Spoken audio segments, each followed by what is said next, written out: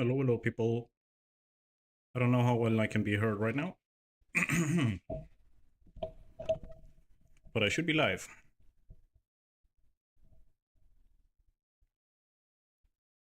And I'm trying to figure out the freaking webcam. Let's see if I remove that. Hello, can you hear me?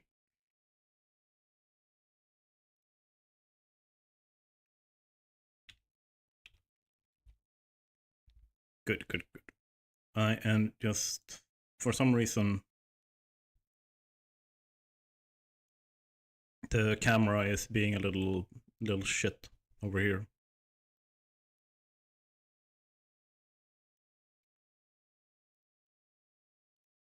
Just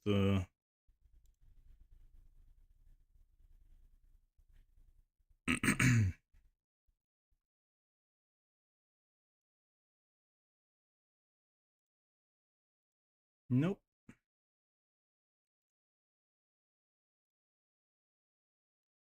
Being a little poo-poo head. Unplug, plug several times before. Okay, yeah. Worst case scenario, we'll be streaming without me, without my face. Give me a second.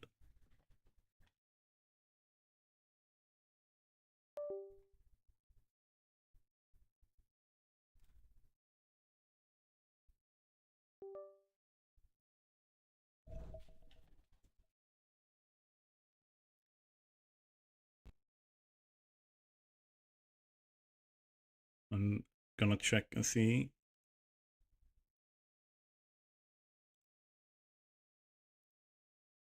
Property.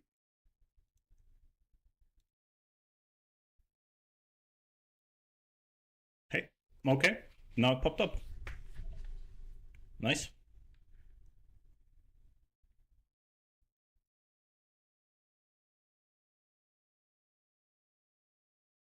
Let's do that.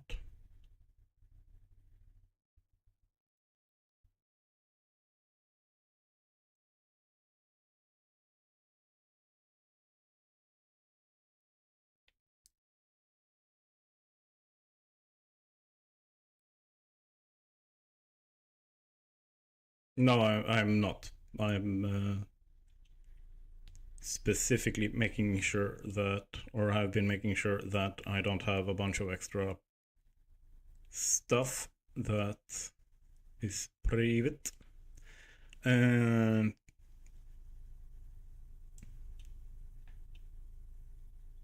let's go with that. Then we want a filter, like so.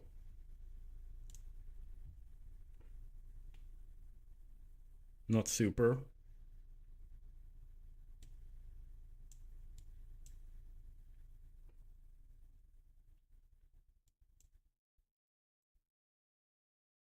Let's see. There we go.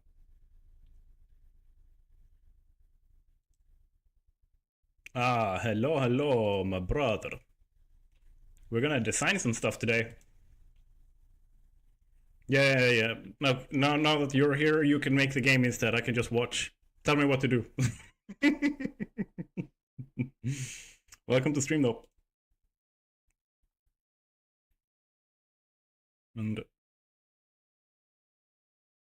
can we do something good with chat? Yeah, chat can be here. Chat can be here in the middle, so. Step 1, download Unreal Engine. Okay, I'm trying to make like a top-down map, not a fully 3D map. Yeah, step 2, be good. Funny.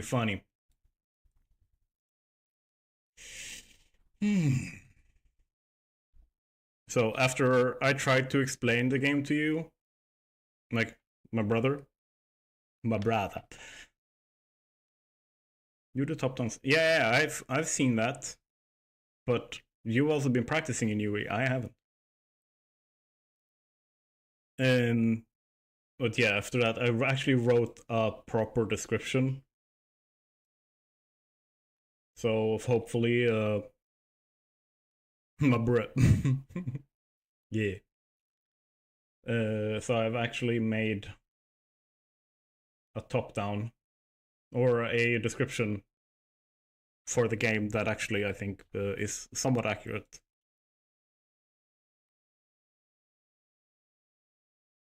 To help me cement like how I would explain this to a new player.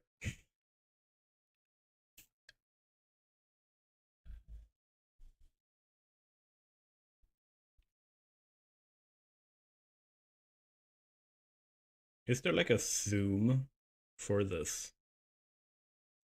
Is there like Control Plus? No. Doesn't work that way. Yeah. So for you, the player, you probably notice or have to see a lot of the like complex systems.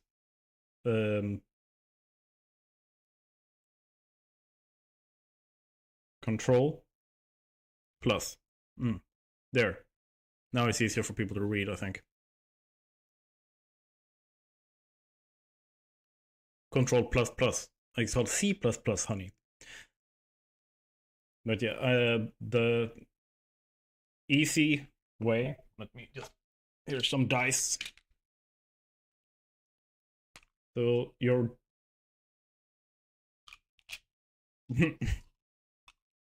In a very, very simple way, you need a D20, a D. Technically, it's a D10, but they have zeros on them. And then you need a D10. Those are the 3 dice. You will never need more dice. They will never stack up a bunch of dice. That's all you need to think about rolling. That's the basic premise of like simplifying it for the player. So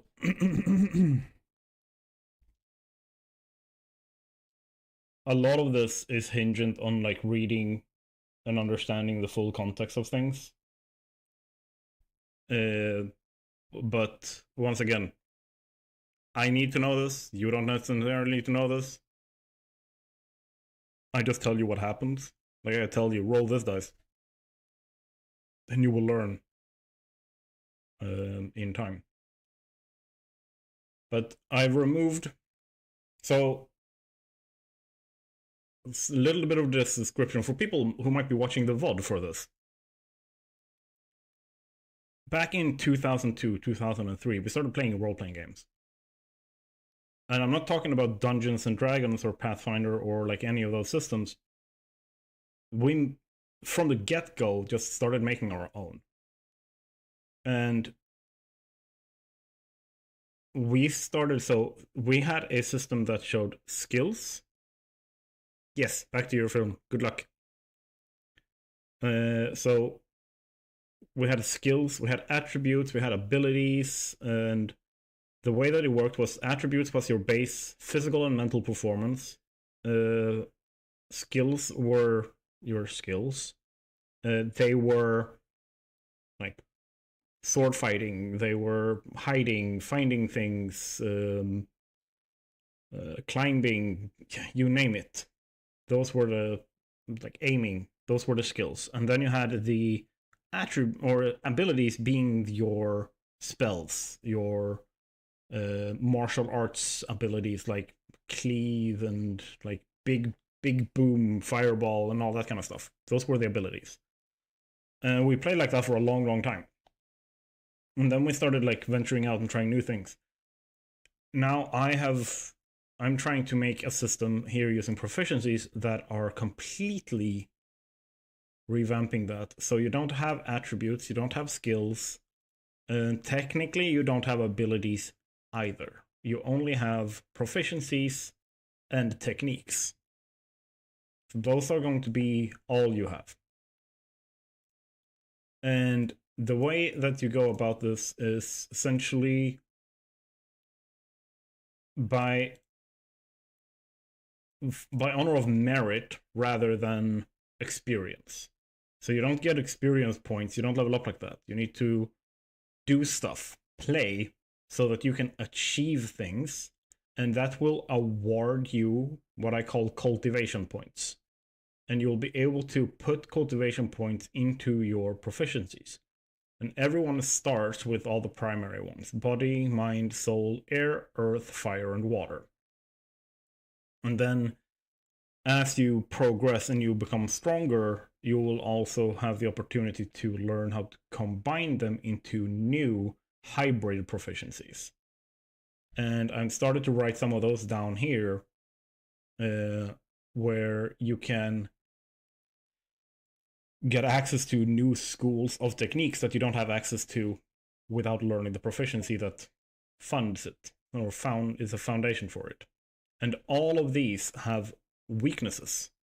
So if you're using body, right, it's weak against mind. So if you're trying to defend against a technique that uses mind, and you're trying to use you're trying to flex your way out of that, like whatever that would be, then you would only have half of your results.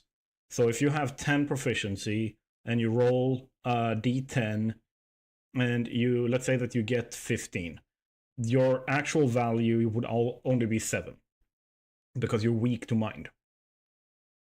And everything kind of it's very much the rock paper scissors mentality to the whole thing, but just a lot more. It's like rock paper scissors, and then the volcano, and then the car, and then the nuke, and then the so it's a lot more. You have to, as you go, as you learn, as you get gain the game knowledge, you will learn to, okay, that person is primarily using soul techniques. Okay, that means that I need to see what do I have in my body repertoire to counter what I'm facing. And most of it, at least starting out, is going to be monsters, fighting monsters and trying to survive in a in this environment, because every night they assault, and if you survive the initial test to become a Warforged, your job is to work with all the other Warforged during the night to defeat and beat back the hordes attacking. However, that is too simplistic. So of course, during the days there is politics at play. There is people are trying to maneuver, people are trying to become more powerful so that they can increase in rank, because technically the whole city is militarized. So everyone in the city has an actual military rank. And that you have here. So tier 1 through 10. Where tier 1 is considered fodder, or tier 0, more or less considered a civilian, but you're still expected to adhere to those ranks. And ranking up is linear. You cannot bypass earlier tiers by achieving the demands of a later rank. So if you just fulfill something in rank 3 but you're a rank 1, doesn't mean that you get to skip rank 2. You also have to achieve rank 2. So I've basically built it so that you have to, no matter what you're doing, if you want to be a blacksmith, or you want to be an explorer, or whatever you want to be, you kind of have to adhere to the Warforged ranking system. And that's basically what I've been building. I've been building up the economy, I've been building up a bunch of stuff. Now, here's the fun thing. Buzzkill, you're still in chat, right?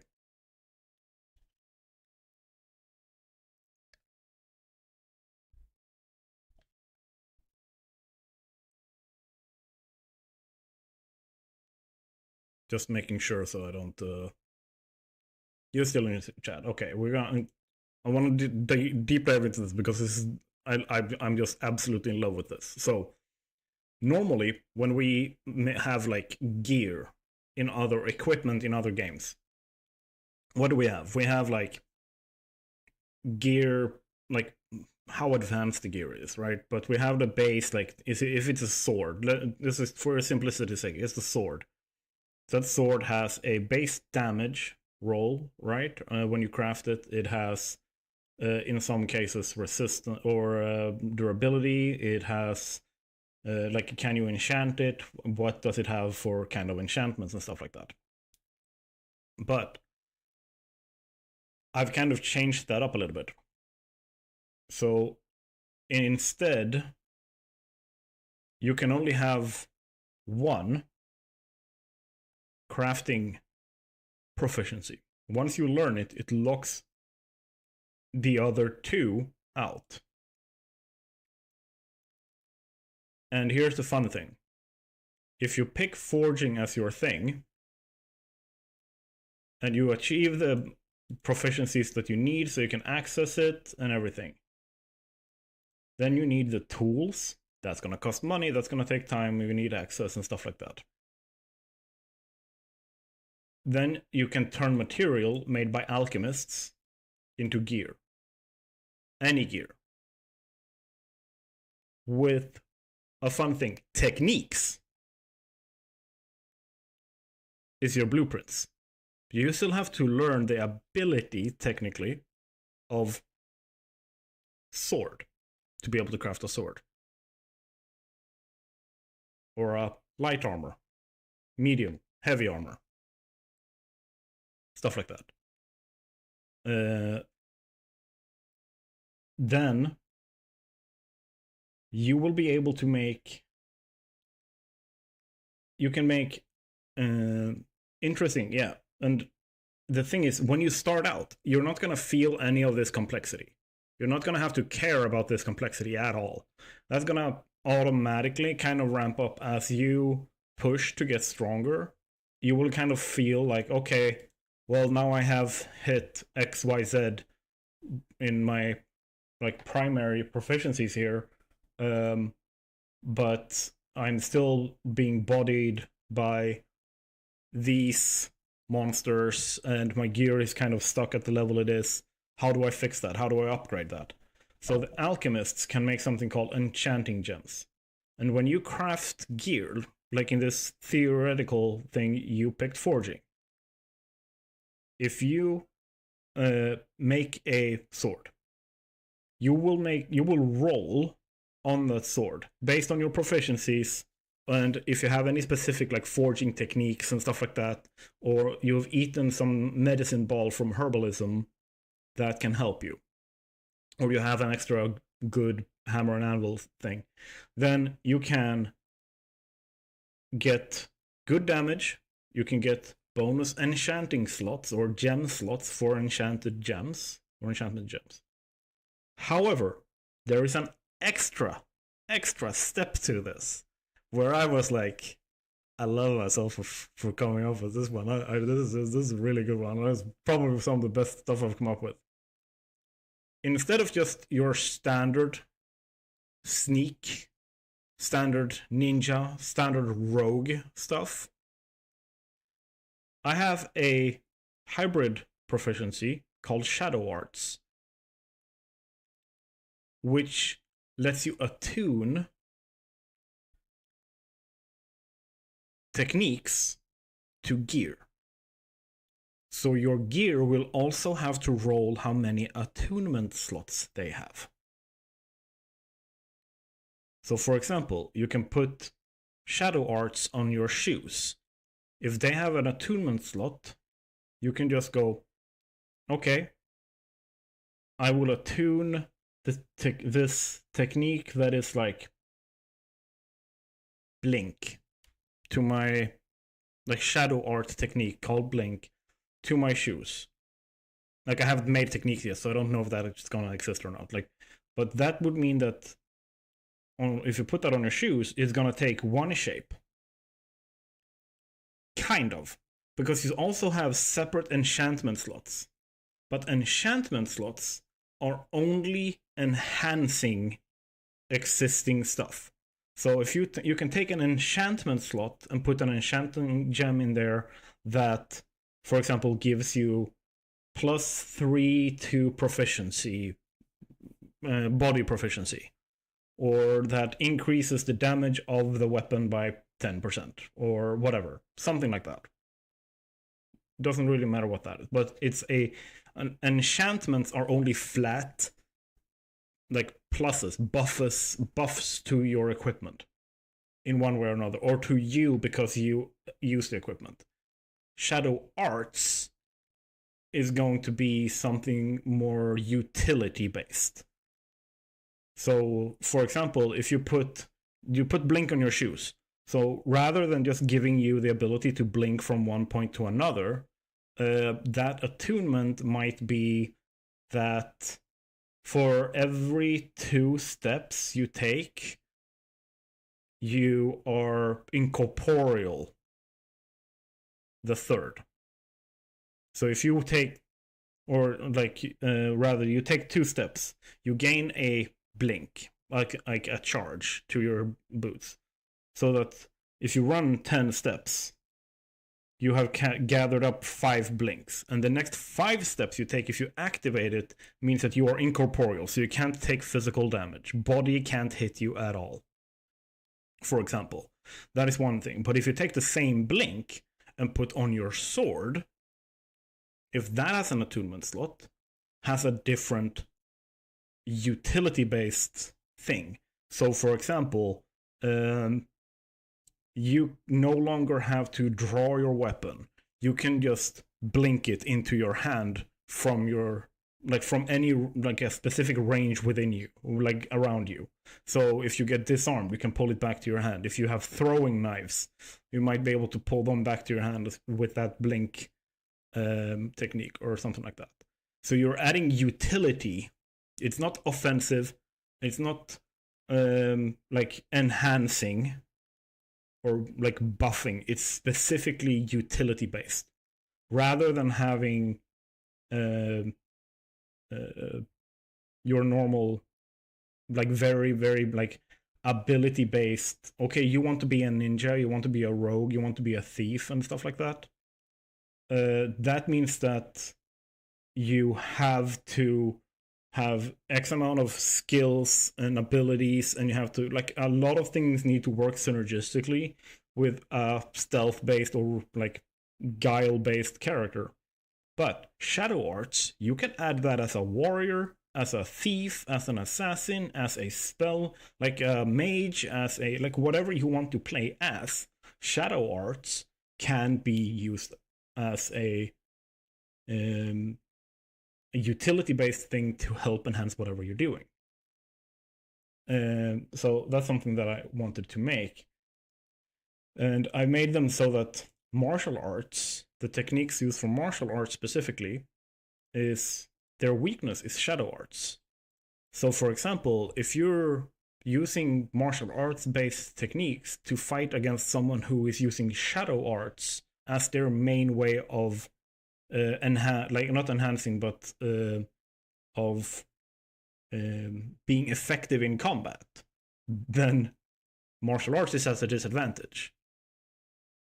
However, you then have spell weaving arts, where martial arts is the strength. Spell weaving's weakness is martial arts.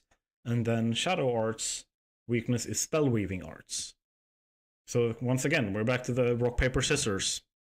With, like, are you going for the martial arts based thing? And here's the fun thing. Here's the really, really cool thing. Like, forging, herbalism, and alchemy are locked off. So if you pick alchemy as your thing, you can't also learn herbalism and forging. But martial arts, spell weaving, and shadow arts, you can learn all 3.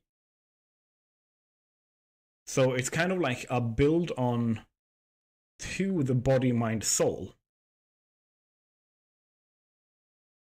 Yeah. I'm looking forward to seeing you test the system as well, yeah. So I have it's gonna be really, really fun. And I have a few ideas as to what you would be starting with, like your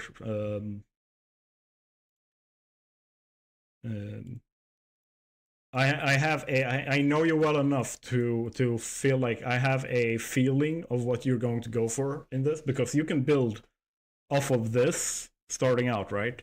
You can't learn any of this until you reach 10 in like the prerequisite, or for these ones 20.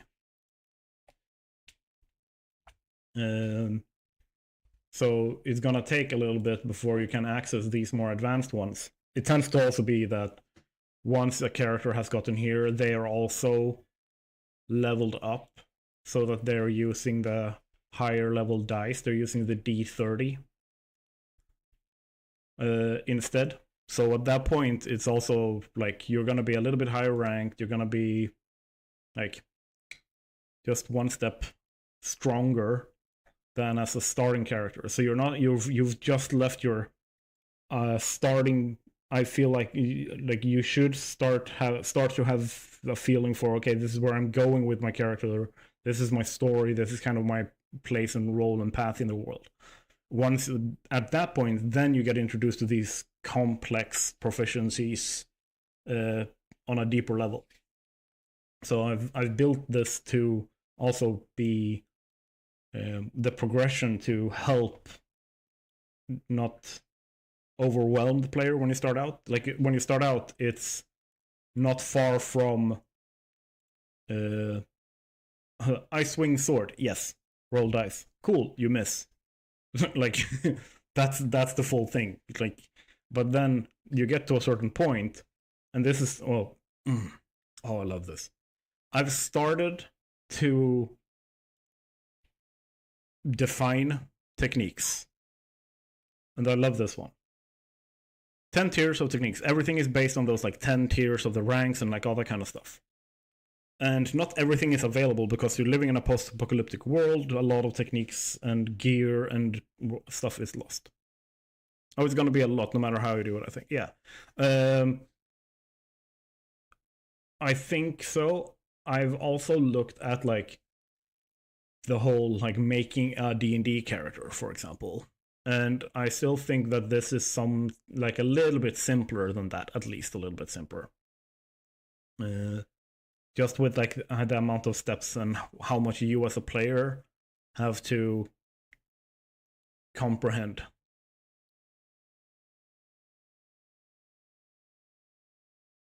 The reason is players want autonomy in what they're doing, and that is applied to the dice system as well. Yes, and a big thing that I've done with the dice here specifically here is that if you have nothing else, right? You have no techniques, you have no enchantments, no shadow arts, no like nothing like that. You're just swinging a sword, right? Then all you need to do is look at your contextual proficiencies. If you have found or bought some gear that has some extra modifier, like extra damage, or it is like let's say that it has an extra effect based on the anvil and stuff that it was made in, or the type of weapon or whatever it is. But then you as the player, all you gotta do is roll your d10 starting out. That's all. That's it. So if let's say that you have 7 body, so say that you get a +2 to thrusts. You're using some kind of rapier. So you have +2 to thrusting attacks. Okay, cool. So you have, how much did I say here? 4, 2, so 6. So it's 6 plus whatever you get on your d10. And as you survive your first nights, you start getting a little bit of cash. You can start looking more into this. You're also going to start achieving things. Small things. You get couple of cultivation points here and there. You can put extra into your body, into your mind, or into your soul, depending on what techniques you were looking at. You might even get enough money to buy a new techniques, because techniques are just scrolls you buy in the city that you then activate using cultivation points. So if you get your techniques and add a little bit of on top of that, very quickly the dice, while adding a factor of randomness to it, very quickly is going to be relegated to, okay, this is less than a fifth of your total value. So you saying, I do this, has more of a likelihood of happening rather than the randomness of, yeah, well, roll, and it's a 1 in 20, you get what you want. So that is basically my point with that. And then the D30 and the D100, like that, those steps is to like leave the weak stuff behind. Because if you look at a system like D&D, the way that works is it lets you have attribute modifiers, it lets you have your proficiencies, and then you start getting like buffs and stuff, and then it's spells, it's gear, there's a bunch of different things that are added as a modifier to what you do, but it is still very dice ruled. Yeah, the D&D 5e system, yeah, MMO is probably the worst one. Yes, agreed.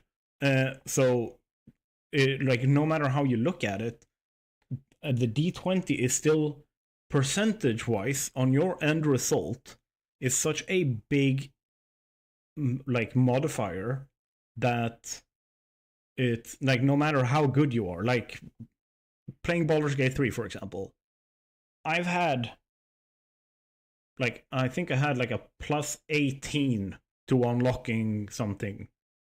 I don't remember what it was. Plus 18. That's a pretty big freaking modifier. Difficulty class on the lock was 21. And I roll a 2. The implication of having the whole, like, having mastered lockpicks, being a master thief, having all of those modifiers, and then, nah, because you rolled low? Like, there's a lot of rules in D&D in 5th edition and earlier as well, that is like, this works if it makes sense. It doesn't make sense that a master lockpicker with a plus 18 modifier from different sources somehow randomly snubs a lock that they are well within their expertise to lockpick because they had bad luck. And because of that, I've basically changed it so that the only time the base dice roll is involved is in the base thing here. However, you can see here that I've named these are additive modifiers. So if you have anything in terms of enchantments or shadow arts that would change your step 1 base effects, so an enchantment that gives you +5 to all sword techniques. So you have an enchantment gem, and then you have a shadow art that makes the situation favorable for you. So you get say a +2 for that. So say you have 10 here, and then you have say a +2 there, so you have 12. You roll a d10. Why do I keep hiding these for myself? Yeah. Is this the d10? Or is this the d8? Keep grabbing the wrong ones. Here we go. So if I roll that, that's a 7. So that would be 19 total. But let's say that I have an enchantment effect that gives me a +5, and a shadow art that gives me +2. That's another 7. That's 26 suddenly. However, and here's where the dice roll really becomes insignificant. When you have certain techniques, if you're using medicine balls, these are expensive. This is not just something that you throw away just because you're facing any little grunt. This is like, the economy of the game forces you to think about what you're doing in terms of like medicine balls and enchantments and stuff like that. But you might have on top of this, you might have an enchantment on your chest plate that says any roll that, or any attack that is close to missing gets a buff by, say, 30%. So if you have 26, that 26 gets a multiplicative modifier on it by 26%. So take the result, 26 times 1 point, and then the percentage, right? And same thing if you have eaten a medicine ball, that is like your attacks are 50% stronger. Yeah, then you add that on too. So suddenly in the multiplicative modifiers section, you completely transform what you've done in step 1 and step 2. And there is no such thing as a critical fail or a critical success. But yeah, then you add on to like whatever result you get there. Say that your end result is like 55. Then you can add the effect of external modifiers. Say that someone else has used a buff on you, or you've been debuffed by an enemy, or there's some aura in play from another player, or from another character. Then what happens here is that is applied afterwards. So if that one says, yeah, we increase all attack proficiency by 50%. Whatever result you have here, say 50. If this increases by 50%, you have another 25 added on top of it. So it's multiplicative and then another multiplicative level of the external modifiers. Same thing goes for the buffs though. So if someone has a 50% debuff on you, for example, weaknesses, they are added here in the external modifier. These are things that I need to think about as the game master, as the one who runs the game. And then you have here certain techniques and effects specifically state that they take place in an abnormal order.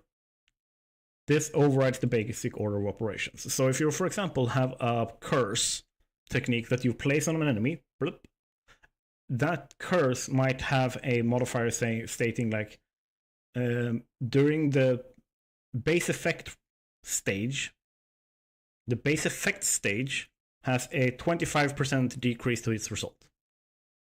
So this here, if it has a 25% decrease to its result, that would be, what is that? 26 times 0.75, that's 19 instead. So suddenly everything else, all the multiplicative and additive stuff, gets completely revamped because of that curse. So then you gotta think about that. There's a bunch of these things that you can do that will completely transform and change how the game is played and how you play as a character, what you do to defend yourself, what you are vulnerable to. Starting out, once again, these are not things that you necessarily need to think about. It's going to be very much like you don't see that. You just go, okay, which dice do I roll? And like you roll a d10, like usual. You just roll a d10. That's all you need to think about. And I will ask you, okay, how much proficiency do you have in body? And you go, I have 7. And then I will go through and I will calculate this.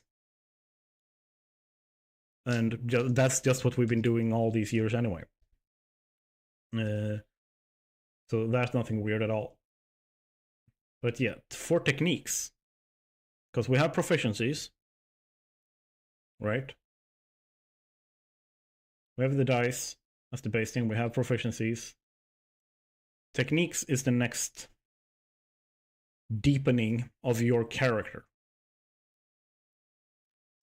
10 tiers of techniques. Each technique has no theoretical ceiling, meaning there's no such thing as once you hit level 10, you're done.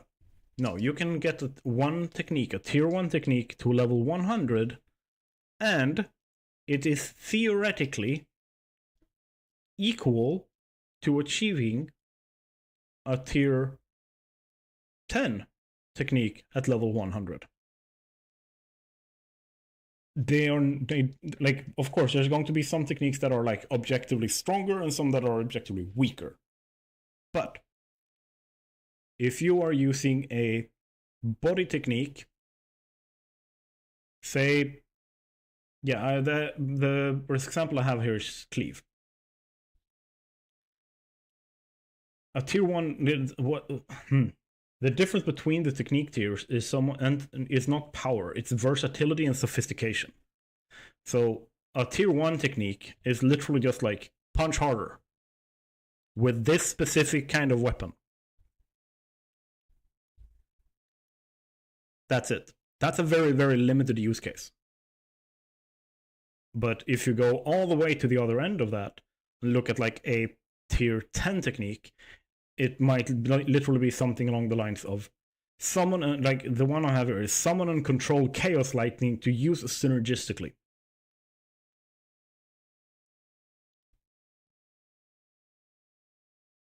No, it's okay. I'm here for 4 hours, and I love talking about this. But yeah, like and specifically with you, I love talking about this stuff with you.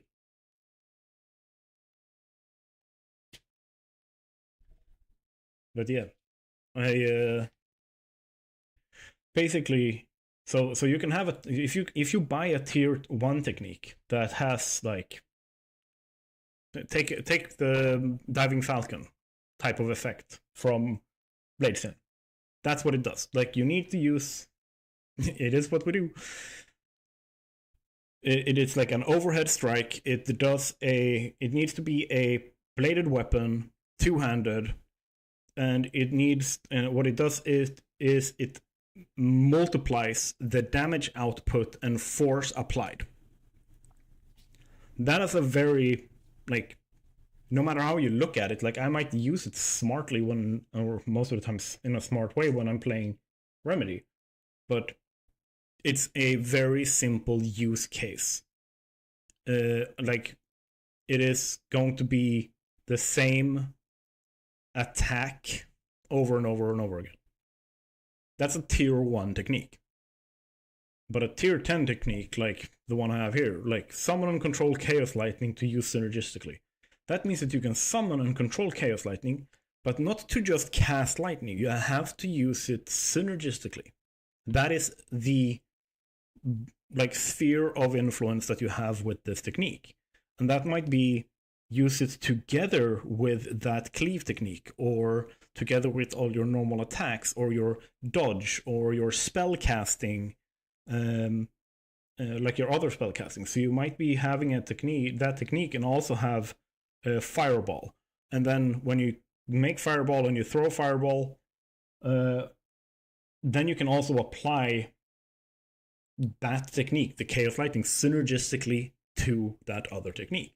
So suddenly the use case for that summon and control chaos lightning technique is literally everything else you do, or anything anyone else does, because you can still use chaos lightning synergistically. It doesn't specify on yourself. So you can use that on your allies, or you can use it to debuff enemies by shocking them. Like when their techniques trigger, that can debuff them. So like that's the difference between a tier 1 and a tier 10. It is not power, it's versatility. So if you have a level 1, like this in level 1, say that it adds plus 10 to your roll. Cleave might be adding plus 10 damage. Yeah, exactly. And here's the thing. Like, no matter how much you might be having infighting and politics and like all of that kind of stuff, you can go to the PvP arena and like play, like fight other players or like other characters or whatever you want to do. Or like just make a killing at the Grand Bazaar with your like kick-ass crafting skills. Like you might be like a kick-ass herbalist and that's how you make your money. But like no matter how you look at it, everyone in the city, when night comes, needs to come together and defend the city. Every night. And depending on what you do as a player, like you will always, because they like people know about proficiencies, they will look at you and go like, okay, you're at tier 1 because they know your strength. Okay, your body is at 11, your soul is at 35. We know that there is this type of enemy coming from over there. You should definitely head that direction. Like this is where you should be positioned tonight. So stuff like that. So politics and like you have two battles constantly being fought. You have the martial battle, the survival battle for survival, like all that kind of stuff during the night, and then you have the second part of it, which is the battle for power, influence, like upgrading your strength and access and like all that kind of stuff during the day. And that will always be happening. And here's a fun thing. If we look at the economy, one line of currency, and the line of currency works the same way as what's it called? Like a lot of other games. Like, but I've multiplied it by 10. So 1,000 of the lower tier 1 is equal to 1 tier next up, or next tier up. So 1,000 copper pieces equal 1 brass coin, and 1,000 of those equals 1 silver, and so on. A silver sliver, and then 1 gold mark, and finally a crystal star. So the reason for this is because I want to make sure that people comprehend. I want them to have a number and a reference for how freaking big the class divide is in this game. So when someone walks past from the main families, like the 5 great families that are part of the main family, they should understand how freaking big the divide is. I also want people to feel like they're, okay, I'm moving from mostly trading in copper pieces to currently trading mostly in brass coins. I want them to feel that. That like, oh, I'm moving forward, I'm growing in the world. I mean something more in this world as I play. And of course, then you have all your personal stories, all personal relationships that you build up, allies, enemies, rivals, and all that is just naturally going to grow because everything is in the same geographical region and one big melting pot. Now, it's not a small city. The city, in my head, my estimation is that there is about 15 million people living in the city.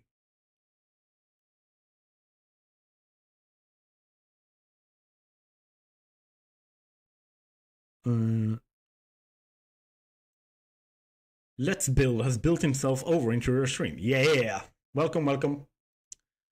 We are doing a roleplay design or tabletop role-playing game. Let's Build. Have you played any tabletop role-playing games, like Dungeons and Dragons or anything like that?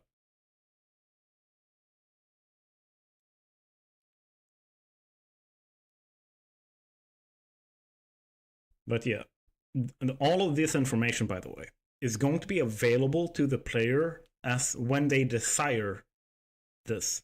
Because you have lived in the city, you've grown up in the city, this is information that is readily available to everyone. This is common knowledge.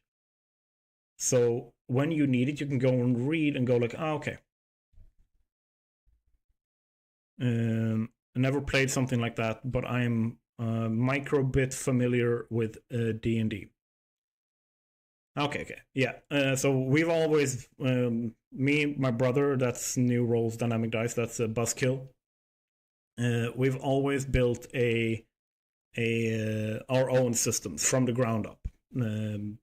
Started doing that like, what would that be now? 23 years ago? 22, 23 years ago? It's been a while. But yeah, like we basically what I have here, here. When you hit tier 4, you know, when your rank hits tier 4, you will have access to these things. And this one, I'm working on an actual playbook to release soon enough. Oh yeah. Empress has tried playing that. I've played some one-shots with that. You're like you're doing a lot of playtesting and rewrites and stuff like that. Like the effort into this has been massive. I'm super impressed. Like the first book you sent me and I read through and that I left feedback on versus what it is now is miles apart. But yeah, this one,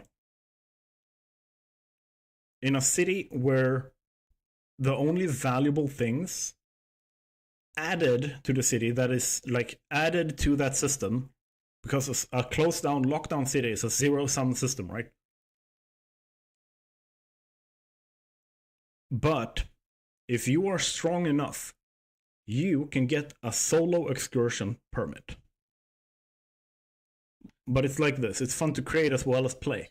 Yes, I love. Now here's the thing.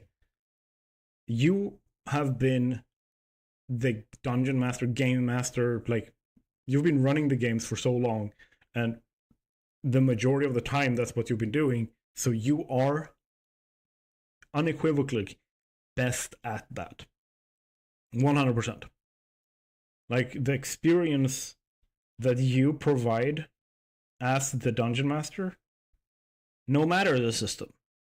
Like if you took this system and you made a campaign and let's go, would be better unequivocally than if I did it. I think that me and Matthias, like Umbra and the others, are really good at playing, but you're really, really good at running the games. Hands down, the best one at making them is Grugi. The systems that he's created are just crazy. I mean, he works in game development and game design. Makes sense that he ended up there. But like, games like Tekagic and stuff like that he's made has just been... Yeah, like, he's made god games that have worked well.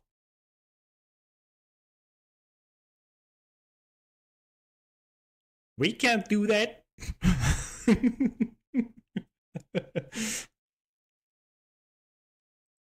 But yeah, like the way that I'm thinking that you actually add to the system, Grug is crazy smart when it comes to systems. Yes, 100%. Like him, I would honestly like invite him when he's down here for a one shot, so that you can see if he can break your systems. Like specifically ask him to try and break your systems. Because if you can, he will. As a final check. To like tweak some numbers or whatever.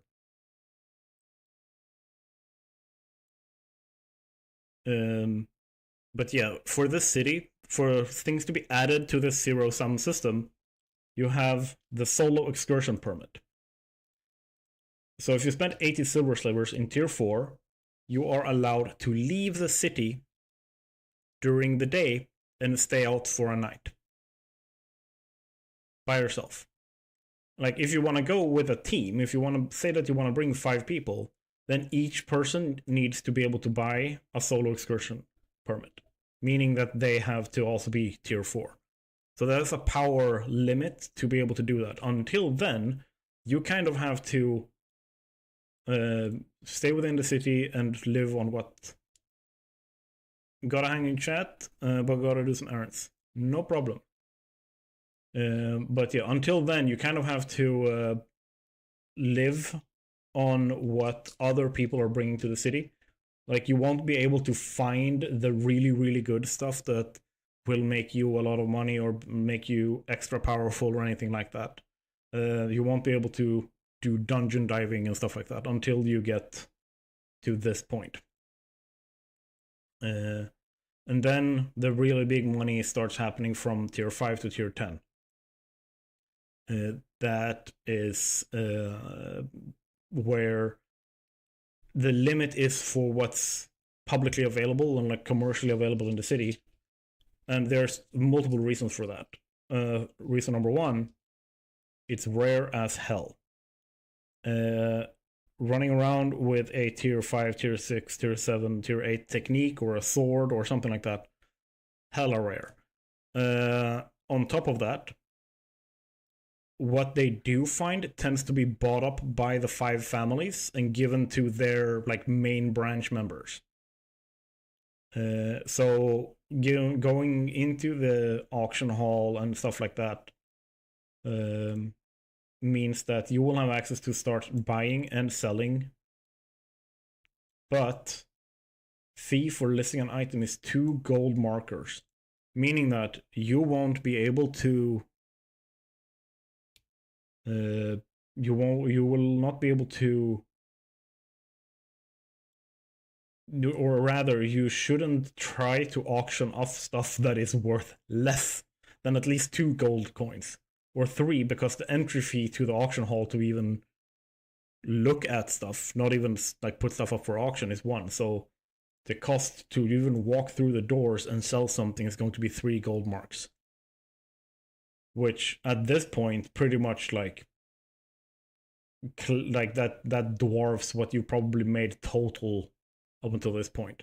So tier 5 to tier 10 is a big step in terms of access inside the city, but it's also a big step out of the city to try and like, you take a big risk, but you can also get big rewards because you can explore a little bit.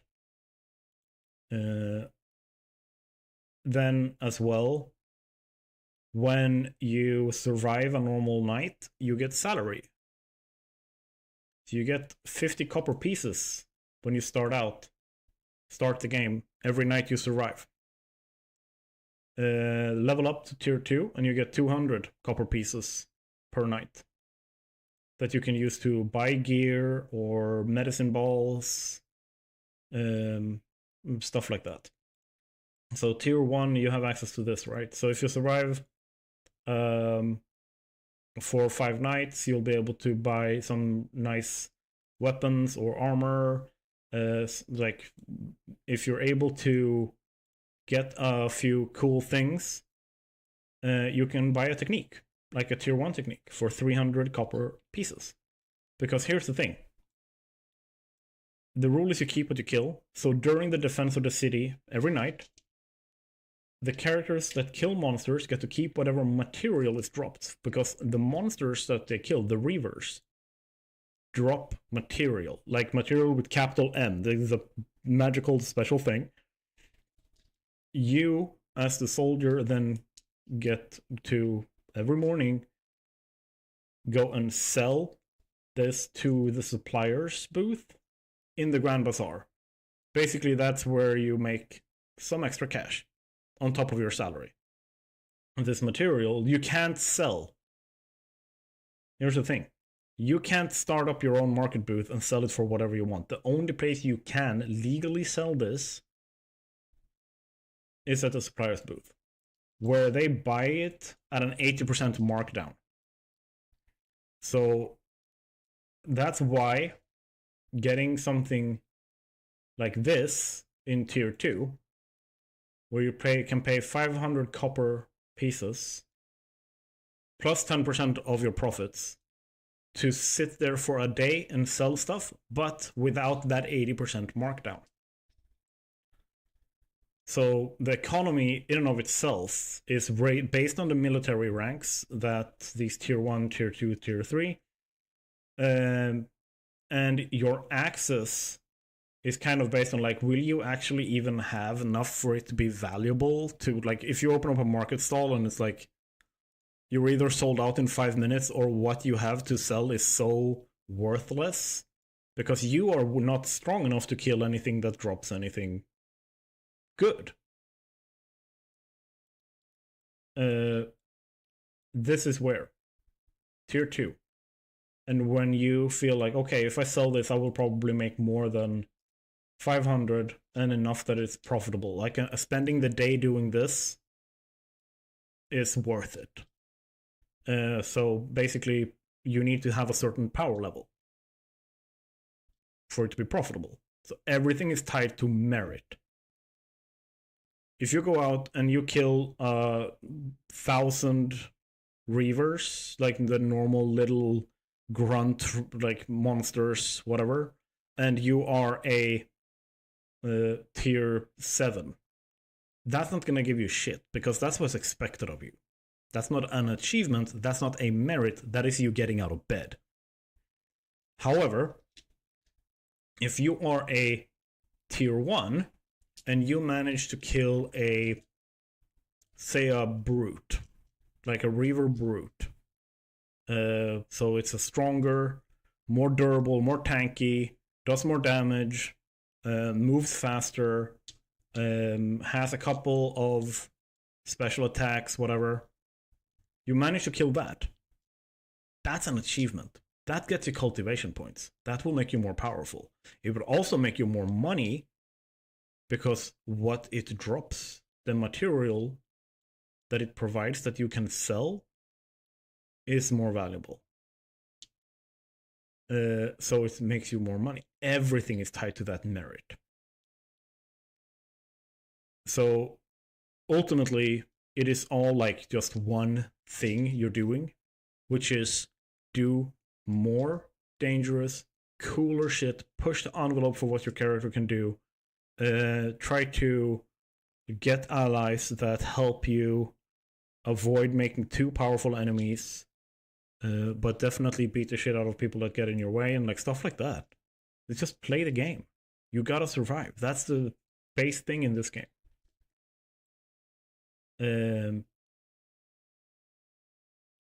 And then ultimately, when you reach tier 6, your rank, tier 6, you will get no more salary. Now, instead, you are expected to take up leading companies of tier 1 and tier 2 Warforged, or offer up teaching new Warforged or any Warforged at the academy, because now you're in the top echelon. Very few survive this far.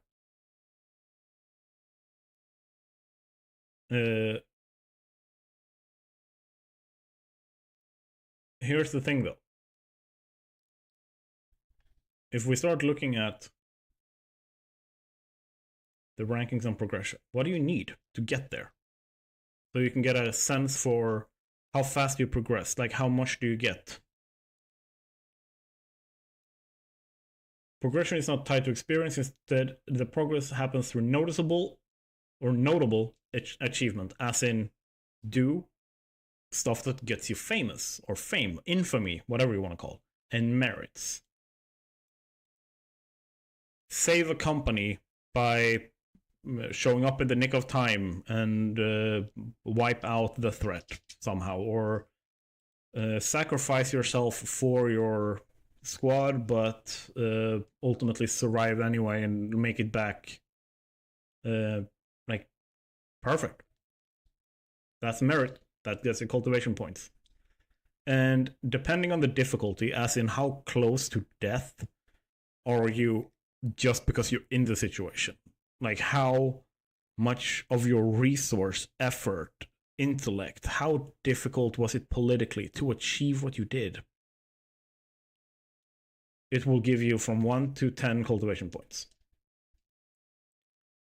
You can then either immediately add them to your powers, to your proficiencies, or to level up your techniques, or whatever you might want to do. Or then you apply the points by simply meditate on the proficiency you want to, or just save them. Say that you have a technique that you've been leveling up. The next level needs 78 points to level up. You only get 10, that's the maximum, so you need to do a lot of stuff to level that up. You have those 78 points. So you have there's like an economy of those points that you need to keep in mind as well. And certain gears, enchantments can give a flat number buff to proficiencies, but they do not count towards ranking tiers, to be clear. So you can't just buy the Heavenly God Sword of Body and get plus 50 body, and now you are just winning at everything. Doesn't work like that. However, all techniques, when learned, gives a permanent addition to relevant proficiencies. How big that is based on the base cost of cultivation points to learn it in the first place. And that is determined by the power of that technique. And remember, it can be a tier 1 technique that is expensive as all hell. Like, it's not, for some reason, it's sold on auction because the base thing is like, it's gonna cost 150 points to learn that technique, but it also is a like point at something and like power word kill or something like that. It's like wish, like it's a powerful fucking thing.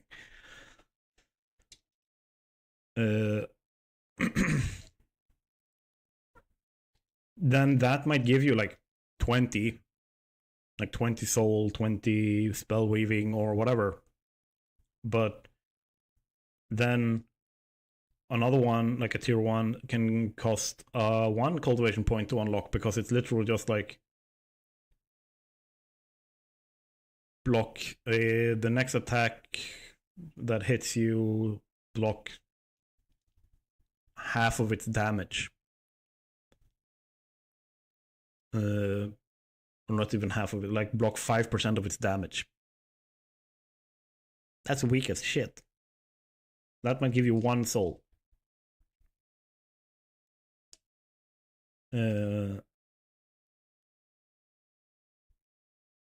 But yeah, then let's look at it. When you start out, you're tier 0. If you manage to clear the introduction to the game, your tutorial, you should have enough cultivation points that you can reach 10 in any of your primary proficiencies. And it's body, mind, soul, air, fire, earth, water.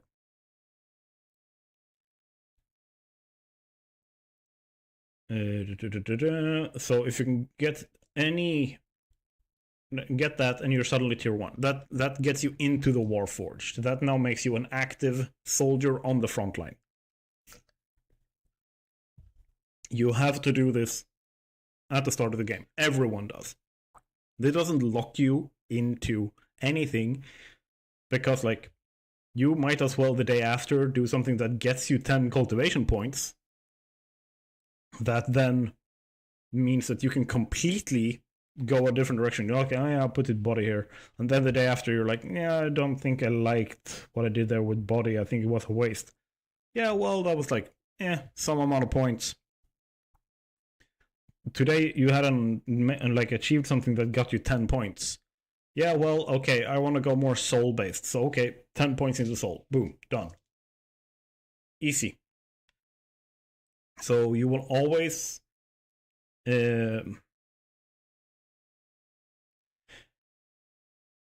be able to customize in the way you want. The few things that you won't be able to will be clearly stated, like, hey, if you pick this, these are unlocked.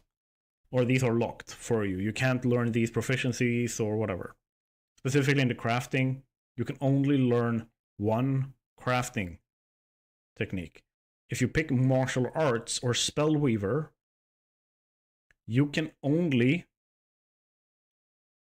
pick one weapon type for your martial arts and one instrument for your spellweaver arts. So with this, how do I put this? There's like a small thing here, like it doesn't prohibit you from learning shadow arts or spellweaver arts or any other actual proficiency, but it will have consequences on you being able to use other instruments. Like you won't be able to use any spellweaver arts, like techniques with them, with any other instrument. And in martial arts, you can now, like anything you do will be like looking at martial arts instead of body for your combat. However, you can still use any other weapon, but you have a 50%. You always have the application of weakness to everything you do in combat with body. So if you pick your weapon type being bows, you're like, shit, yeah, I'm going for bows here, and you're forced into a situation where you need to pull out a dagger. That is now applied to your body instead, and it counts as you having weakness applied. So it's 50% of your results when you're rolling dice and stuff. So there's consequences, 2 choices, but those are clearly labeled. Unless you're very unlucky, this should happen during the entrances to the Warforged. Yes. Tier 2, reach 10 in 2 different proficiencies and learn 1 crafting proficiency. So very early on, you got to learn a crafting proficiency. And this, like, think from the position of the city leadership making these ranks.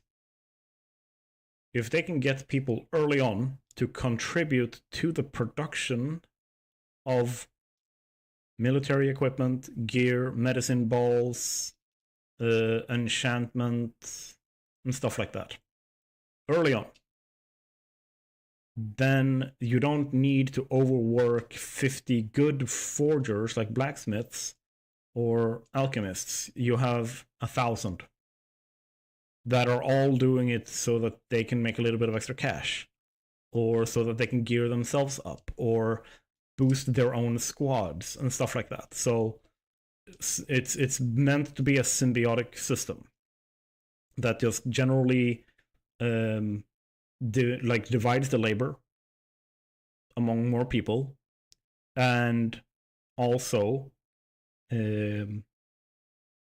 makes sure that everyone to some extent is pushing to get stronger, pushing to get better, and stuff like that.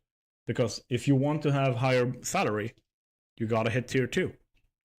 If you want to have any higher salary than that, you have to hit tier 3.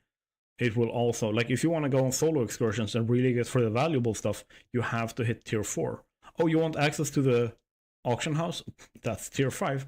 Like, because if you have a crafting proficiency, and that's where you're making your money from, if you can get into the auction house and be able to buy a piece of material that is like tier 5 or higher, then you are making stuff that has a base power that comes with being a tier 5 gear. If you have the technique, aka the blueprint, to be able to do that.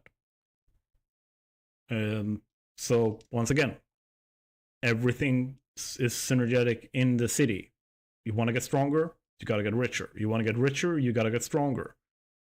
You want to have more access to things. Well, if you're a highly respected, good crafter of some kind, like an herbalist or an alchemist or forger, then it's more likely that you get invited to exclusive events and get to know the right people to be invited to certain like solo excursions. So you will have a bigger pick of stuff. So there's a lot of different things that kind of mixes and matches for you as the character. But yeah, tier 3, reach 20 in all primary proficiencies and learn one of either martial arts, shadow arts, and spellweaver arts. And for those who have joined chat late, martial arts means anything that you're doing with weapons. Like martial arts automatically applies to all hand-to-hand and grappling and one weapon type. That's when you're hitting stuff and avoid being hit. Shadow arts is utility-based effects that you can tie to your gear. The example that I used before was, for example, that if you buy a technique called Blink, you learn that technique and then you attune that to, say you have a sword and you have boots that has attunement slots. So you bind it to your sword and you bind it to your boots. You get different effects from the same technique. So on the boots, it might be that for every 2 steps you take, you save up 1 up to a maximum of blah blah blah, depending on level. And then when you take those steps, say you take 10 steps, you've saved up 5 steps. So then you trigger it. The next 5 steps, you are completely incorporeal, no physical attacks or influence can hit you for 5 steps. But if you are putting it on your sword, for example, the blink might be that you are able to recall your weapon. Or like you can have it on your hip in a scabbard, but instead of drawing it, you just blink it to your hand. Or if you've dropped the sword or then disarmed, you can just recall it immediately to your hand. So they have the same technique working differently because it's on different kinds of gear. And that's shadow arts. So, and they are all utility-based effects that you add onto your gear. And then you have spellweaver arts, which is like the only way to unlock actual like spell casting. Like if you want to throw a fireball, you need spellweaver arts. You want to be able to cast lightnings, bolts, and like that kind of stuff. Spellweaver arts. And that is tied to an instrument. So let's say that you pick flute, so that you can play the flute to weave the spell being the technique. And one of those 3 you have to learn. So you can pick either, I'm gonna get good as shit at fighting, at using utility-based gear, or spellcasting. And they're all each other's weaknesses. So martial arts is strong against spellweaver arts. Shadow arts is strong against martial arts, and spellweaver arts is strong against shadow arts. Then, and the weakness effect is that it reduces like a dice roll. If we're doing the dice roll, let's say, okay, I rolled a 3, because what I'm doing is strong against, or rather, because what I'm using it against is trying to defend with something that is weak against what I'm doing. Their defensive roll is halved in effect. Rather than doubling my effect, I'm halving the weak one, rather than doubling for the one that's strong. That is to make sure that you can't scale too big. Weaknesses should feel like weaknesses. You shouldn't feel like you are stronger, because weaknesses and strengths is a risk, not an opportunity, is what I would say. Like, if you see it as an opportunity, go for it, but you're more likely to lose your head. But yeah, then we have tier 4, reach 50, which is a very high number, in 3 proficiencies and level up 2 techniques to level 5. That is going to be the easy one. Just saying it right now.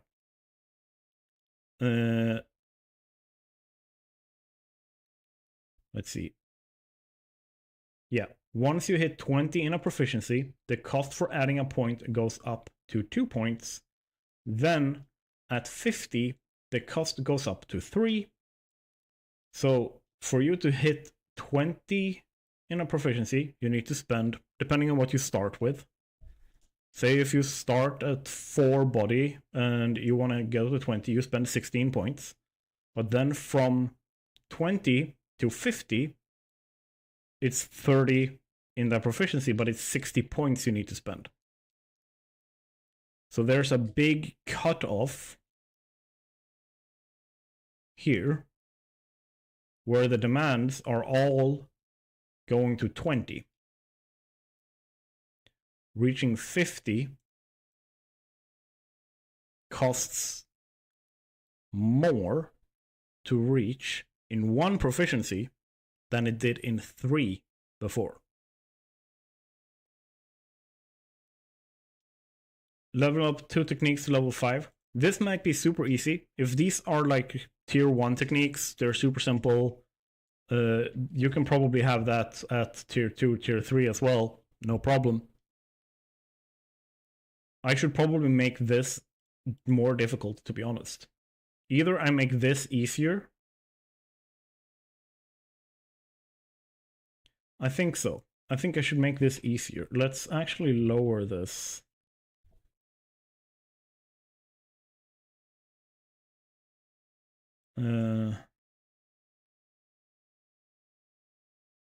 Yeah. I think these are good.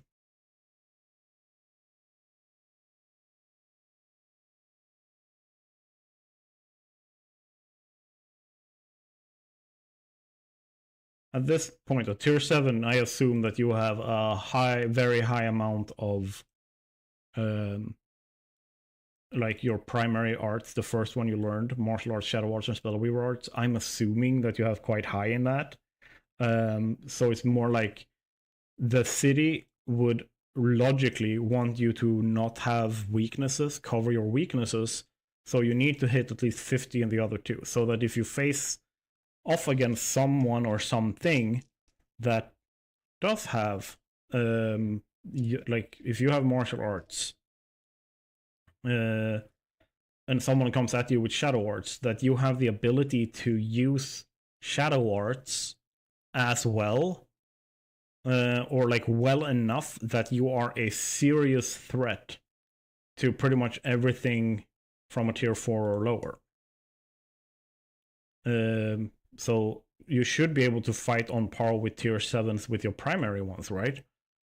With your primary, like the ones you focused on, where your techniques are focused and like all that kind of stuff. But with your weak ones, for you to reach tier 7, you're kind of... I'm gonna lurk for today. This talk is going even more over my head than Path of Exile 2 meta talk. Have fun though. Yeah, I'm gonna have a super fun. Thank you so much for being here, Let's Build, and thank you for lurking. Let's see. Then your crafting proficiency, that's tier 5. That's just getting 70 in 1 and level 1 technique up to level 10. I am thinking if I have that 2 techniques to level 5, and I should state that this should be level up 2 tier, say tier 4. No. Tier 2 techniques. Because with the cost involved in that,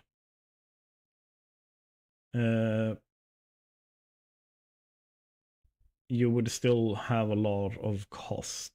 Because a tier 1 technique costs 1 to unlock. That gets you level 1. tier 2 costs 2, tier 3 costs 3, 4. Yeah, it costs 10 points to get the tier 1 technique to level 10. No, it does not. It costs more.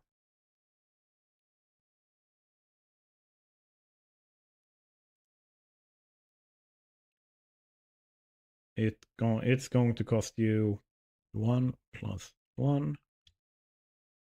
So to get it to level 2,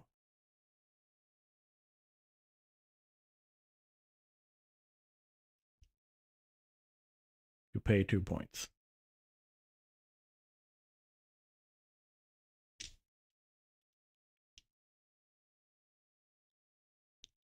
Then to get it to level 3, you have to pay 2 plus 1. So you will have paid, let's see, 1 plus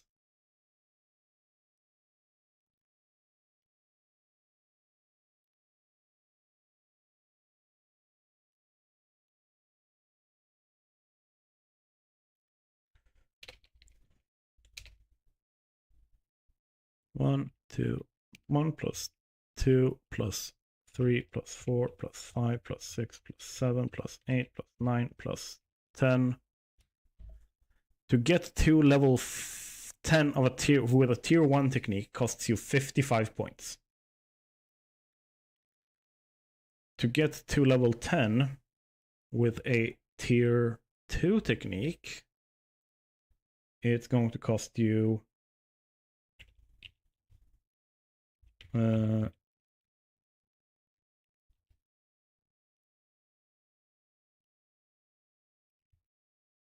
it's going to cost you 65 points.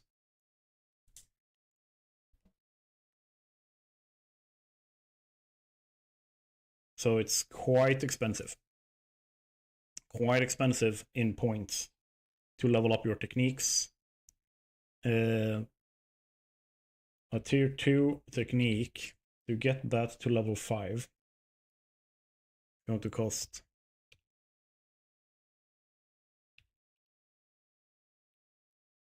let's see, plus 5.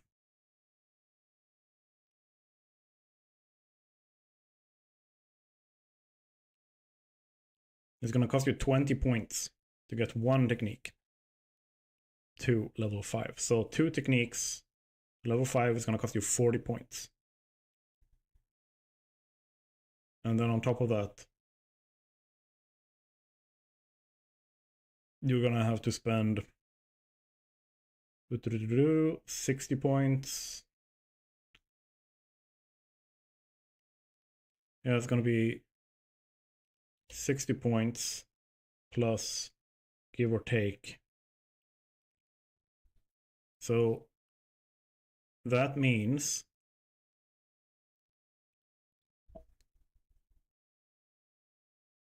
to reach tier 4, you're going to have to you're going to have spent more ultimately, but that is like directly counted towards tier 4 is 145 points. That's a lot of points, but that is also the point.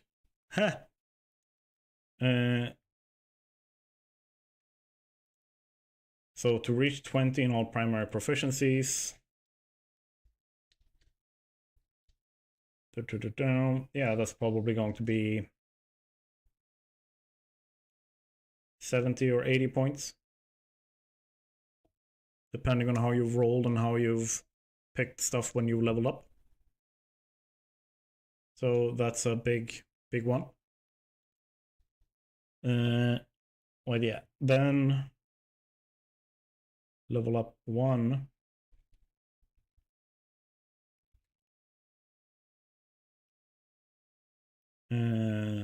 Say, make it a big one. Tier 3 technique. Because a tier 3 technique would cost 3 plus 4 plus 5 plus 6 plus 7 plus 8 plus 9 plus 10, 11, 12. I think that's it. 1, 2, 3, 4, 5, 6, 7, 8, 9, 10. Yeah, that's 75 points to get one tier 3 technique to level 10. From level 1 to level 10. So that alone is 70. Or 75. And then to reach 70 in your crafting proficiency, at 50, it costs 3 points. So you start with 0 in your crafting proficiency. That means that you have spent, once again, 20 plus 60 plus 60 again. That's 140 points to get to crafting proficiency. And that's just with one proficiency and one tier 3 techniques. That's plus 75. 215 points to reach this. Plus all the points that you need to have spent before this. It would not be weird if the character has been played in world for at least like a year, 2 years. Like there's time, effort that needs to go into this.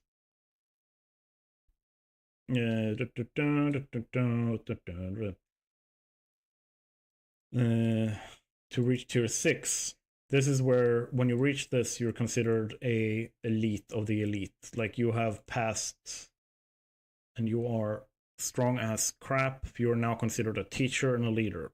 You're a special occurrence within the community, within society. To reach this, you need to reach 80 in one of your primary proficiencies, as in body, mind, or soul, water, air, earth, fire. And you need to have actually learned at least one tier 5 technique. Tier 5s are not available in the market. They are, if you're lucky, available in the auction, but they are expensive, prohibitively so. Like that's a tipping point where the power you gain from acquiring something like that has to be more than economic. It has to be more about you wanting power than it is about you wanting money, because you're not going to have a lot left after buying one of those. Then we see here, tier 7, learn and reach 50 in the 2 other arts proficiencies. Haven't I? Yeah, there we go. Yeah, that's the one I was looking at before. As well as body, mind, and soul. These, while in certain ways replaced later on, will still have certain basic techniques that are part of the core of what makes you powerful at that point, because you will have leveled them up a lot. You will have a lot of extra stuff that is given to you by this, and your health pool is determined by your body, and your energy pool is determined by your soul. Your mind isn't directly tied to anything like that, but I have a idea that would be to tie it to shadow arts somehow. So you still need these because forging and combat, you need a lot of health, because the techniques of forging doesn't just cost energy. The big cost in forging is a direct cost of health points, but it's also a temporary debuff of your maximum health. So if you forge, you will literally be weaker for a while. So you can't just churn out 50 swords in a day just because you have the material. Because the more powerful the swords are, the more powerful what you're forging is, the more powerful the material, the more power, like, and it's gonna take maximum health. And it's not gonna be, hey, we remove 5 health. No, it's gonna be like, yeah, that reduces your maximum health with like 3%. Or if you're forging something really, really powerful, 10%, 15, 20%, 25%. Like, it's gonna be big numbers. It's that, or it's going to be a debuff to your maximum health, but your body too. So you're literally going to be weaker. You're not going to be able to fight the same fights until you have recovered. And that can also be the blowback from a lot of the medicine balls in different ways. And then you have a level, or tier 9, level up 10 techniques to level 10. And get either mind, body, or soul to 90. And you also, for tier 8, sorry, I skipped over this, you have to learn 2 hybrid proficiencies that are made up of other hybrid proficiencies and get them to 30. So the proficiencies that we've looked at has, their constituent proficiencies are primary proficiencies right now. But there are advanced ones that are made up of others. Say, for example, spell weaving and martial arts can have a proficiency made up of stuff like that. Or you can have one that is made up of shadow arts and fire. So it's using a primary and a hybrid to make another proficiency. Those are going to pop up later down the line. They're not common knowledge, so they are not in these lists.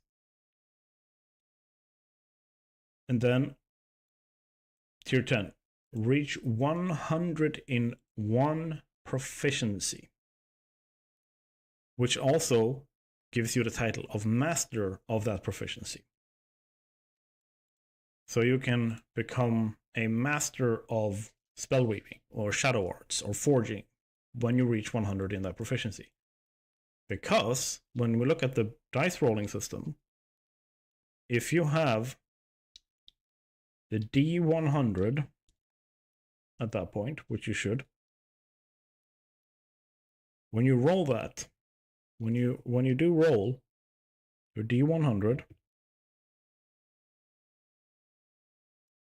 if you don't have the proficiency that you're trying to defend against, or you do something against, or like a lockpick made by a master or something like that, to match that master, you need to roll a perfect 100. Which is insane. Like, you need to have a perfect 100 on a D100 roll. It's a 1% chance that you somehow manage to fumble your way past that lock. Simple as that. Beating a master of something should feel like you are beating the master of something, in whatever it is. Like, if you manage to block a master throwing a fireball versus blocking a tier 1 throwing a fireball, should feel different. And if you are a tier 1 trying to block a fireball, you should be a pile of ashes, even if you roll perfect. Simple as that. Like, you should not be able to win. The person in front of you is so much better than you at this particular thing that you don't stand a chance. And that's that. In my opinion, that's the way the cookie crumbles. Like, the D20 system in D&D doesn't make any sense. Like, it literally does not make sense. If you roll a nat 20 as a level 4 character, you shouldn't magically somehow be able to match a level 10 character, or a level 12 character, or a level 15 character, or a level 20 character. Like, you should lose. And if a master forger or a craftsman has made a lock, knowing about the intricacies of the mechanisms, they have been like learning for years, they have mastered like locksmithing, and they make a lock, and you come in as a, say that you have 20 mind. Like, yes, you're rolling a d30 now, but you still have to roll against someone like a lockpick that has a base difficulty level of 100 plus a d100. You shouldn't be able to get past that until you are a master lockpick, or be close to mastering it. Say that you have 90 mind, and you roll your you should have a d100 at that point too, if I remember correctly.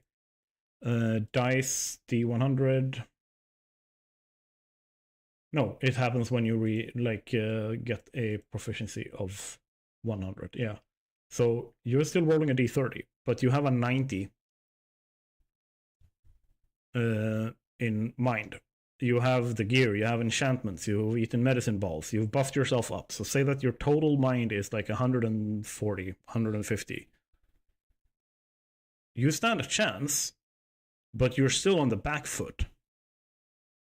And your end result of the D30 that you're rolling is still a very, very small part of what you're doing. So you're still very much in control of the results. And if you are trying to lockpick a shitty lock as a master, that should be a cakewalk too, right? You shouldn't roll, like, even if you roll the worst, like if you roll a 1, your modifiers, your gear, your mind, your, like, all the stuff, you should just be able to, like, I'm having a really shitty day, I have an arrow in my shoulder, the medicine ball has stopped working, or the old one, I've taken a new one, but the backlash from this one has still, like, fucked me up. But this lock is so crap that I could do this if I was in a coma. Like, that's a master. That's what it should feel like being a master. So yeah. That's why I have set this up the way that I have. And then, want to be treated like a god in the city? Achieve the celestial title. So if you are a spellweaver that manages to reach 200 in a proficiency, that is the actual maximum. If you reach 200 in a proficiency, you will get the rank Celestial. Specifically, if you're a spellweaver, you would get the rank Celestial, or Spellweaver Celestial. So, let's see. What I've done is so that the last like 50 points that you need to get will cost you 150 points to put in there. Right?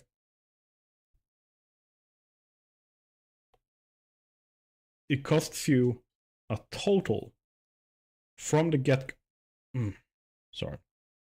from the get-go, from you get a proficiency to level 100. So that I don't say anything wrong here and I don't lie. If I start at 0, the first 20 points, they just cost 20 points. The next 30 points cost 2 each. That's 60 points. Right? That's 80.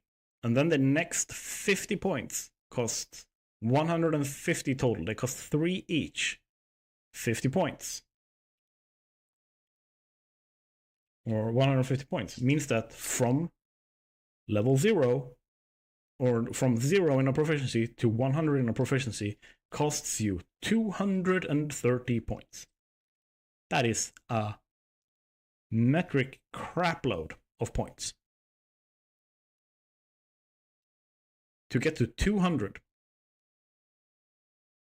it costs 10 points per cultivation, or 10 cultivation points per proficiency point. So when you go from 100 to 101, this goes up by 10. It costs 1,000 points to get from level 100 to 200. That is a lot of points. But at that stage, a master will probably have a near impossible time beating you. Because here's the thing. When you reach those cosmic levels of strength, your base roll when you become a master is a D100. So the best you can roll is 100. Your proficiency that you have increased got you to another 100. So that's 200 from that.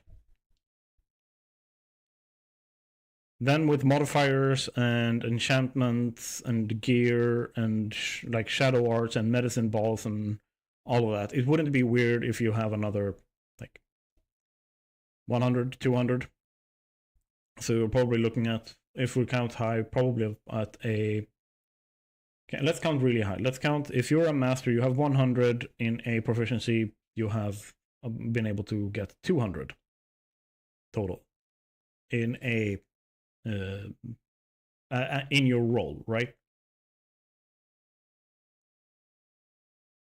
The celestial, most likely, if they have the same level of roll,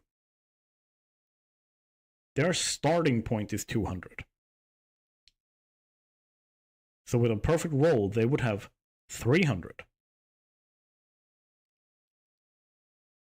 At that point, the gear, the techniques, the enchantments, the shadow arts, everything stacking up. It's not weird if they have like 500, 600 in a roll. Yeah, there is the same difficulty gap between a, say, tier 1 trying to beat a tier 10, like a master.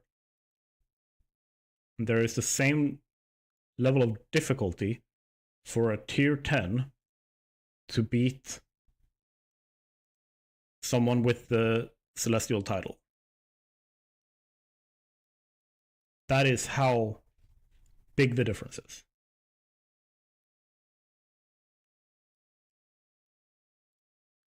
So hit that and you will have achieved near godhood in that city. Here's the thing though. The enemies attacking every night have the same power scaling system. So there are monsters out there with 200 in their proficiencies. They exist.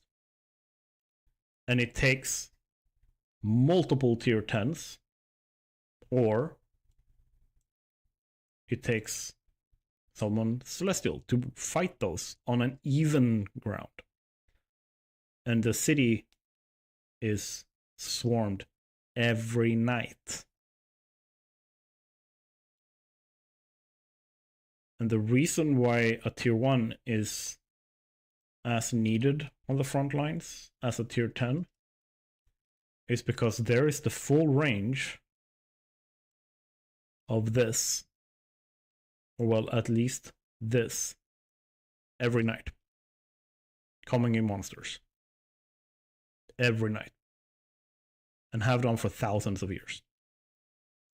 And for those who knows the platitudes of defensive strategies, is that defense only has one inevitable outcome.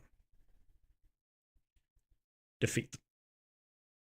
If all you do is defend, you have to succeed every single time. Every single time.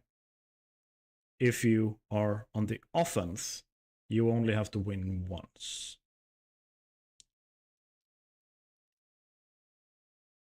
They only have to fail at defending the city once, and it's over. So the stakes are high. That beef smoked some weed. Let's just put it like that.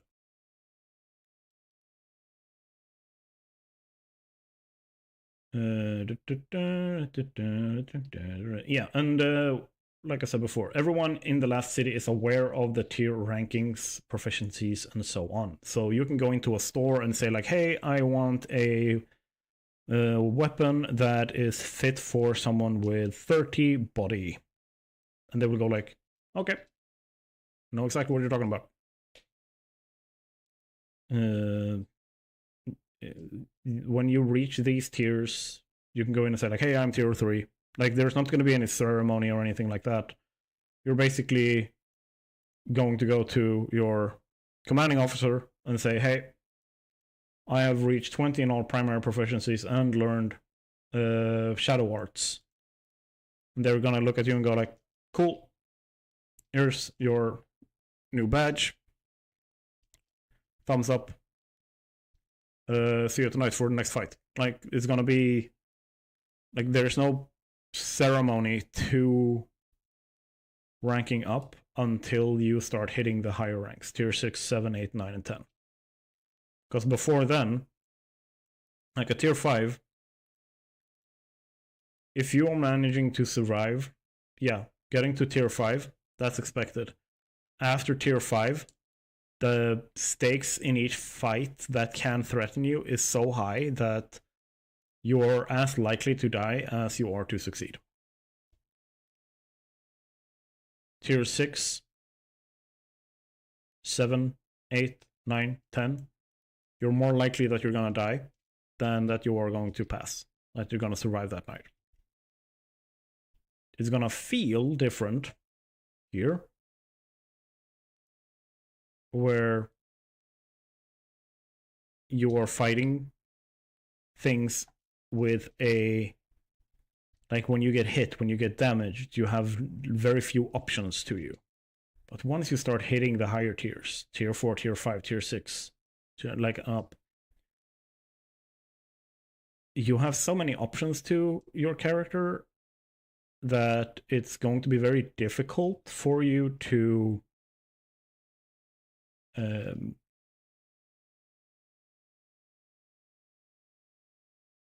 like, if you make a mistake here, that's gonna kill you.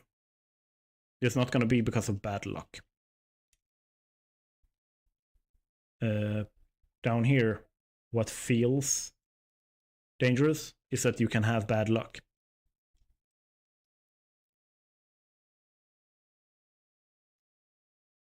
I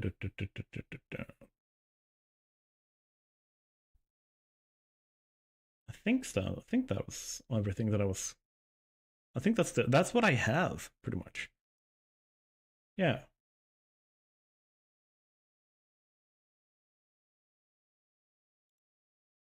But what we are going to continue making now is the map. So we're going to be a creative now. And we basically have the outline of the city here. And I have a little bit of a palette of buildings that I want in here. But there are other things that we need to put in there.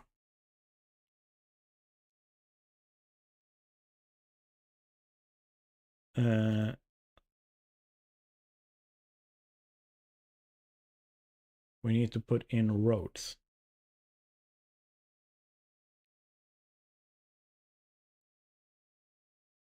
I don't want castles and bridges. I want roads. Details.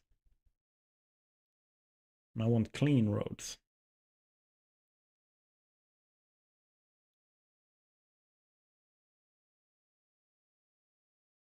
Let's use bridges and call them roads.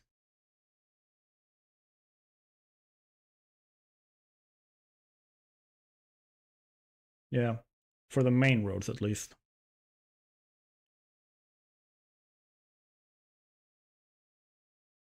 Layer 1.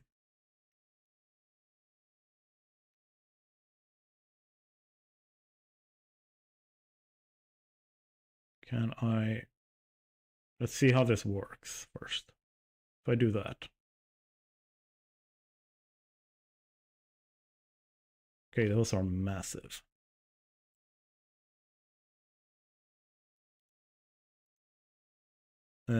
So if I put that...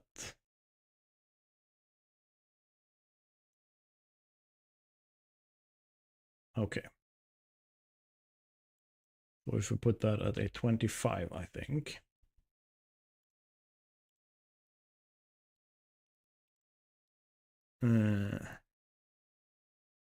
Line tool, 25, there, layer 1.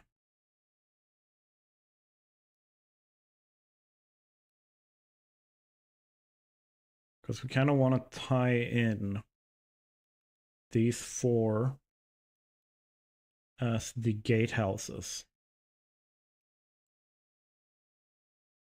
So if I just go like this.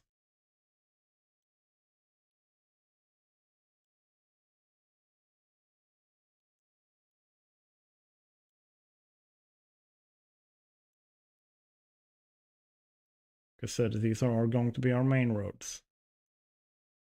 I'm going to need to move you a little bit. So I'm going to need to move you a little bit.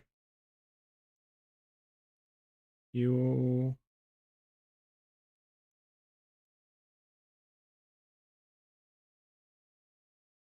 Let's go like that.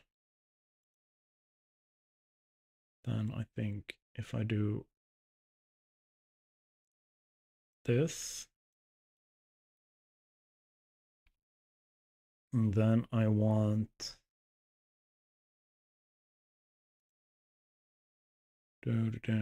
something. I want something very like visually there in the middle.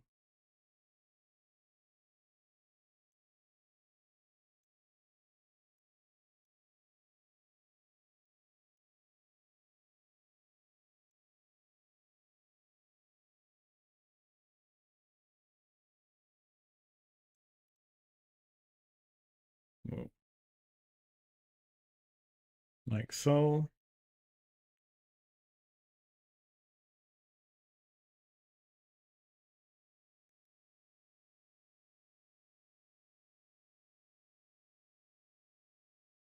Then let's start looking at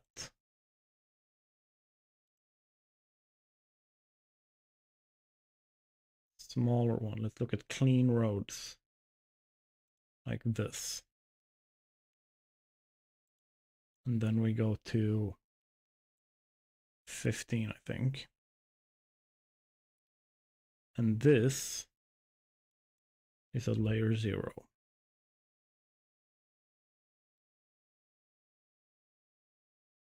Because remember, everything in this city is based on defensibility. Meaning, it's all about being able to reach these. Let's see, if I go for a 20 there instead.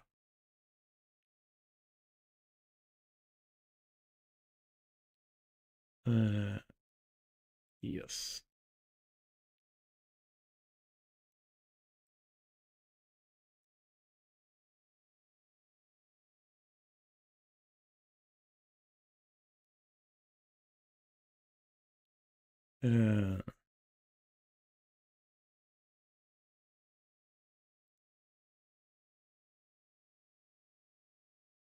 Okay.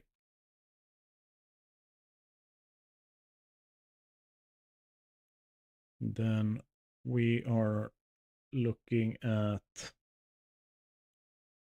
this.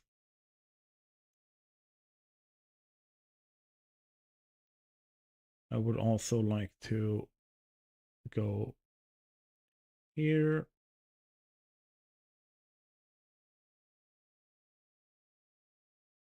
Like so.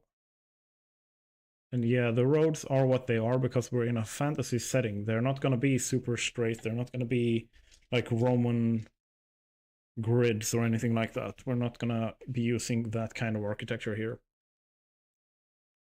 This is going to be a place that was, yes, built as a fortress, but over time, over thousands of years, the population has grown. The city has changed.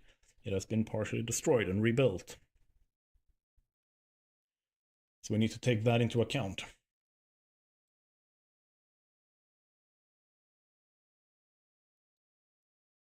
Something like this. And then I would also love to go and add in this here.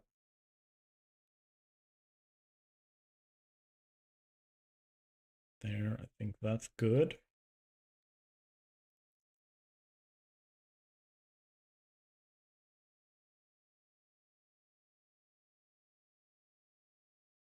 I think we're gonna need more of this.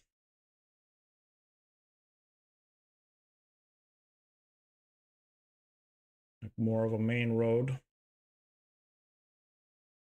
Let's go from this one. Wrong. I'm in the wrong layer. Layer 1.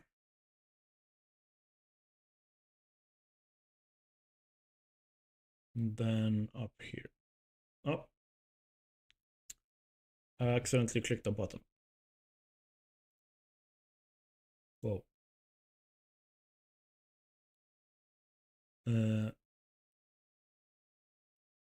Where did that go?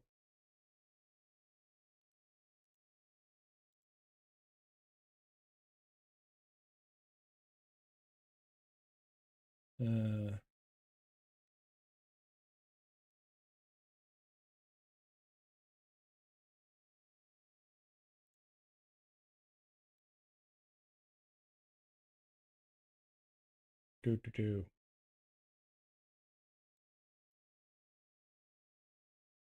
Yeah, you move up a layer. Fancy bridge, fancy bridge, fancy bridge, fancy bridge. Okay, so the other one just didn't get painted. All right, all right. Good to know.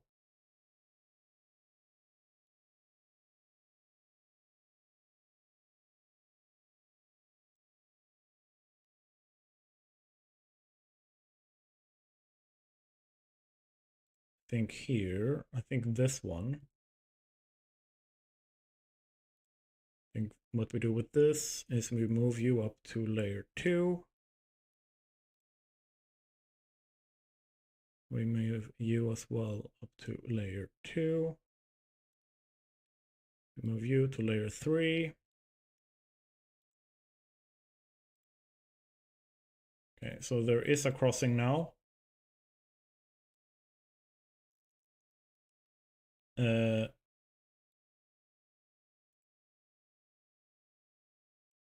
There. Use the right road. Also.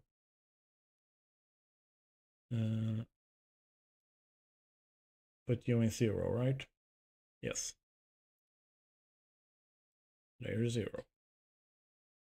There we go.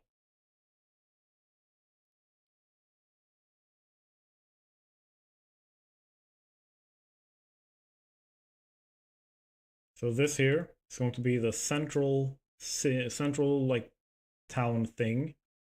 And what we want to put closest around that is the so-called city services. And what are we looking at?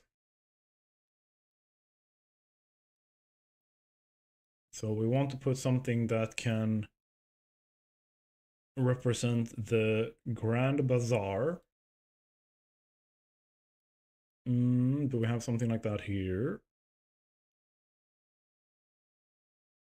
Doesn't seem like it. Let's open the catalog. And we are looking at something that, or we're looking for something that can represent like the great marketplace. It's a good building to represent that.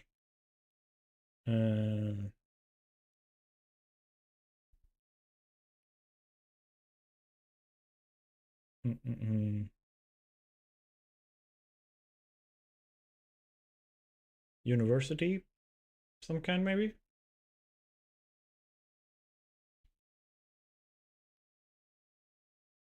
Let's look at this. What are the options? It's red, blue, and yellow. Okay. Good options. Good options. It doesn't need to be that big. That's the thing. Remember, this city so it should look like it can fit 15 million people.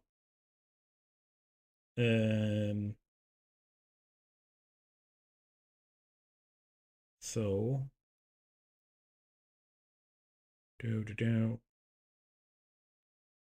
stamp scale. Like this should be absolutely freaking humongous. Just like with these towers, they are like the central defensive function of the city. This is where all the soldiers are like stationed. It's where they engage from. It's where they coordinate, and where they have the siege engines and stuff like that. But for something like this, let's place you and then play with you. We are probably more than likely looking at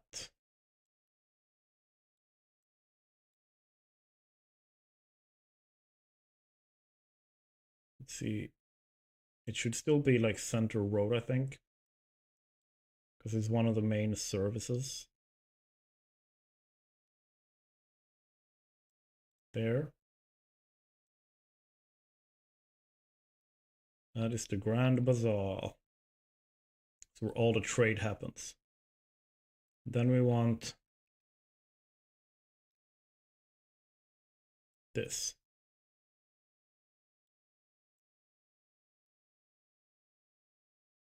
And that is in my mind a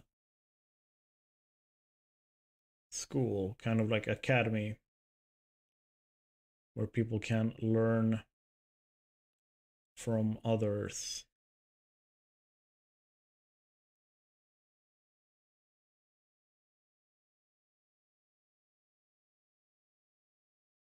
So let's put you there in the shadow of the main like city hall.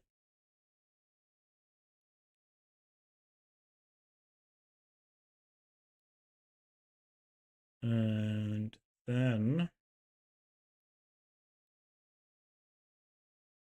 what do we more? What do we need more? What do we need more?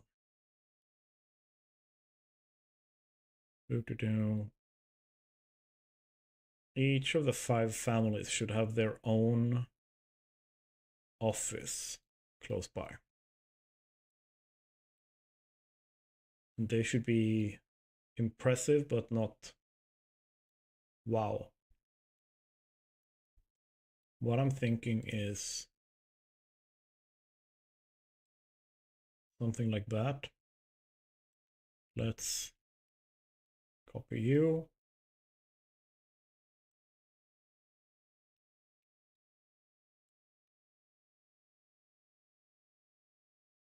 And they don't have to be just right up against the central building, but they should definitely be close enough that they feel like they are close enough to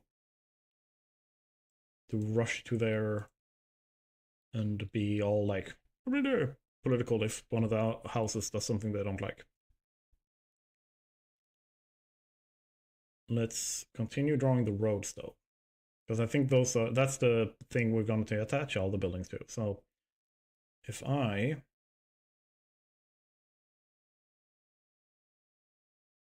go like this,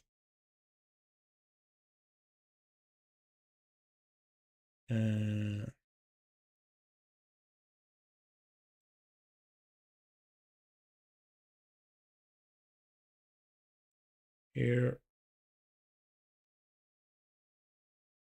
this one I feel should split off. So one goes down here, but it also goes like this. And then you have this.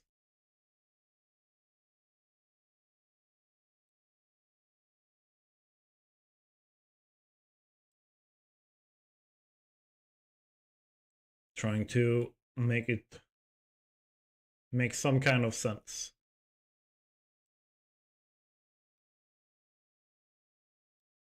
Because remember, this place is absolutely freaking humongous.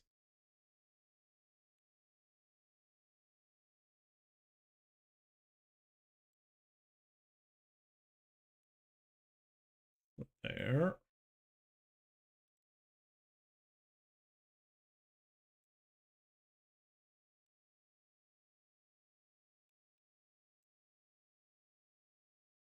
Yeah.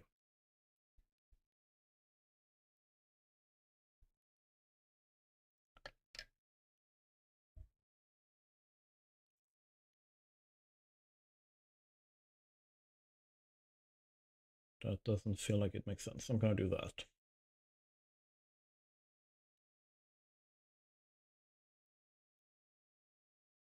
Looking at my reference.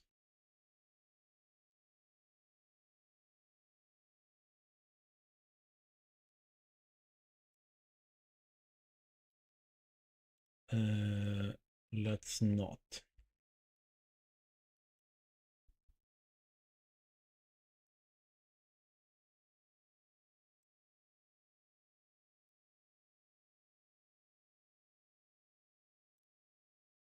Like that.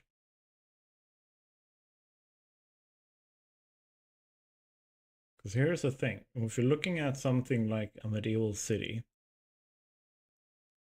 let me bring this up.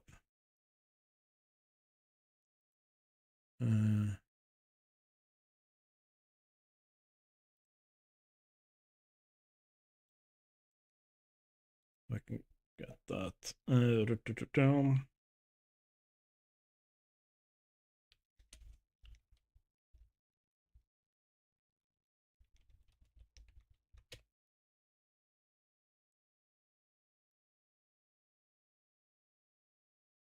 Here. We're going to be looking at old cities here. Here's something.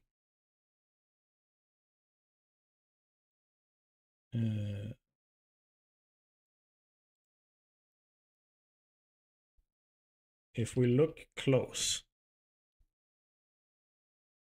you can see there's a lot more. I'm not going to have this many roads, but as you can see here,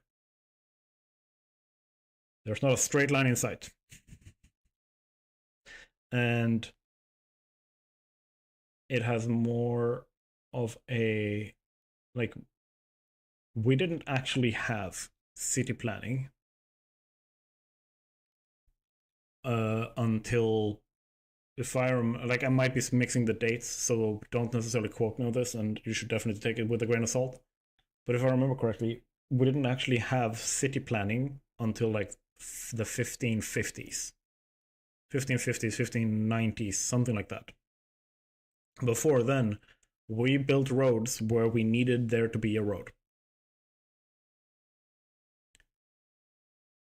That's how the cities grew. Oh shit, they're moving, like we have 50 new families moving in. We don't have any houses for them. Okay, well, drain that place, make sure it's a good road to build houses on. Yeah, but dude, we have 2 churches, or a church, and like 5 other houses in the way of that. Yeah, just, yeah, serpentine it. Yeah, you can deal with it. Like, it was a community effort, and it very rarely had an overarching plan like this. This does not have an overarching plan. And then when you see, and the thing is, like, if you look at old European cities and old cities around the world, like, when I'm saying 1500s, by the way, I'm talking like Eurocentric history. There's city planning going on earlier in China and stuff like that. But if you look at cities that had this kind of lack of planning, and then you add planning to it in the 1500s, which is the birth of the modern era. Modern times started in the 1500s. Right now, we live in what is historically called the postmodern times. But in the modern times, we started planning our cities, and we started building very straight roads. It was very clear that road goes here, like it goes from here, out here, to here, from right to left. Then, okay, that is a straight road, but there's 15 buildings in the way. I don't care, demolish them. Just, there's supposed to be a road here. And then you had some cities that were built that way from the get-go. And a perfect example of that are the big cities in the USA. Because in the US, the cities were built when city planning was in full swing. And it was growing as a field, and it was like really impressive. And the US monetized on that greatly by building the grid systems that they have now. So when you're looking at places where the grid system kind of failed, it was tried and it failed, and to this day the aspects of it that remains still fails, and that is the interstate highways and freeways. Why do you put curves on a straight road? If you have a flat piece of land with just like, there is nothing in the way, the ground is sound, there is no cultural or otherwise interruptive elements to putting a straight road there, why do you still make it curved? It is so that people don't fall asleep behind the wheel. Because if it gets too monotonous, people will just fall asleep. So they curve roads so that you stay awake. They make roads a little bit bumpy and follow the terrain in respect to topography, as City Planet Praise would say, so that you don't fall asleep behind the wheel. And that's why interstates and highways and freeways and stuff like that are not grid-based, but cities today are. But when we are making our city here, we are making it based on pre-1500s. We're making it on pre-city planning, or rather post that, because the city, when originally built, was planned as a big military fortress and fallback point. But it's been thousands of years. Parts of the city has been destroyed and rebuilt over the time. And architectural changes have happened because of that. Because of the lack of certain resources or abundance of new resources they didn't have back then. And so on and so forth. So, and there is a lot more of the we build as we need in this. Or that's what I want to do. So the road layout is going to be very, very much reminiscent of that. Or at least that's my plan. So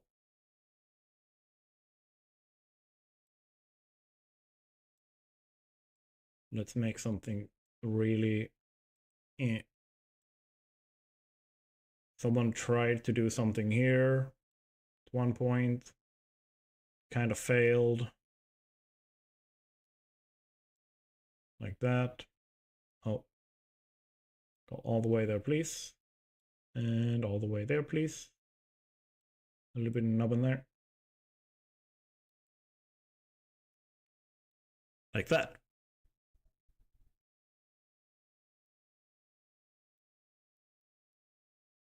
And then we need to go here.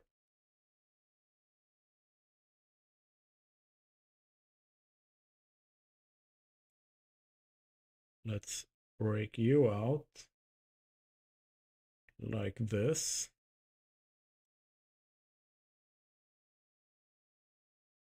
And then bring you all the way down there.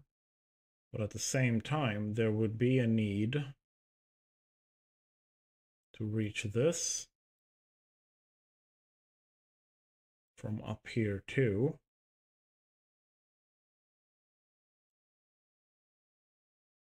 And we need more of these big streets, because these are still big streets. They're not main streets.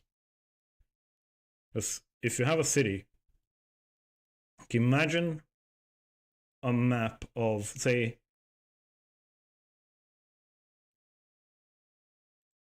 I'm gonna Google this.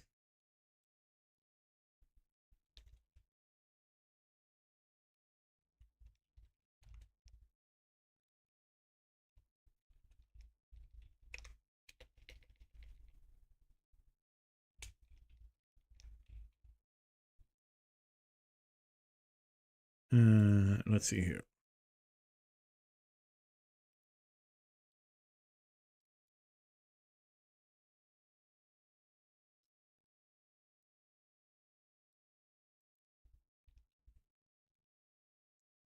Yeah, you're looking at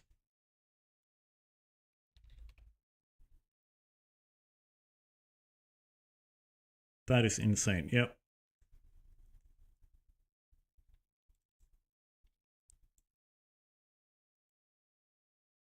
You're looking at the map of Tokyo in terms of what we're trying to fit into this map. Essentially.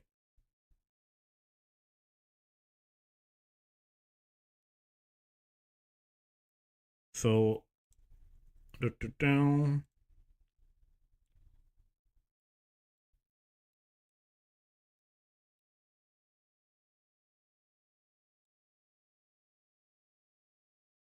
we need to kind of make sure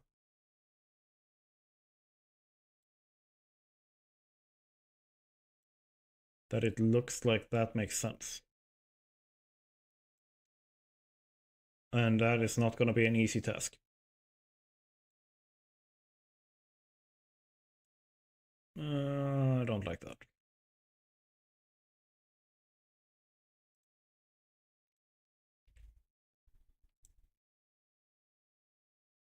But I'm also going to do that by basically saying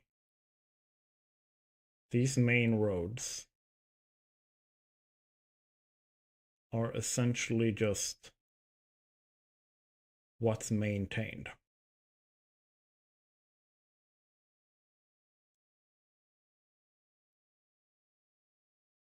Those are the official roads, so to speak. There's going to be roads between the like blocks and stuff like that as well, but I'm not going to mark them out. They're just going to be like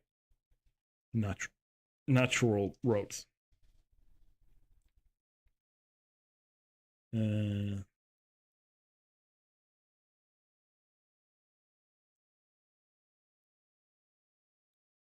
Like that.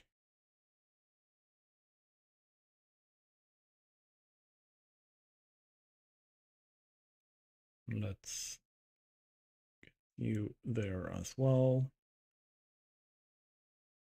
Can I move you a little bit?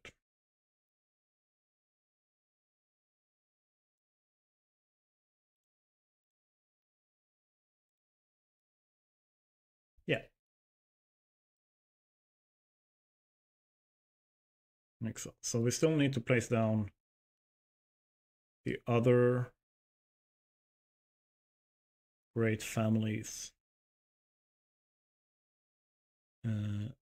Houses. Let's grab you.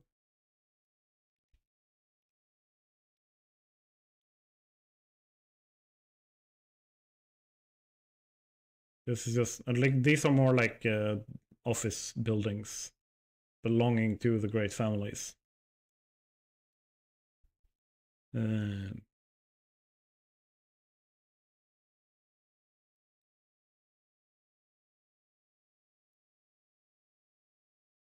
Those are two.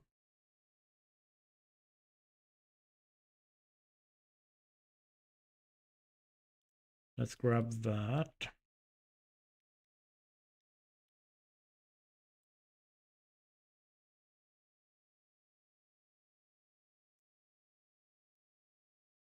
Do we have no natural like door to these?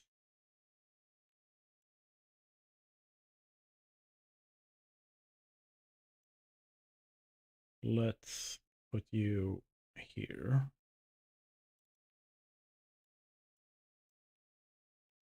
These are big buildings as well. That's something we gotta keep in mind. These are big buildings.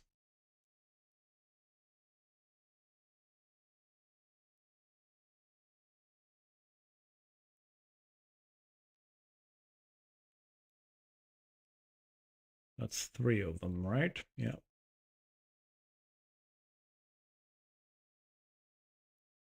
Let's grab you.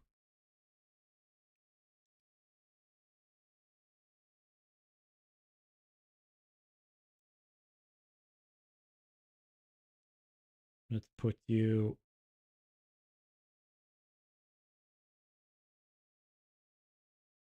over here.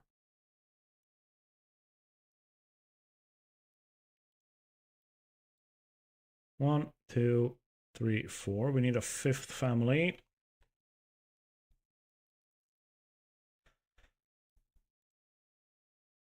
Grab that.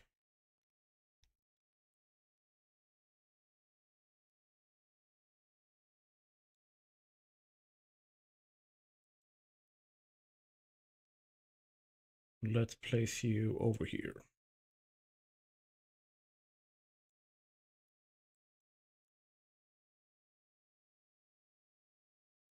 There we go.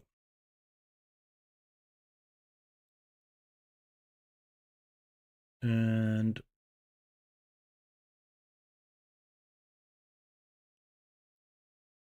now we need to put together a few blocks.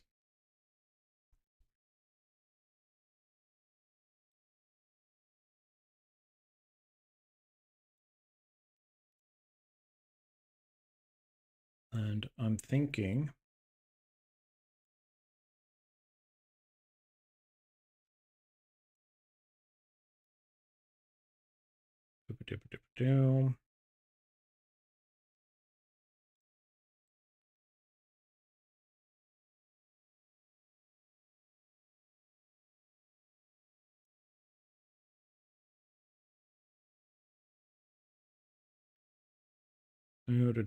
I'm just thinking. Give me a second here.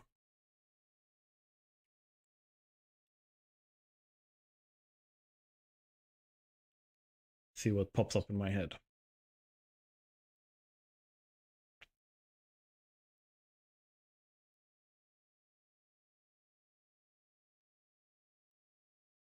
So here's one normal building. Grab you.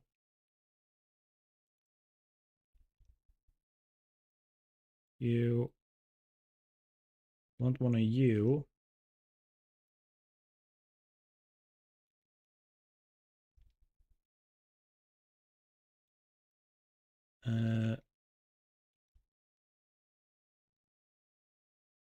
Grab that.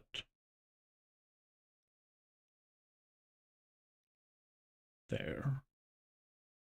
Now if I take this and I place Incarnate is the name. Incarnate with a K. Spelled like this.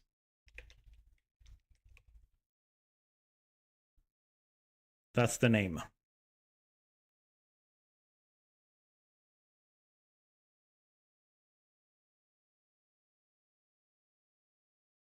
If I do this one,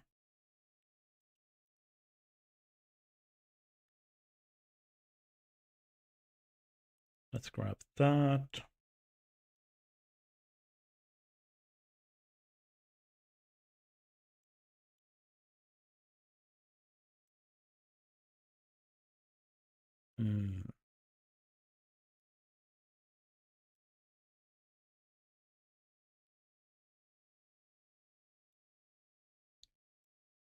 Not gonna work.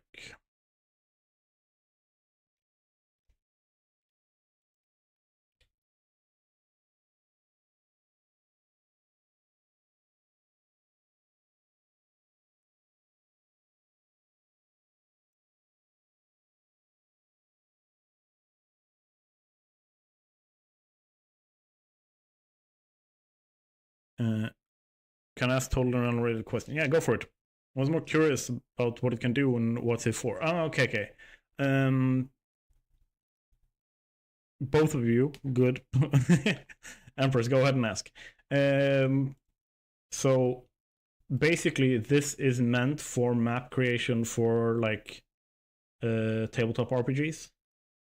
So you can create like pretty crazy stuff on this one. So just gonna save this one. I'm gonna show you a different map that I've made.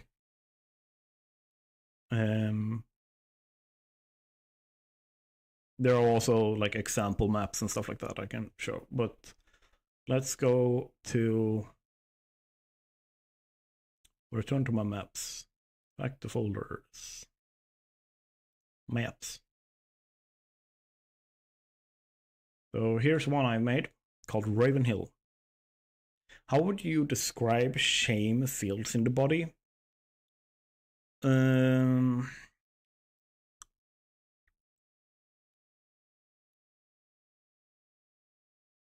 For me, I would say that it feels like the whole like face burning kind of thing, but like if it's like embarrassment kind of shame, face burning,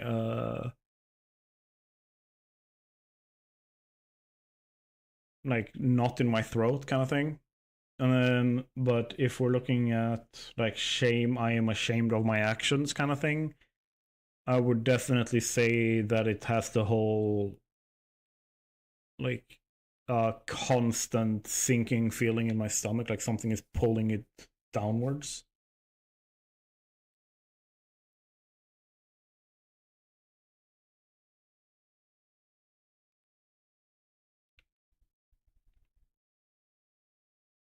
But yeah, I made this map. Raven Hill. For a Eldritch horror mystery solving game.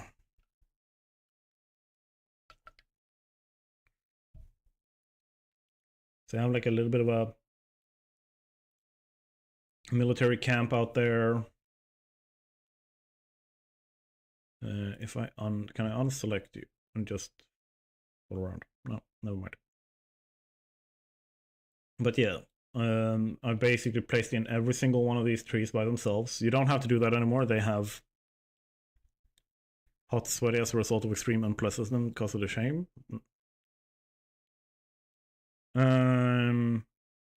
But yeah, like basically made everything here. Put in the like I've painted the map. Put in the mountains. So these are different assets for the mountains, like hills and everything, that I've had to puzzle together. So here's a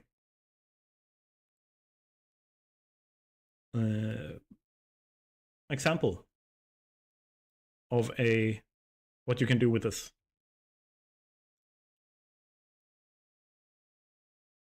See, what do we have more?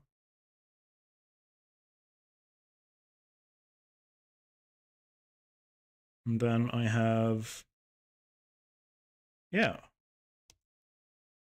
So you can make battle maps and stuff like this as well, like for more close quarters with like top-down like chairs and bookshelves and stuff like that as well. Like,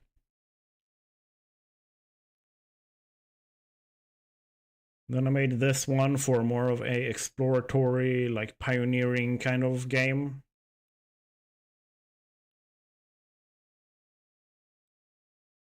I'm very, very happy with that.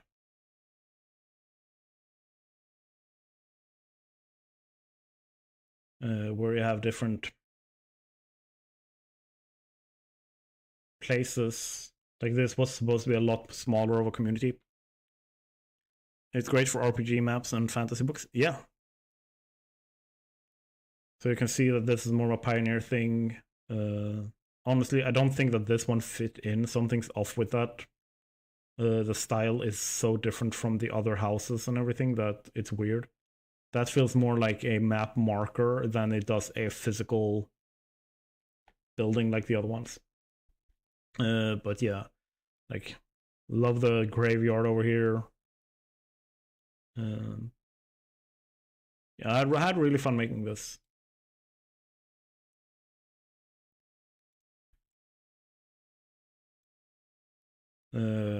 I've also used it for like graphics.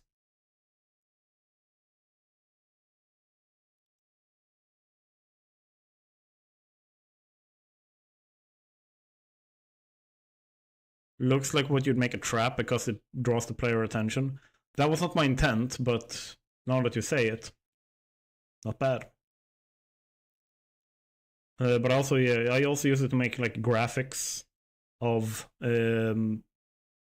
things that I'm showing to people. So here, for example, I have tiers of existence for a different role-playing game, where you basically start out like this is as a mortal. You're a higher being. Like, think ascended beings and their planes of existence crap in Stargate. That's what this is. And this is basically the graphic that I made for like, okay, what are they called? And where, how many are there and stuff like that. So I've used it for this kind of stuff too. I use Canva for 99% of that now, but this was very nice as well.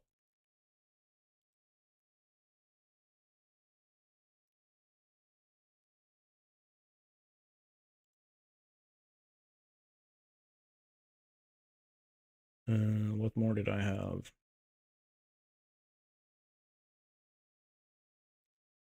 Oh yeah, when this map here is connected to this map. So this is a different map in the same universe where one of the players traveled to a different place.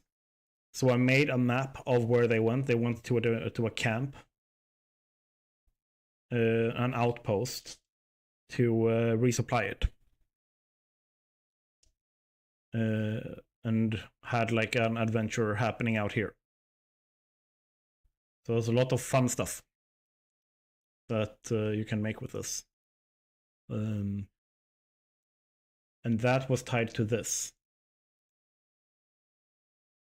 So this was the map before, because the players, as they would travel, would have populated it. So Rumigor on Isle of Kilgan.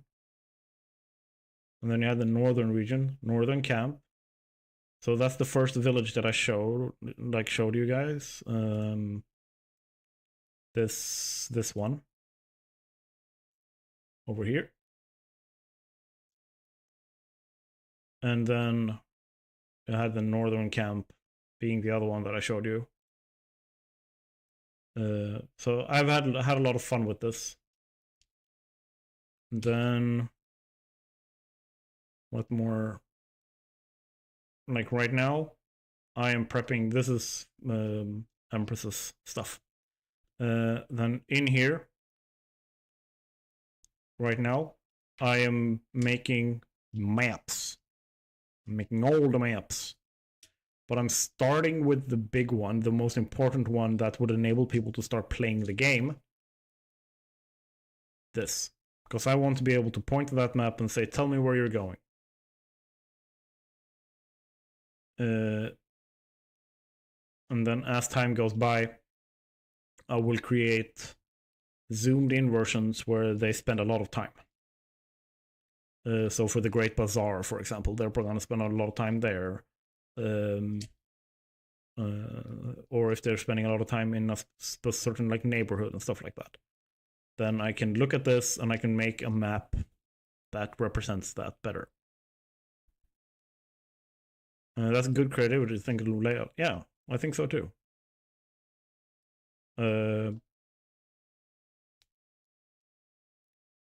Let's see here. So the way that I've put this out now is like I built the walls around it, painted this in as like, hey, this is the inside of it. And then I grabbed a bunch of buildings that I would like to use and made kind of like a palette. And then I will just, as you can see over here, I would kind of just shuffle them together like this. And it will make up a,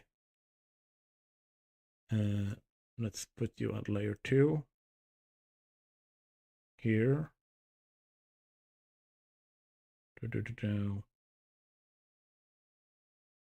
Here. Let's turn you.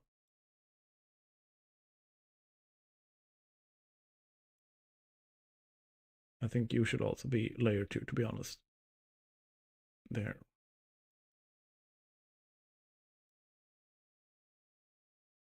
And like so. Now we have a small block. Then I can take this and create a group. Call it block 1. Boom. So now if I want to take this, I can put this in different places in the city and attach other blocks to it. So I create my own like block assets kind of thing.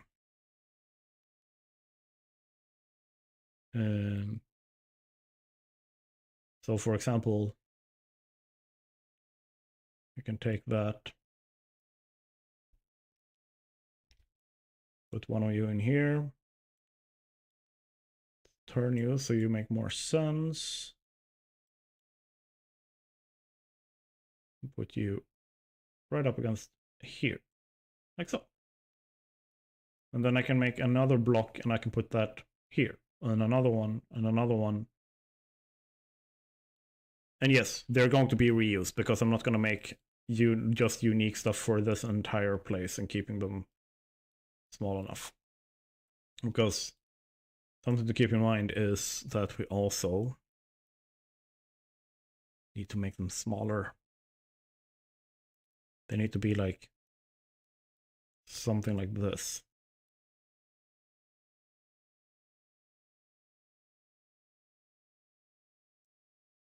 Like there. That's the size we're looking at. And we need to fill this place.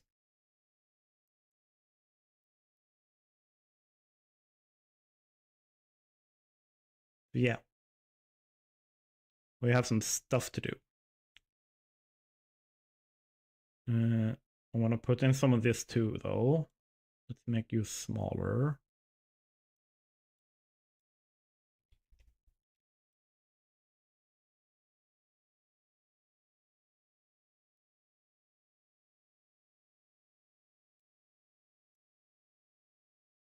And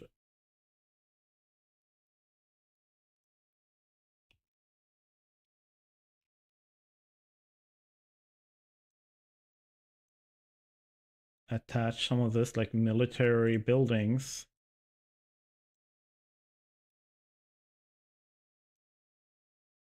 If I flip you properly, I can put you there and attach them like this to add some uniqueness to the towers and stuff. I can also make platforms. So I can take something like this.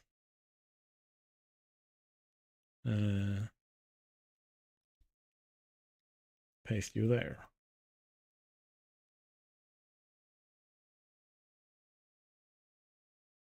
And let's flip you so that you are like so. And then I can add in a few towers.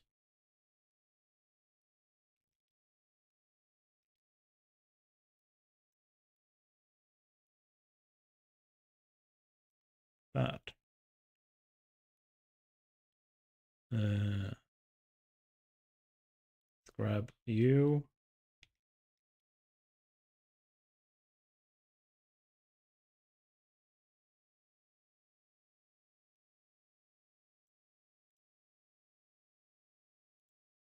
And then let's grab you.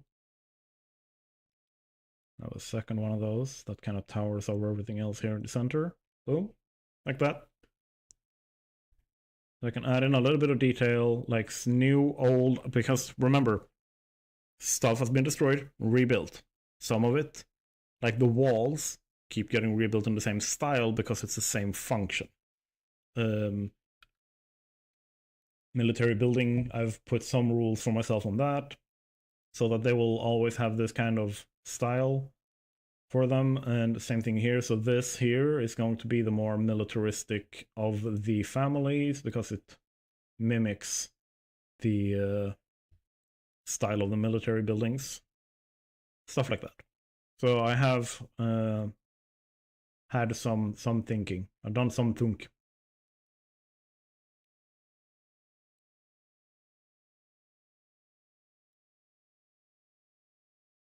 And let's make another block.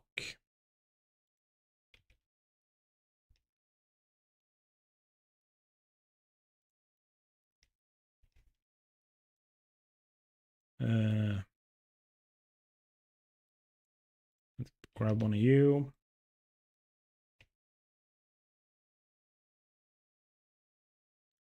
Make this a pretty dense one.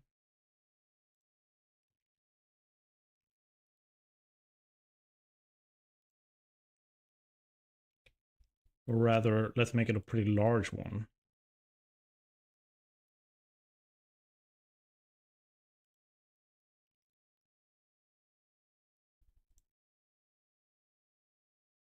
So Let's make that the front of the block. Let's put you on layer, I guess, 3. You on layer 2. Then let's put you like so. So you have a little bit of an alley here. And then same thing here. Like they lead out to the road we would put this on. This one goes like so. Here it can have an attachment. Then you have another building back here. Kind of like off kilter a little bit.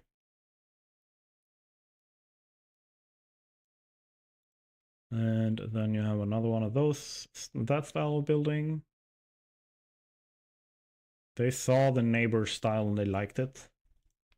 And then boom.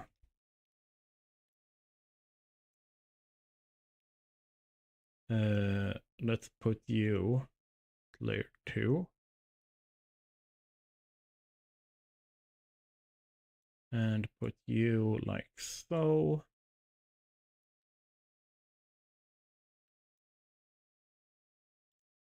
Another one on you.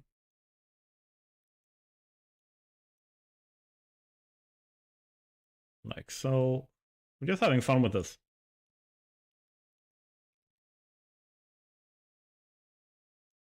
There.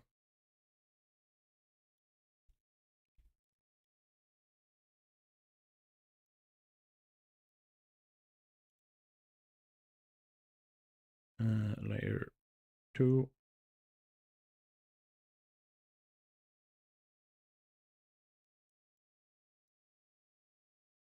Then we can flip you a little bit.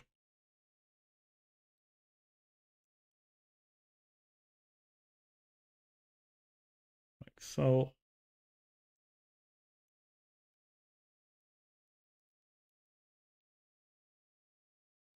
See. Do we have any other nice buildings here we can use? Grab you.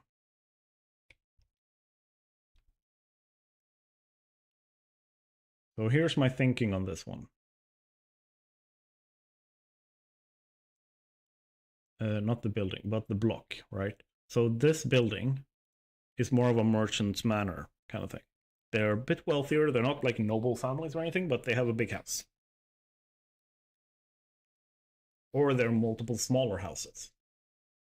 Like connected together, like built together or something. So there's one exit, there's one exit, there's one exit.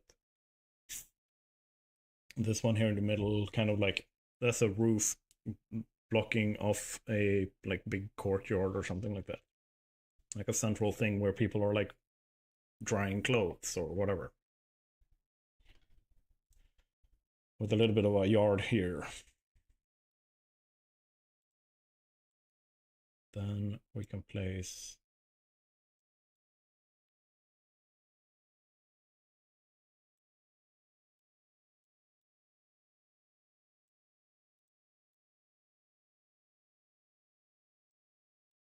let's go with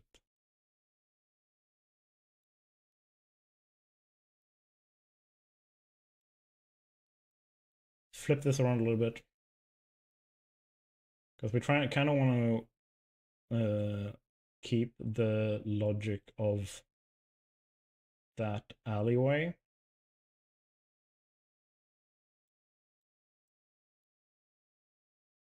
So there, which means that they can go around, they can go out, they can leave, they can leave, they can leave, they can get onto the road. These guys, let's flip you around actually.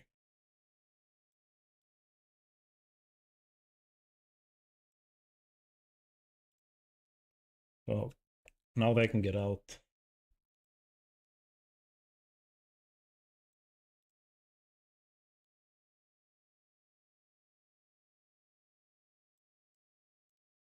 There is a big building with like an attachment. One of the kids grew up and married, but they needed to stay close to the home for some reason. That was the solution. Boom. So there's another block. Create group. Block 2. Now I can take that. Let's see.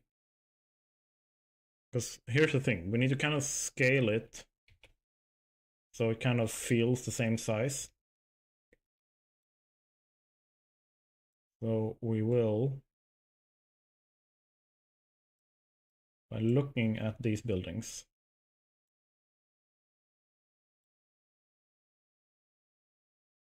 there, that's about the same size. And the thinking was that this attaches to the road like so. Not bad, eh? Some greenery and fountains, plazas will come as well. Yes. In the more like richy muckety muck places, 100%. That will, however, be closer to the center.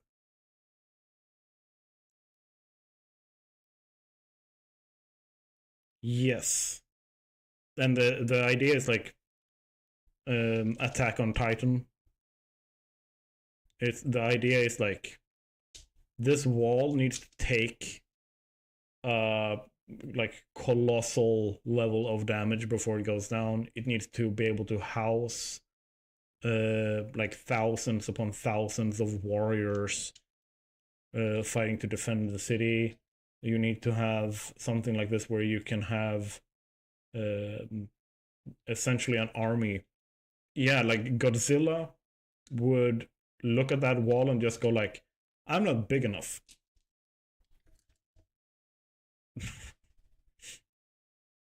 Like, essentially. That's the idea.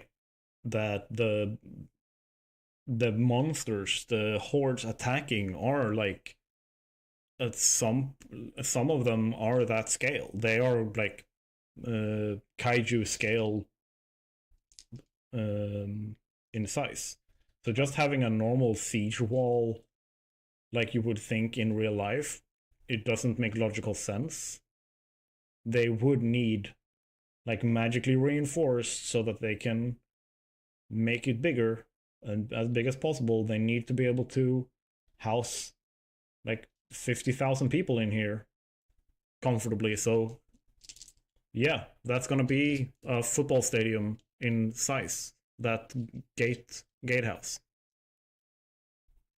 And at the same time, you need to also house siege engines that can fire at those Godzilla-like things, and they just go down.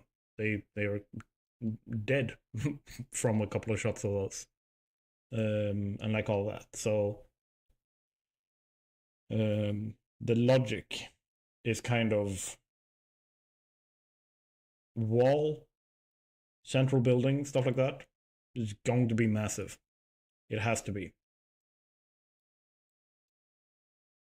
But for now, all we gotta do is build houses. More and more of them.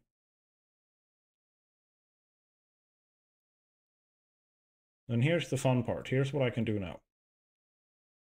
So I have these blocks, right? 2 of them.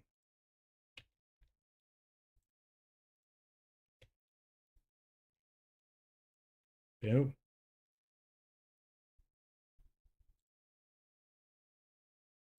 Ungroup.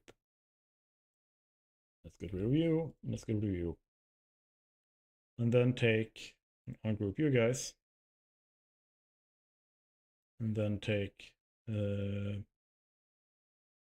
this one. And now we're putting you also in here somehow. We're going to take you and put in here somehow. And we're kind of looking at the shape over here. We need to have something that we can put here that makes sense to have a little bit of a road through. Make a little bit of a square, right? So I can actually go like this.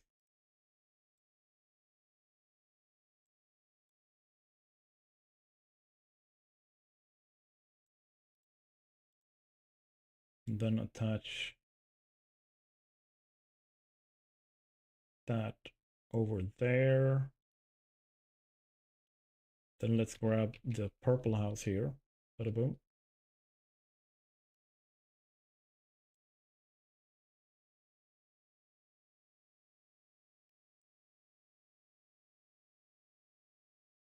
Put you like so.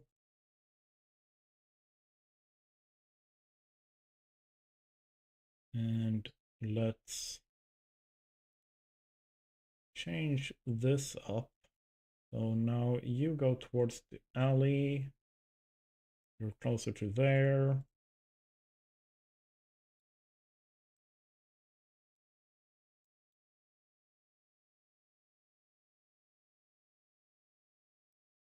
Maybe a small building block that looks like the Tetris. Oh yeah, that's inevitably going to happen.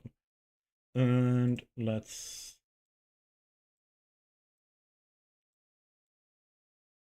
remember, they don't have a lot of space. They're gonna be quite cramped.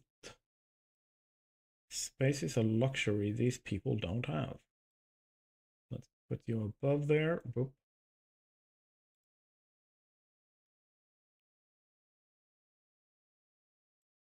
Put you above. Boop. And then let's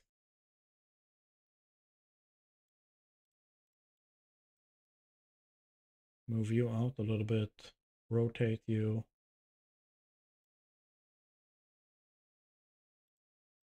Move it a little bit more. Move you down like that. And then let's place another watchtower.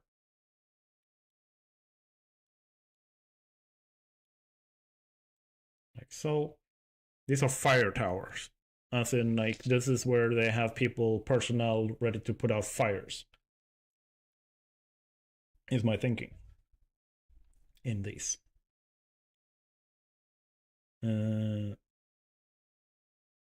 So if I now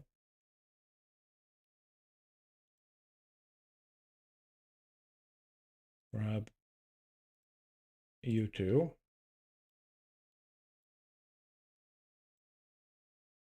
and I move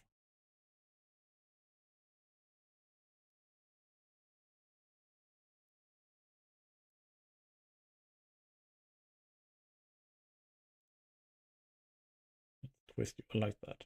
So there. And like you said, wells. We can easily go in here and go in open catalog.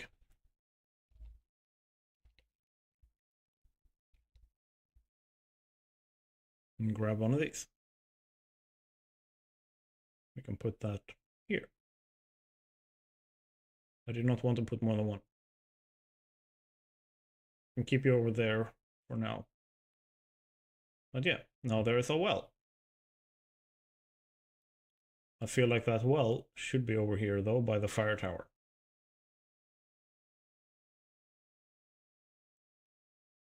And then we can just take this as is.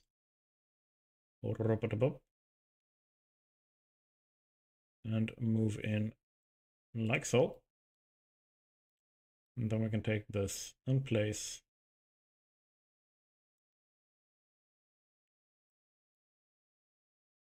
there. So now we have another block. Let's just close the gaps a little bit. Make it a little bit more snug.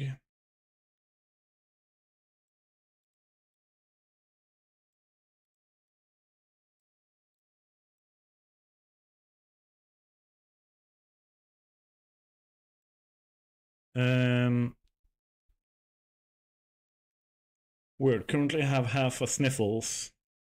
One of my nose is completely free, the other is completely blocked. With snot. That tends to be. Do you know why that is? Let's build. So before I start like jammering off here, do you know why that happens? Like why one is blocked and one is free? And like you notice it during the like when you have a cold.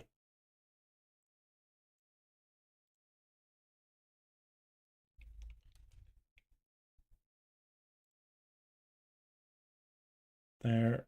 Let's move up here.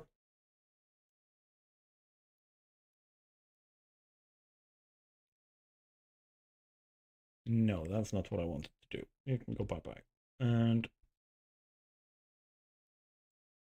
copy. It's because, and you don't think about this, but when you breathe, yeah, it's just current. Like it's okay, but like when you breathe with your nose, you actually only ever use one nostril. You just don't notice. And if you consciously try to breathe with your nose, you automatically use both. But when you're not consciously breathing, you're using one of them. And that is to let the polyps and the stuff rest here, so that you don't get like worn out or sore because of breathing and like dried out. And when that happens, when if you like, so when it doesn't get dried out and it stops and you switch over to the other one, your nose will produce more mucus to rehydrate. But because you're not breathing, you're not moving it around and you're not drying it out, so it gets filled up. Especially when you're sick and you produce more mucus. And like you said, it doesn't have to be sick. It can be when you have an allergic reaction. It can be because of literally any one of like 100 different reasons. But yeah, so that's why we can get one nostril doing really well and the other one doing nothing at all.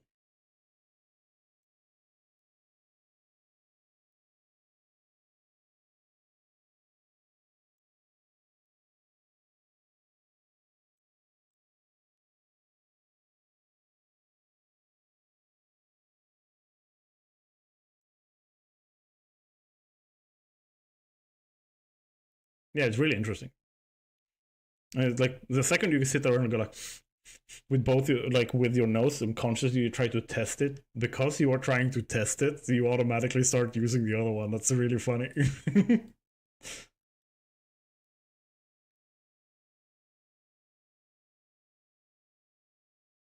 And then what we can do is grab parts of a block here, ungroup, and grab this stuff and say bye-bye here.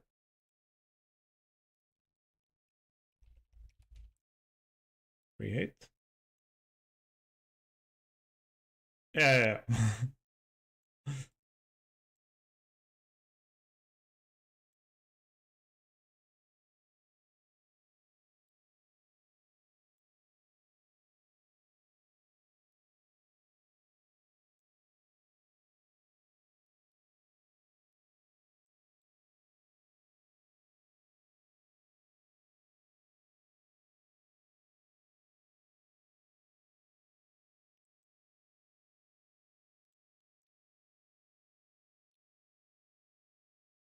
Oh shit. That's the wrong thing to do. You need to be there.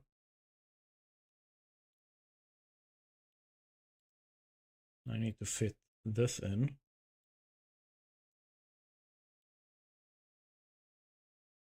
Here.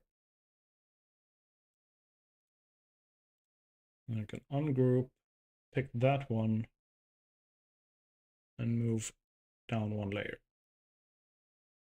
And then I can grab the other ones again.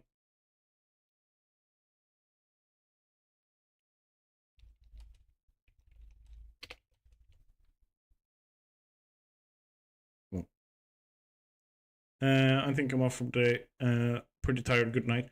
No problems. Have a really good night. Sleep tight, and I hope your nose gets better.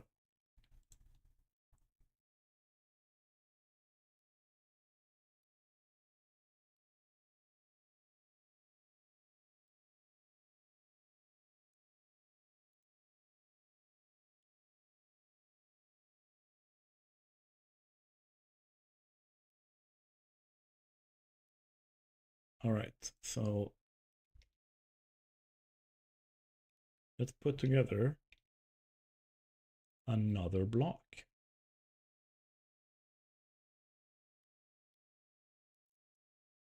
This time we need one like that.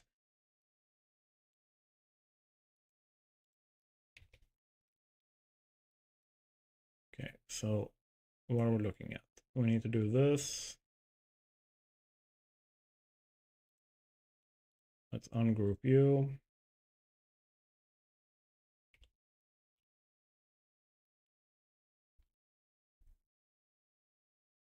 And let's remove you.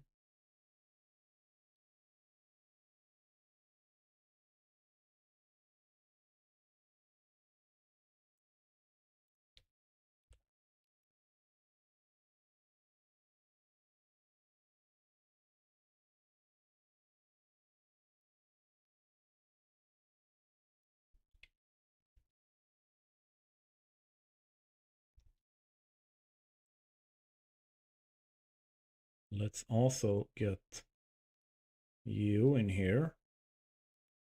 Create a little bit of uniqueness.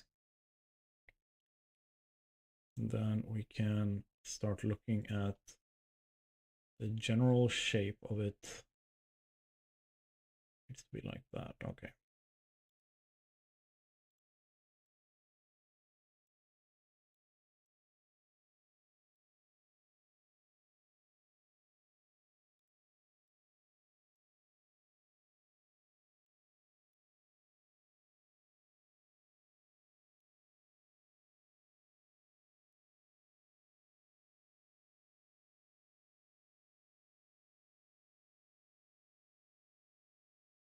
Layer 2 for you.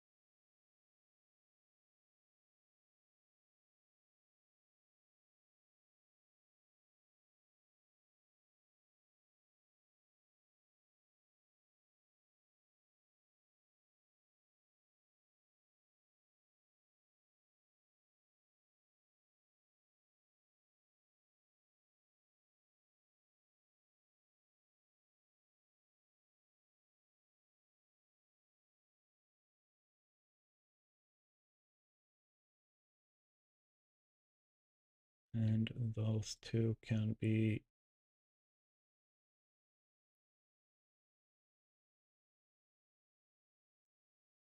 put in like that.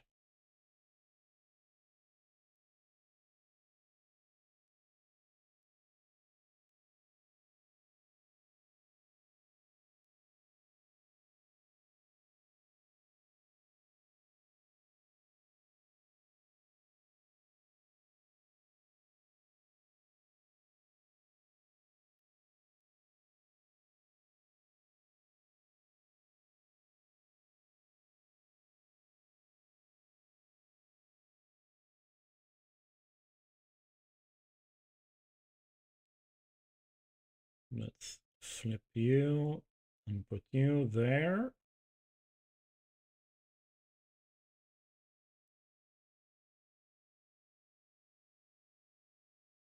Then let's grab you.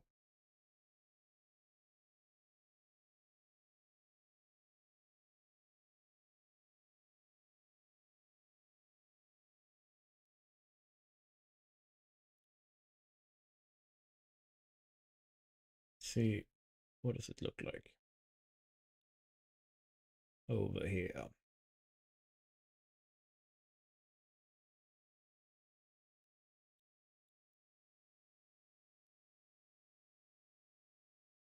think that's a good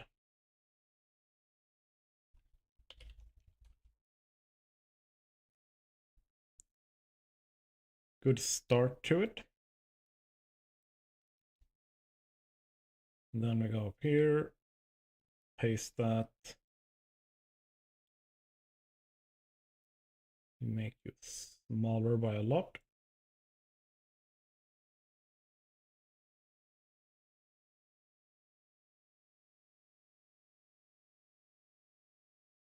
And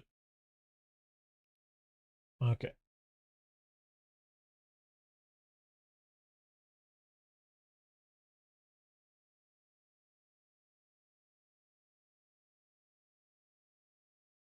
Okay, so let's change this up.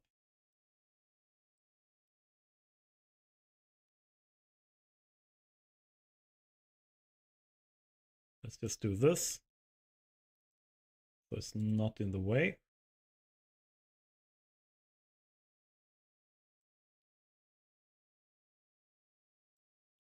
Then let's ungroup.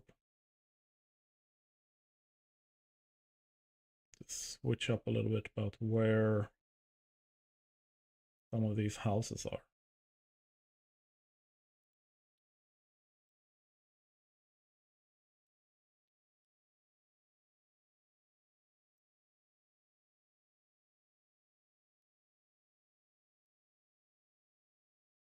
To make it fit with the wall.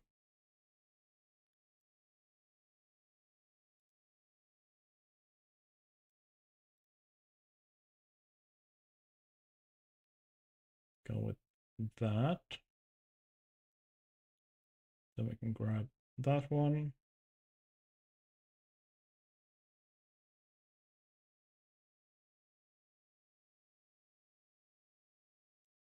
Go with there.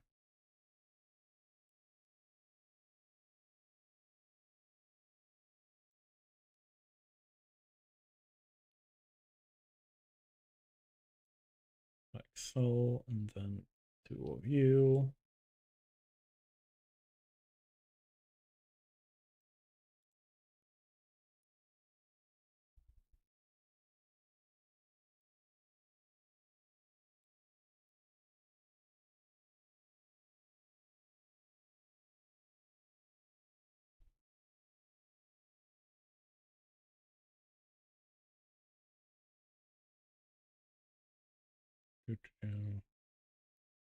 Think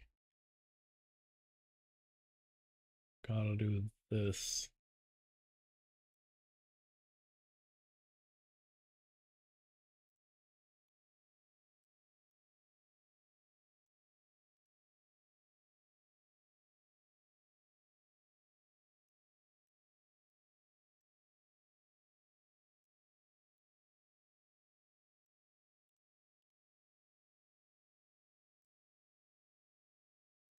Because I kind of want to make it feel like there's a road running here. I need to ungroup you.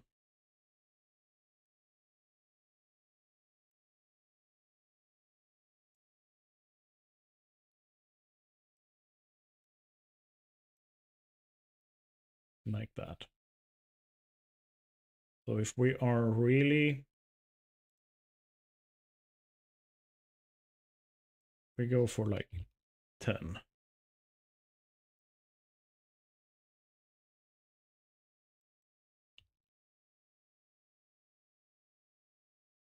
The idea is that we kind of have a road going like so.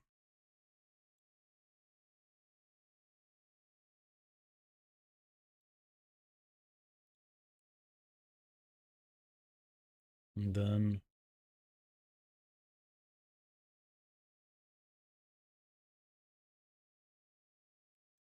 that road would go so.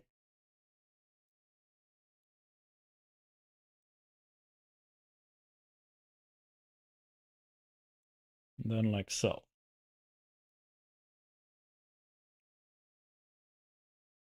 Because then what I want there in the middle is if I open catalog, And let's go for, where are you?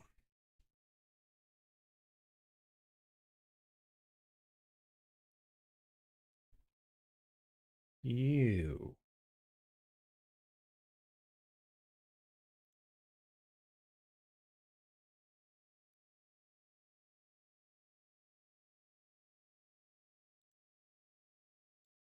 Boom.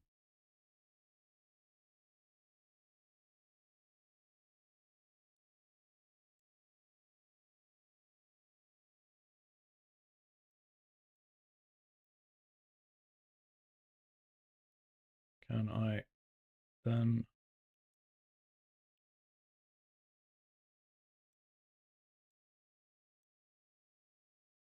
take a second one and I can patch over here?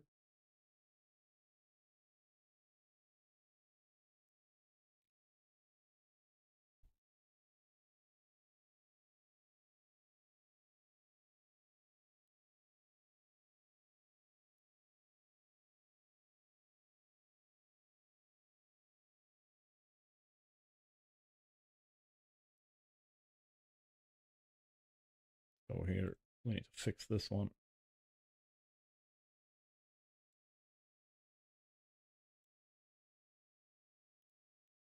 Like so, and then we can scale you up a little. Start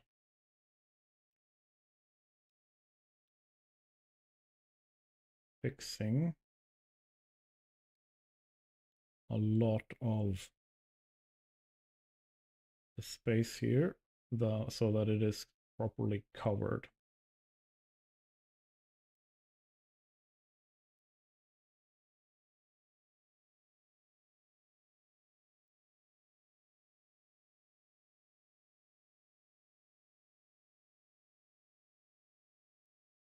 Let's just go for all of you guys. You are on layer 0.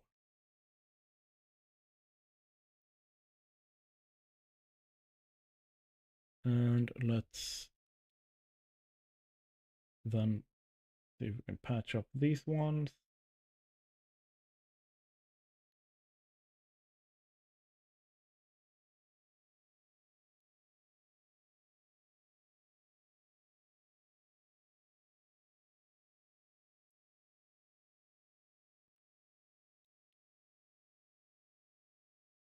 Make it a little bit bigger, I think.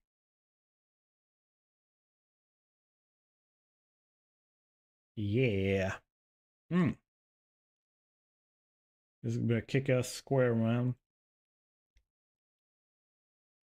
Like this, and put this over here.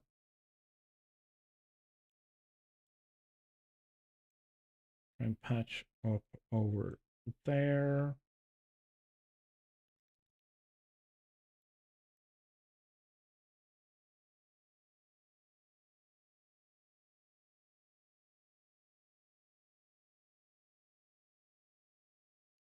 Actually, let's not be dumb about this.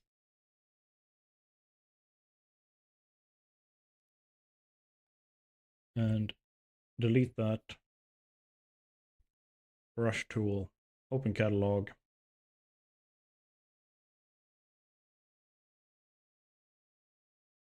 And let's see if we can find one that matches that well. Sand plane. Let's not.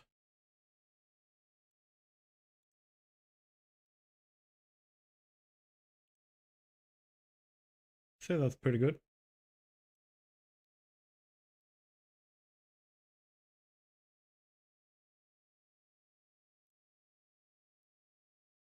No. Damn. And there. It needs to be a little bit brighter. Desert street stones. Is this what we're looking for?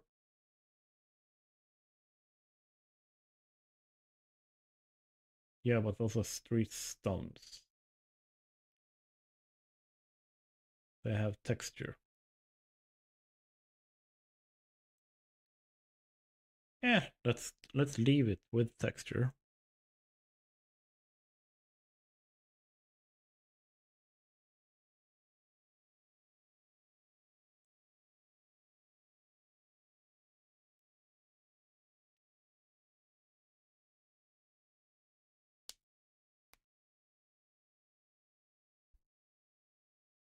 Mm.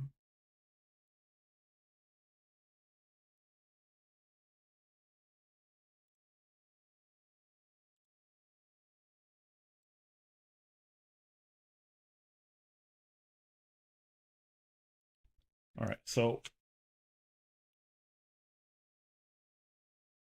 that gives us a square. I don't like it though. I don't like the texture on it.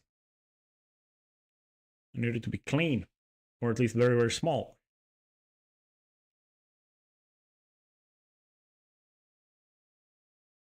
Can't really do that.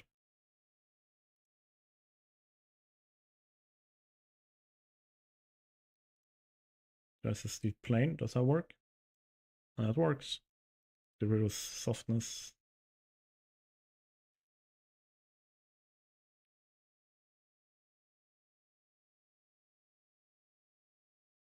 That's a lot better. Also not as demanding on the software. Boop, boop. Let's paint you in down there. Perfect.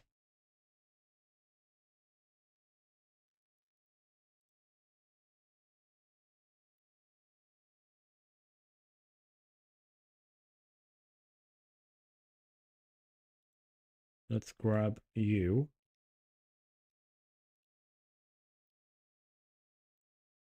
Put you there. Then we're going to need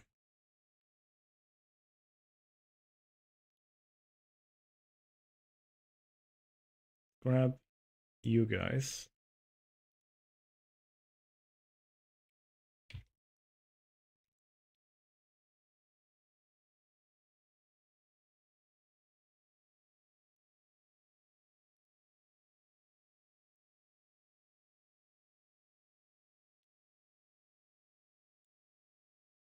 Move you closer to the square. Flip you like so. You can be deleted, and then we can move you back to layer 1. Ta-da!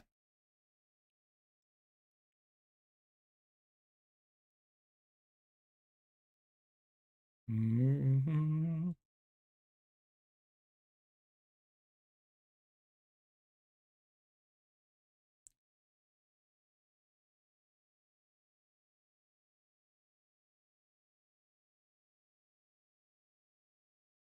And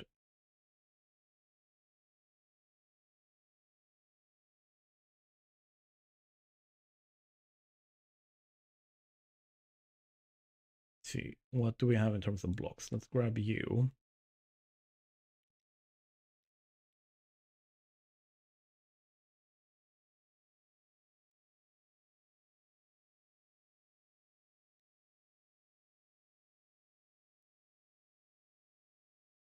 Ungroup.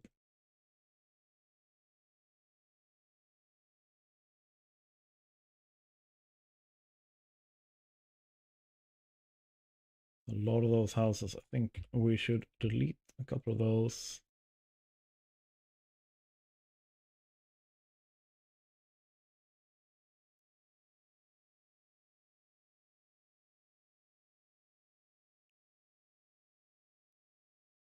Get you here.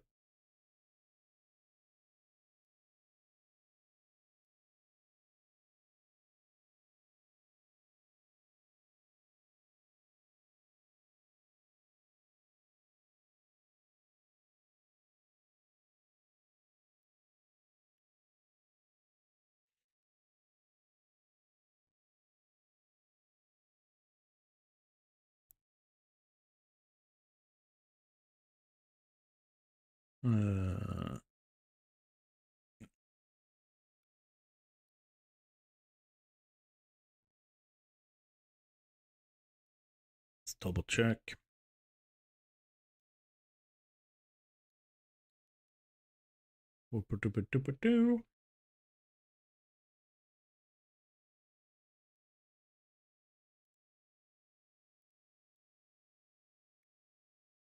I'm being a little bit too careful here. So let's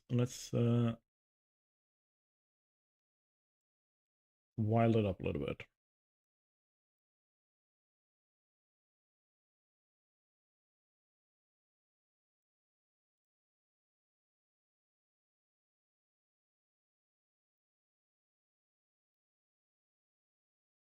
Let's make sure that you are pointing towards the street there.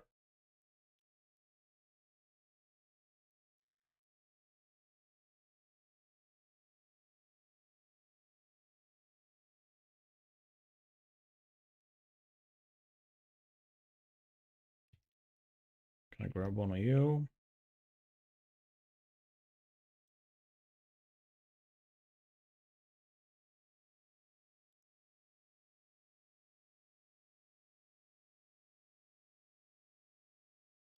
And which may make sense here.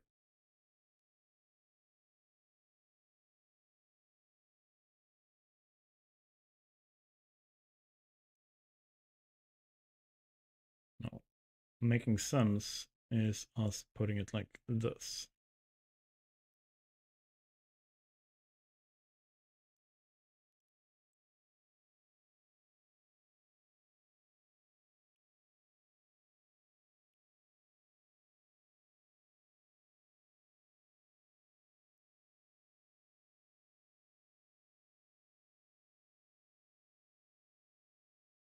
Let's grab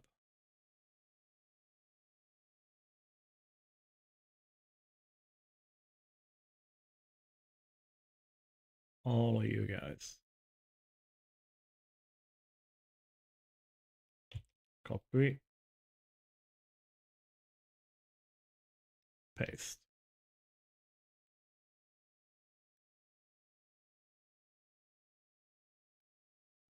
Let's delete you. Let's delete you. There's a little bit too many of you guys.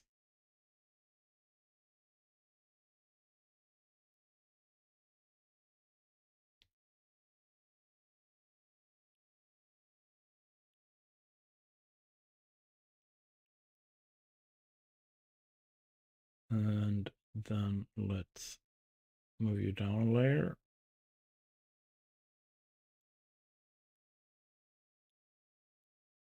Oh. Not what I'm trying to do, dude. Can I?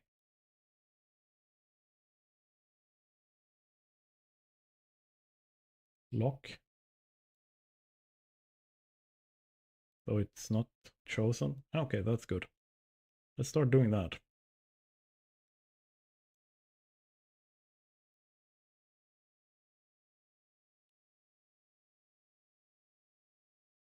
Lock. Good. And I'm thinking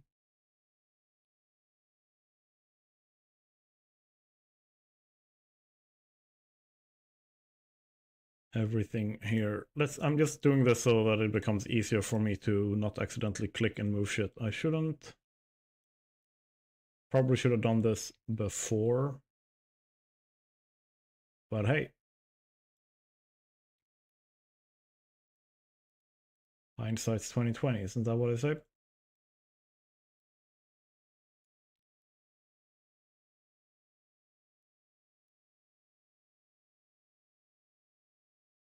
So let's just grab all of the wall elements here.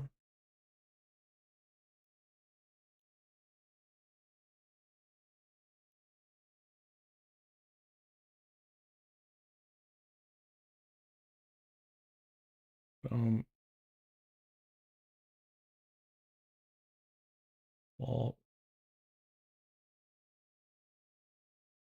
wall, wall.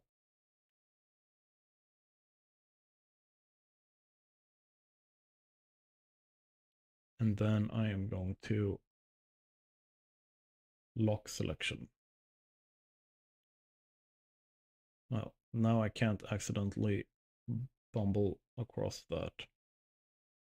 Now I just need to lock all of these.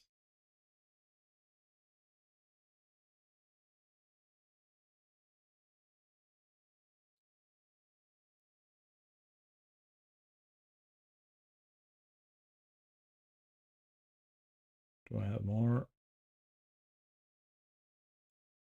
I do. Boop-a-doo.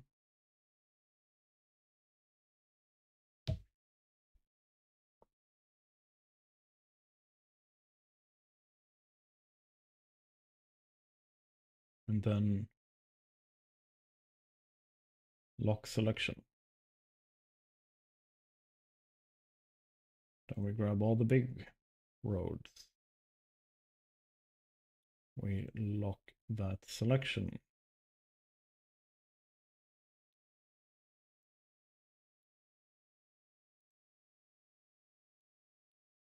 We lock you in place.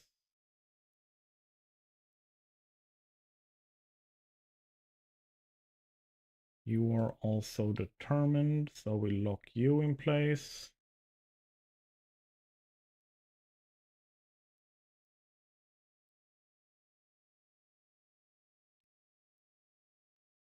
Then we lock you in place.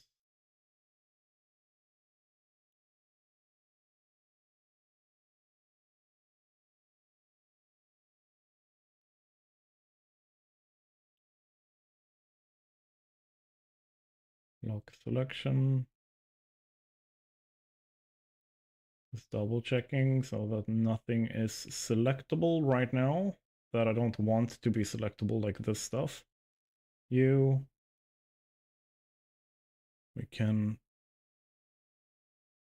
probably make you a little bit smaller actually, and then we can lock the selection. There we go. That is it, folks. Now we are safe from me fumbling and moving stuff around. I mean, unless I consciously try to.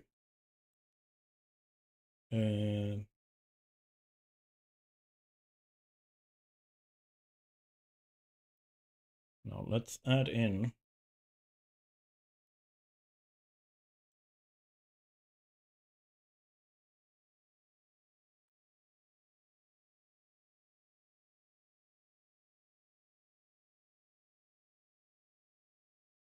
this.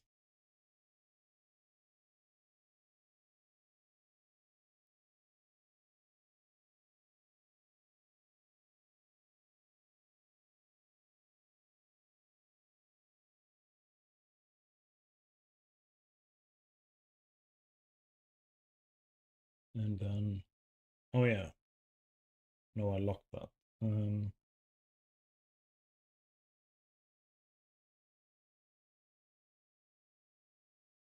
No shadow. There we go.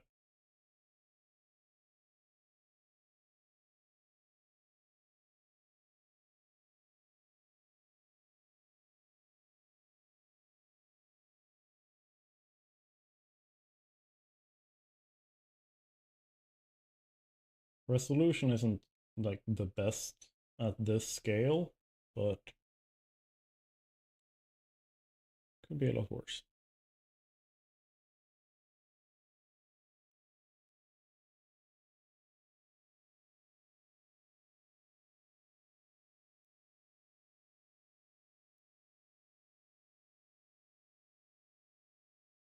There we go.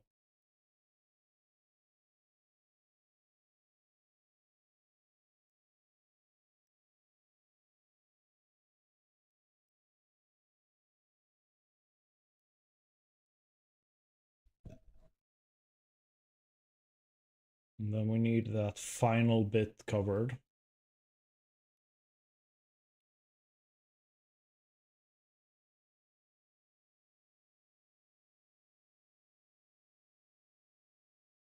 Let's grab this.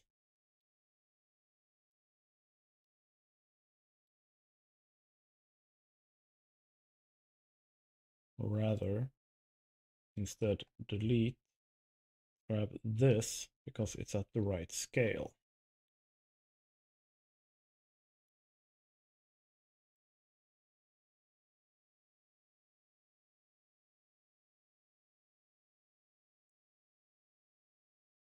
Okay.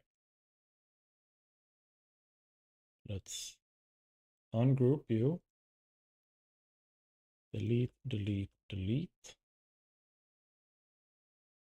Pick you guys up again and place you in.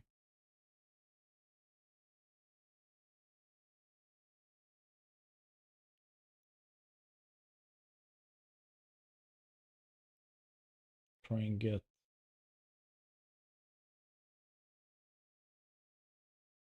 single house. Hotcha. No. So we're moving you down in layer. Hotcha.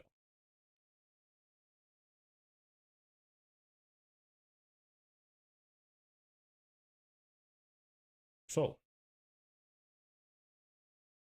then we can take that constellation. That was not the correct thing to do. I need both of you.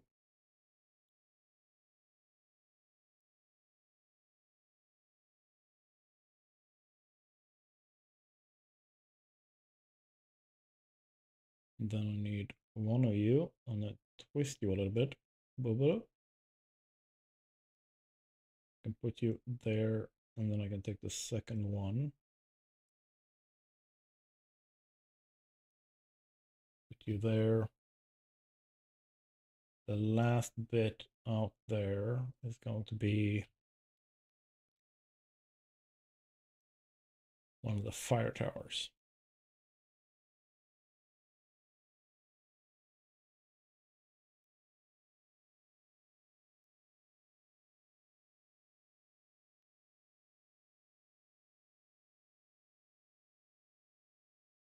With another well. Us? A few thousand years you start learning.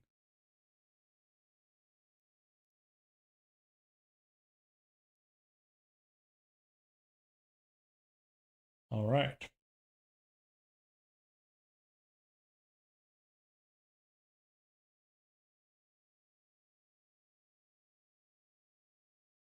So, Empress, if you can't hear me, take a good look in chat now, because I have made one of the sections in the city.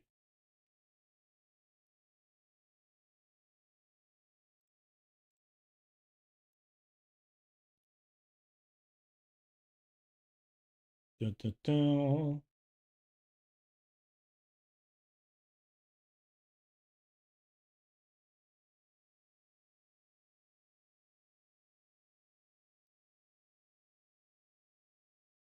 Thank you. I have a little bit left.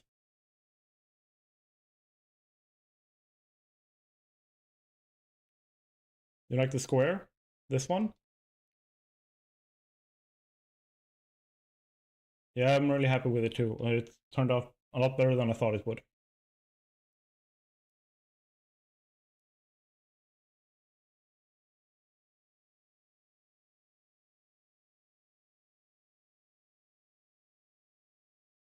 And it's very chaotic, which I also like. Mm.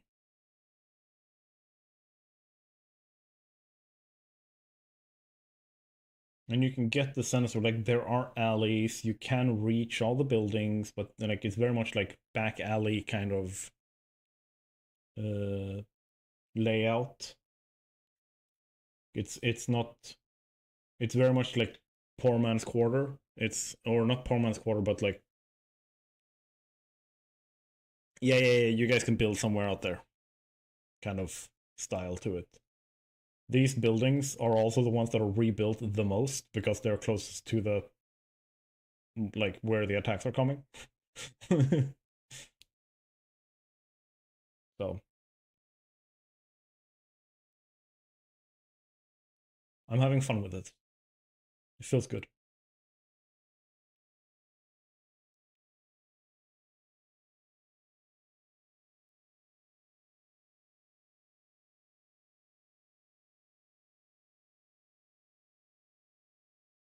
That's the best part.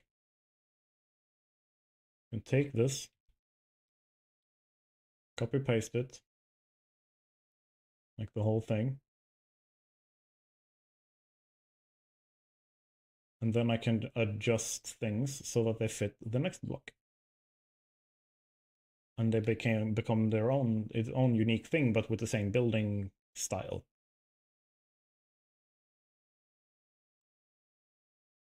I can just start with looking at delete that.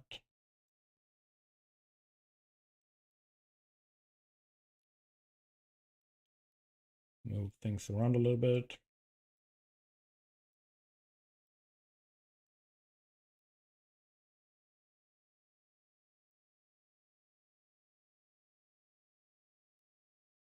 Potato.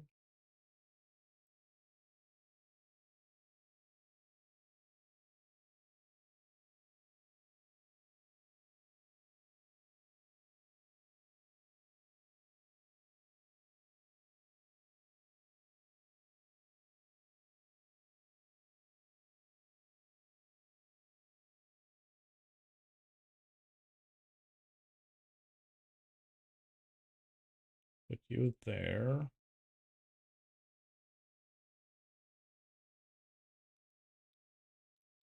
Put you there. Make you a little bit smaller, kind of like an outhouse deal. There, and put you one, no, lower you one layer. Oh, like that. Aha.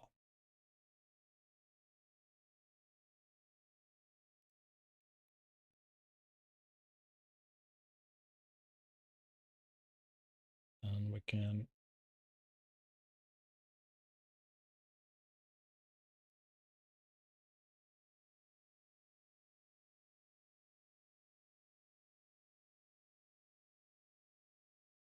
get you like so.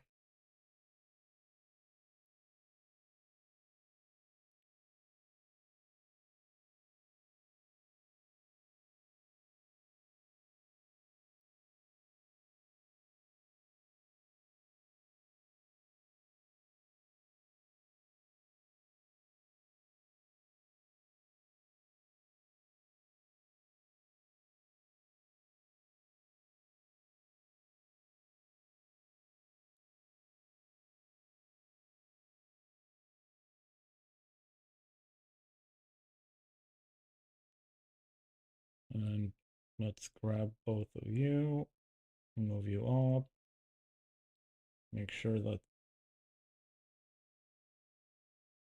there.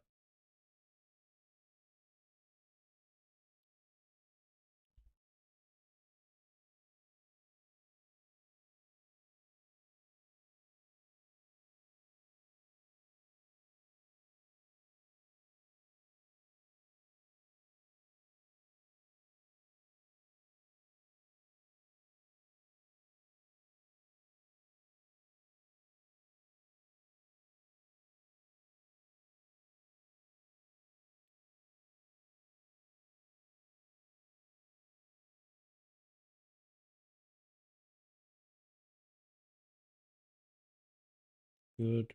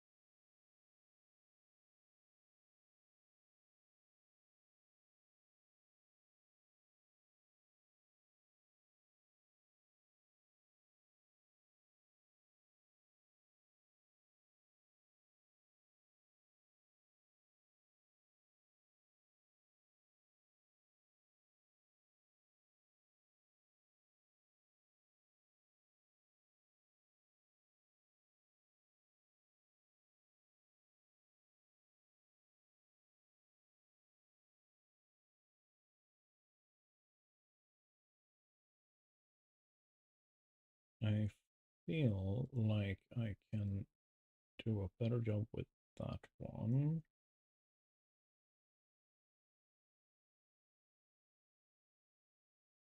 There.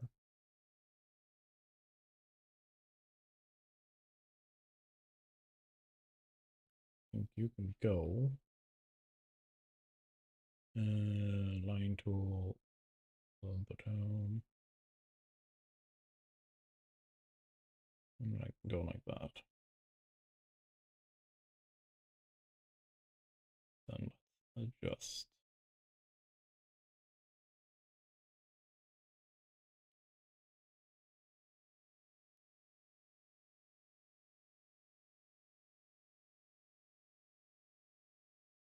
Like so.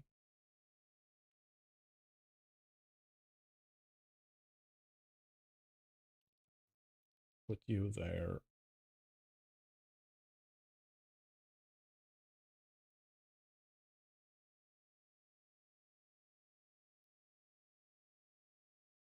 No. Grab one of you.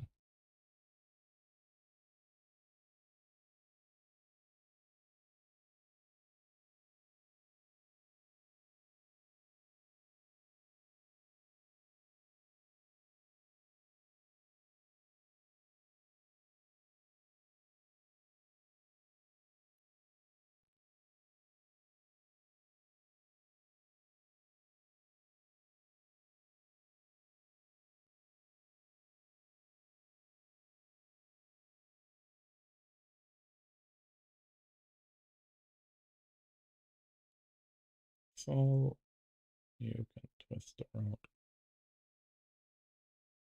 like so, but we need to put you on layer 1 instead. You twist.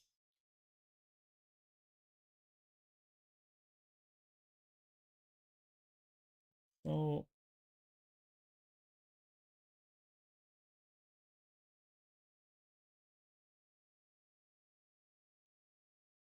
then let's grab you. Boom. So twist you. You're pointing towards the road.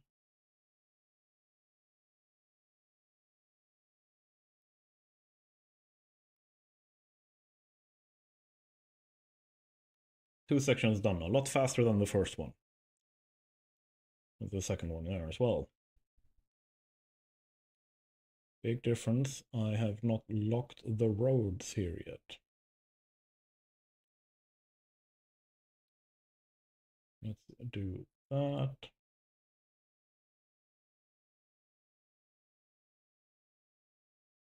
Lock selection.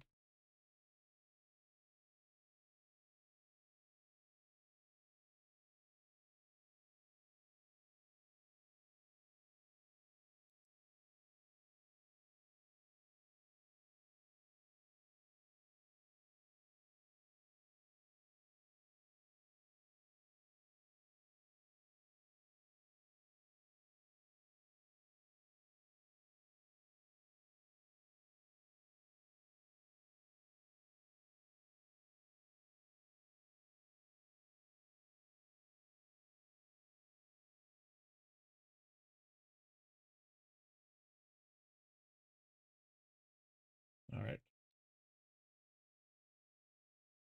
Move your layers so that you are always on the bottom.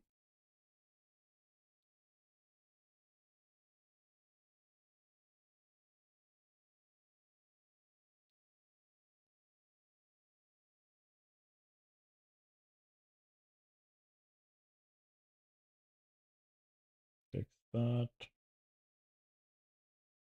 Go.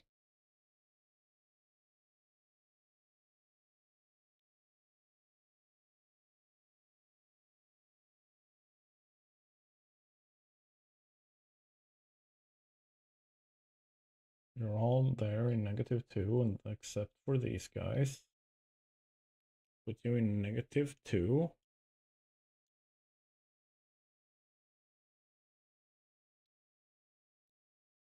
put you guys in -2.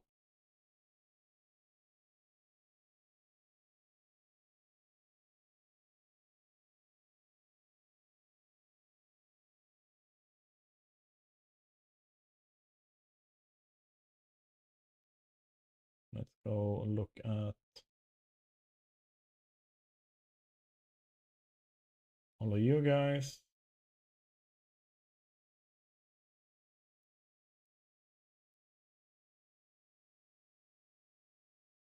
Fancy bridges, you should be in -1.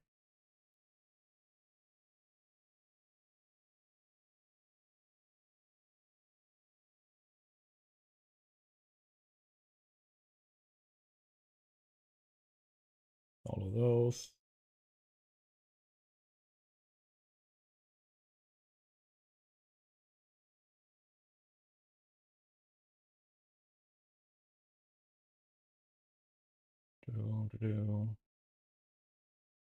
Gonna be all the guys up there, yeah. We're gonna find all the ones.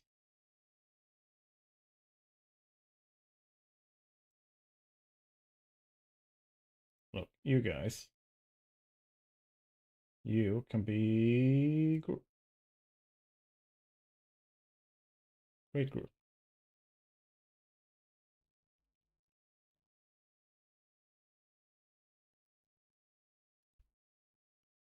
That's a command post, not a boost post.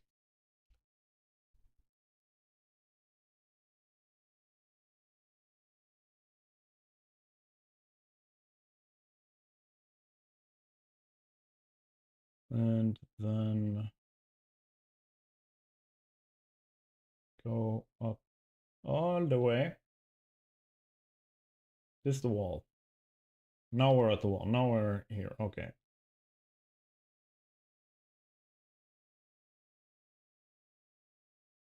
Okay, you guys. Yeah. Layer. We're putting you at layer 5. You're at the top. Like you're the top muckety muckus.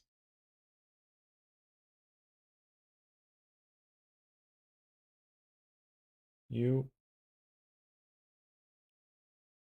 also at the tippity top. Making sure that that is correct.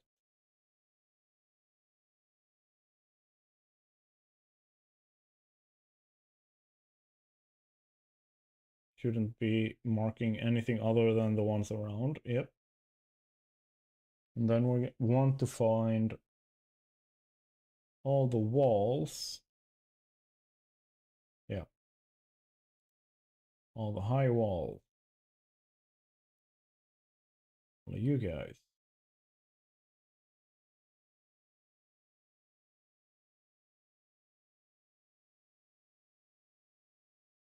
And then we want to take those walls, put at layer number 4.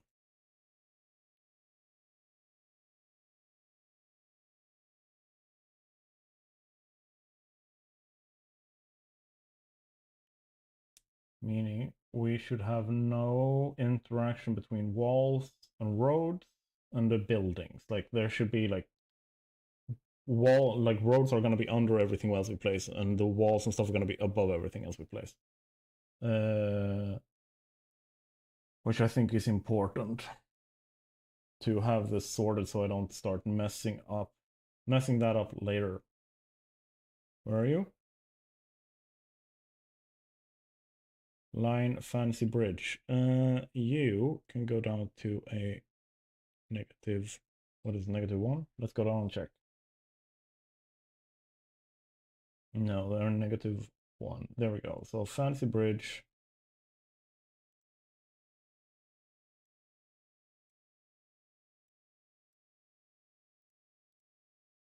All right. And then you guys, you can go down to layer -5. You should be at the bottomy bottom. And then also -5. I missed you. There. And then you should be at -4. There we go. So, properly sorted.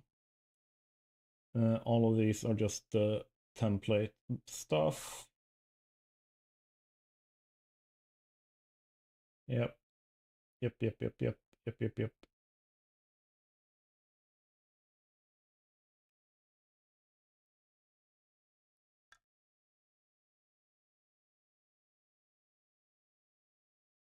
All right.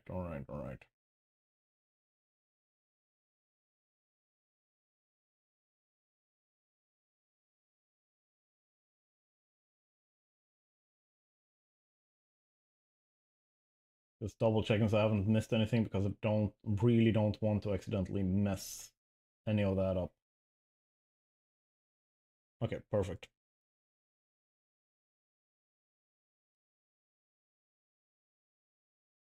So what I can do now, quite simple, is take this, copy, paste, and the thing that I have pasted, I'm going to turn upside down.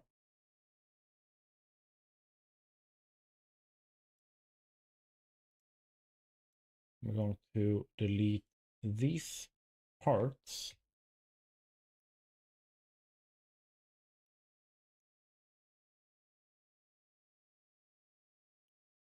I'm going to place here, and then I'm going to start adjusting.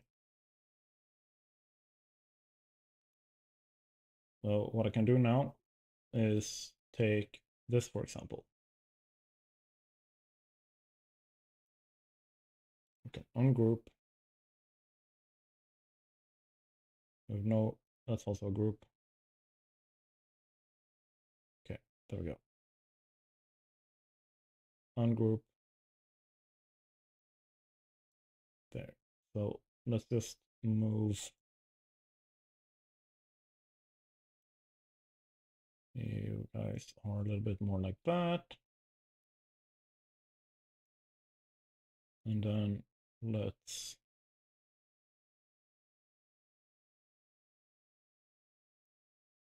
delete you, delete you. You guys, we can keep what I want to move you, boom, all the way down here. Let's remove you. Let's just keep the fire tower.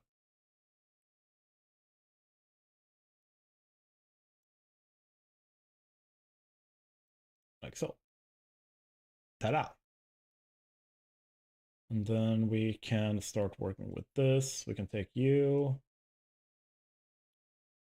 Okay, it's closer to the wall or the road here.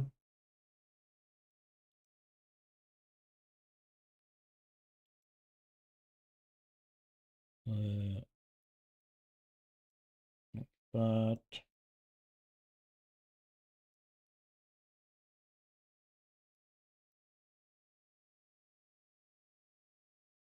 then here.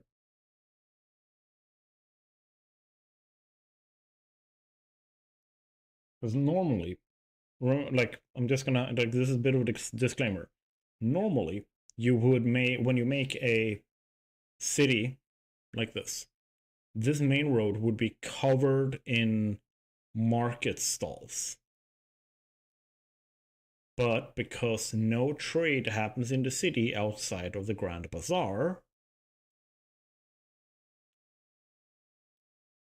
these are living spaces instead.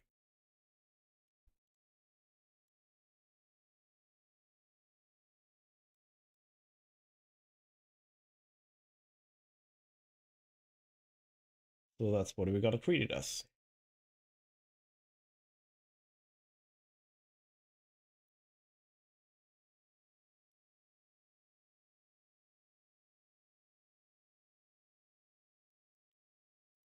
Let's move some of this up.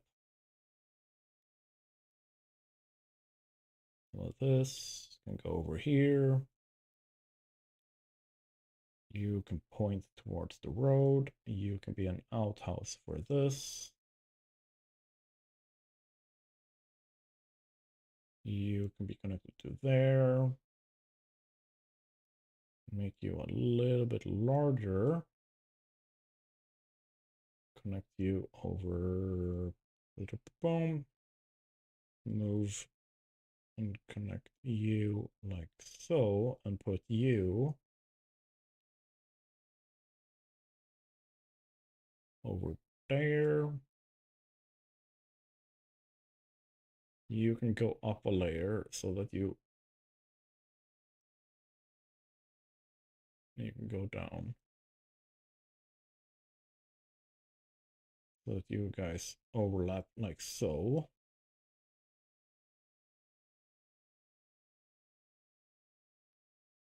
And then we can do something like that. There.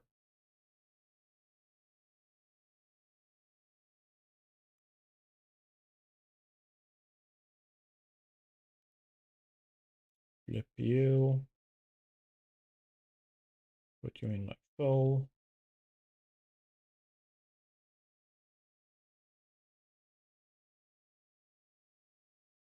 Then we can flip you.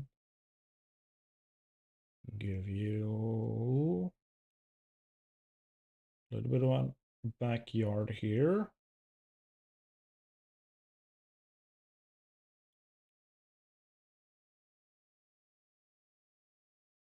We want one more house. Which one? Let's grab one of you. There. Because there's certain things we don't have to think about that doesn't exist in this society. Tourism. So it's not about like showcasing the best when you get into the city. No. The only concern about like why these buildings are here is they are going to take the first hit. The less important people.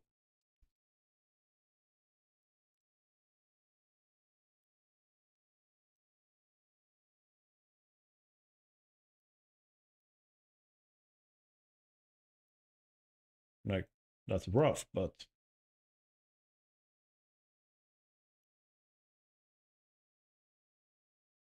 so sandpaper, and still gotta use it if that's what you got. Run out of toilet paper.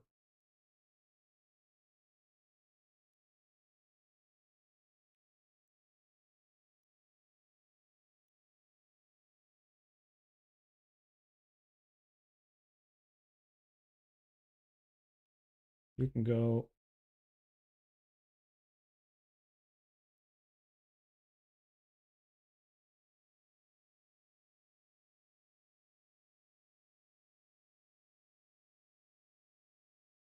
Let's try and get a little bit of a neighborhood there.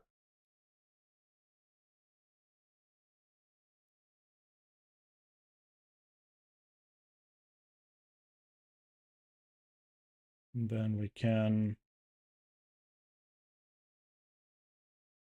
go like so.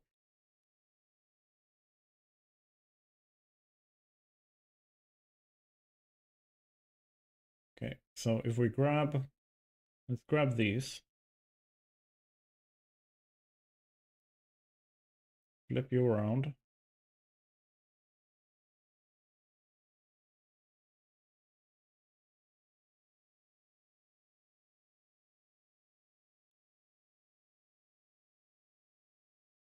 Like so. You can be deleted.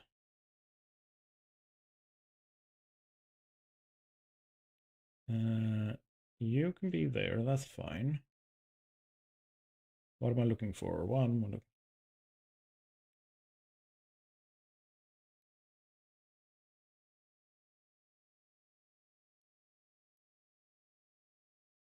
You. Let's grab you.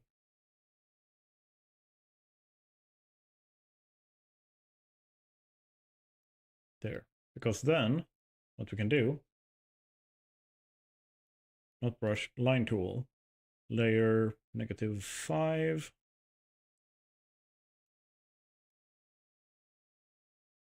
there with the 10, right?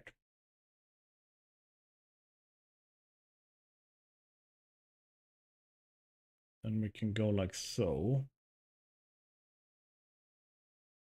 Make a little bit of a road like so. And we can make another one that goes here.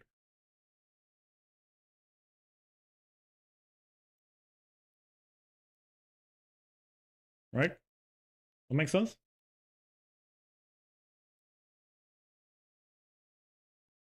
You just gotta make sure that it is locked so we can't accidentally mess with it.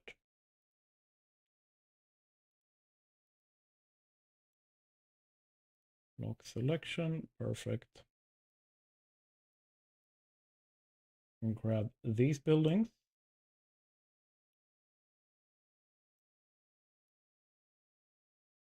Move things around a little bit. Now we're in the fill in kind of section for up here. We gotta see where we can make room for a couple of those nice little side roads as well. You can go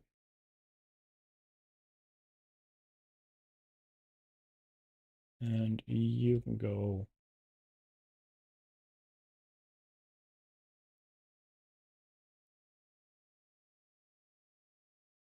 Here, we can grab you guys.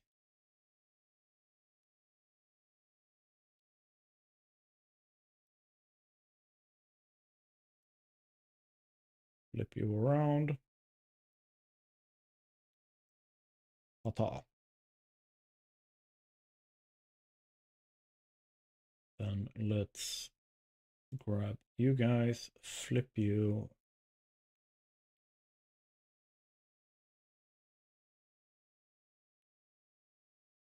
And put you right there.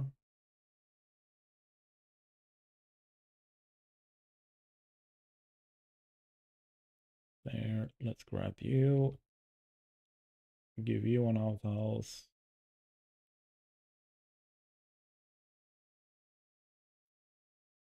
Yeah.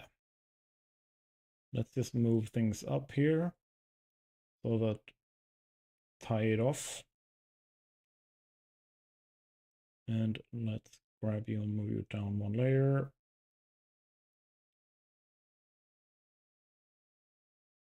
Flip you and move you in like so.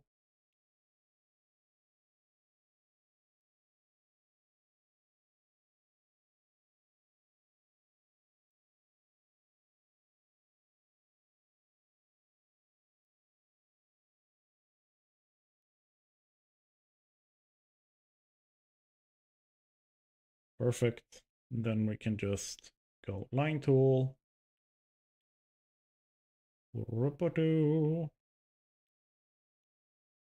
And then past here. And like so. So that's another back road.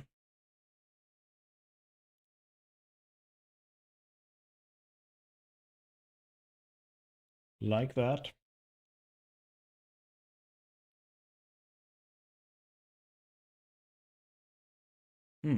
I am enjoying this. This is pleasing to my brain.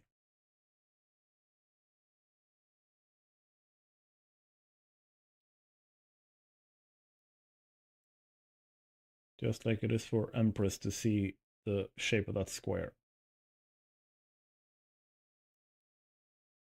Add a little something something here to you.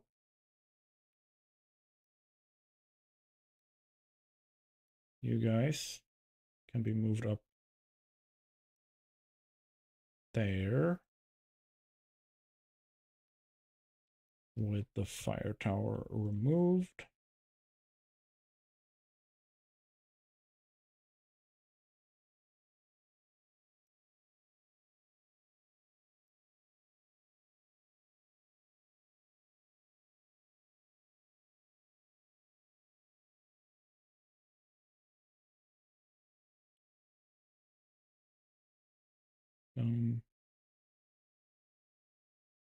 You can go back over here.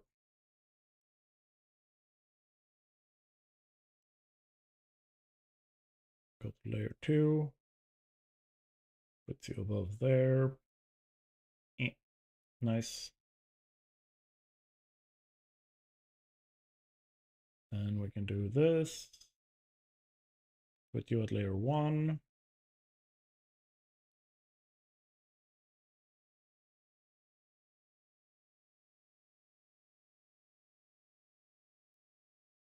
Then we can grab that.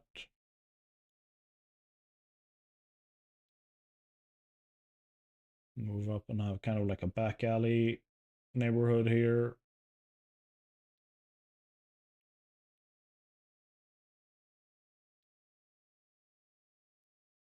There.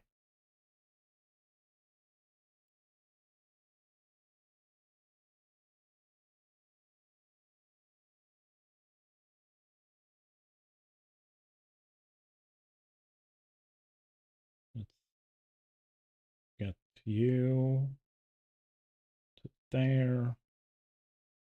Can be a little bit bigger. Flip you around.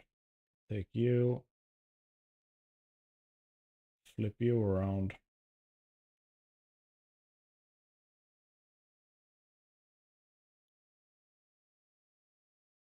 There.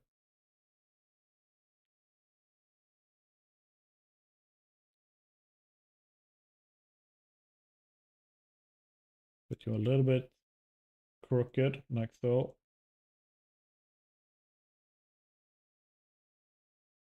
Then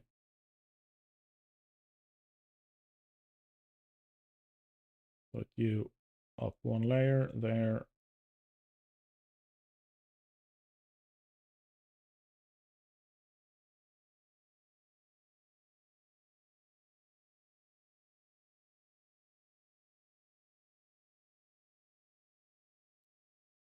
One layer.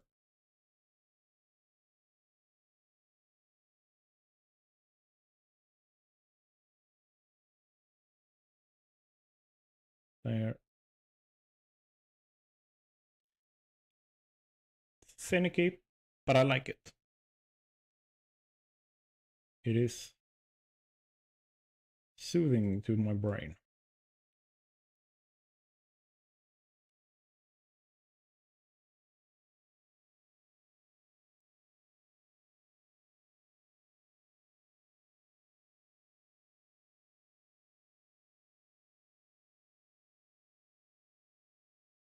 I'll get rid of you.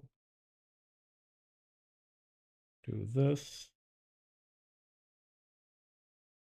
Move you there.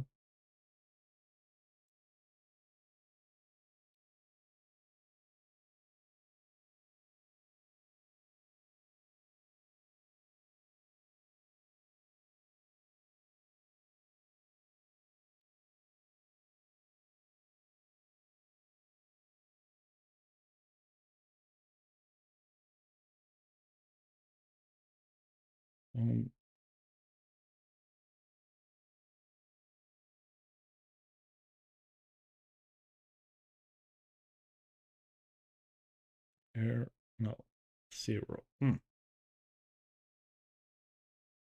Perfect.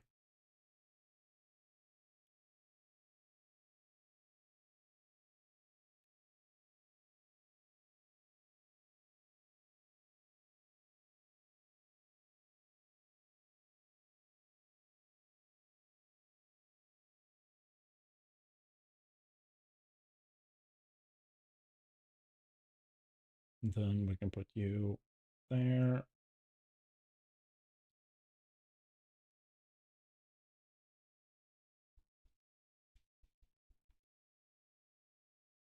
This is going to take a while.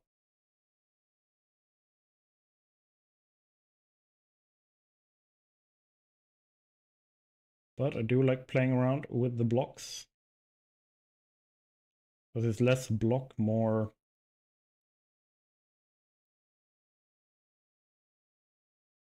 just freeform chaos at this point.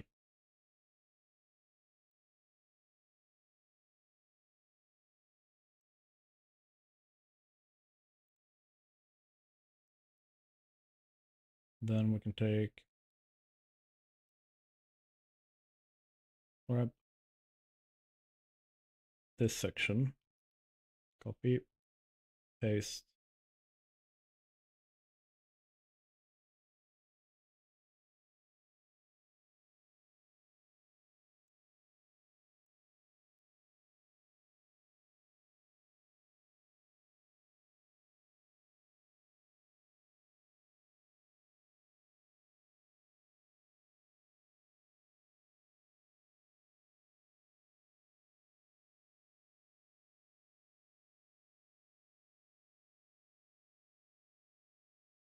There. So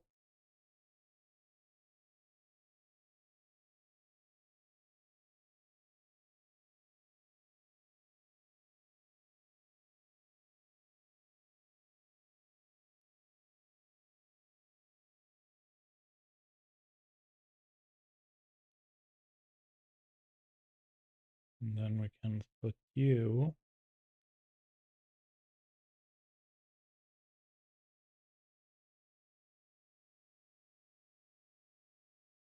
there.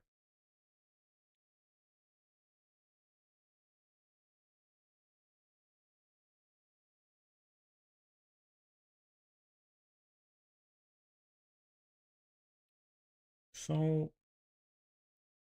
many small finicky things to move around to fill out a single square.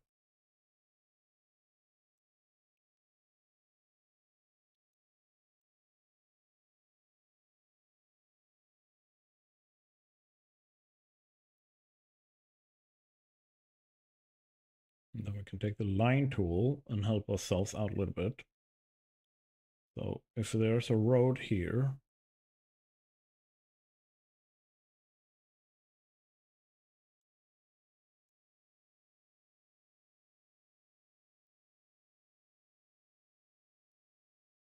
and then we lock it.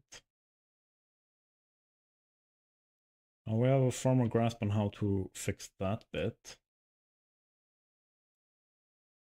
Can do something similar over here. Boom.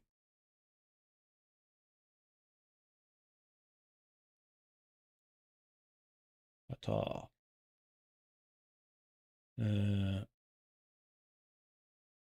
With this.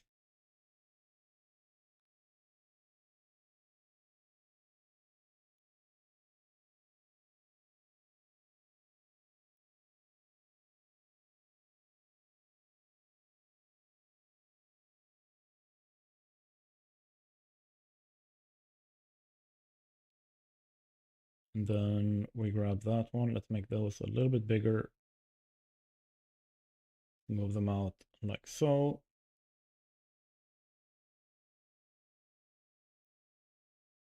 In here, let's flip you.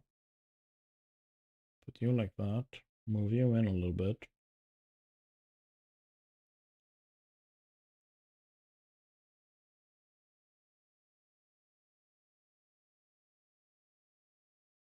And then we can go like so. Flip you. Boop. Go like that. Let's boop you down. Then boop you up.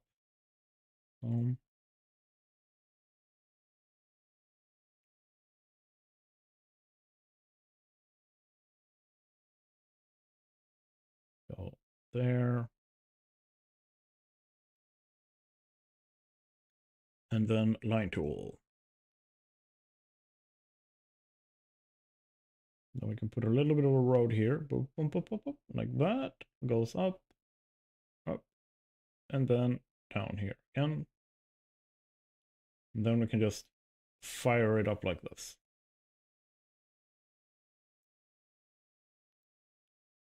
Ta-da!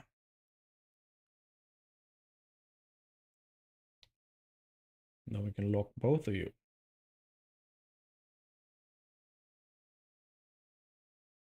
Perfect. And then we can attach buildings to each of these roads.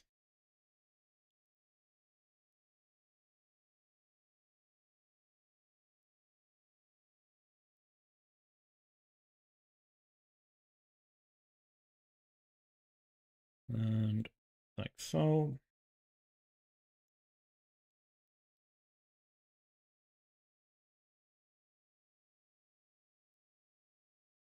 Wrong button. There we go.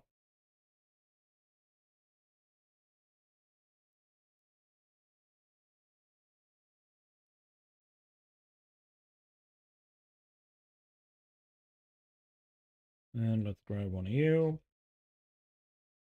And let's grab two. One that is attached over here.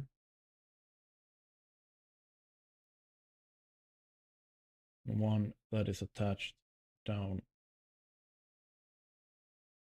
here. And let's lower you there.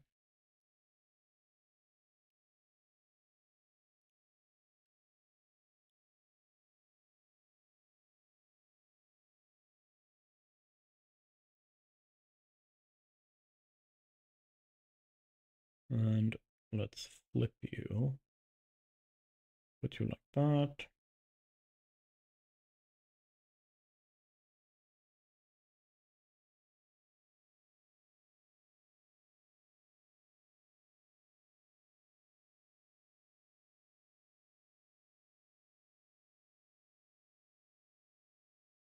Now you guys paste.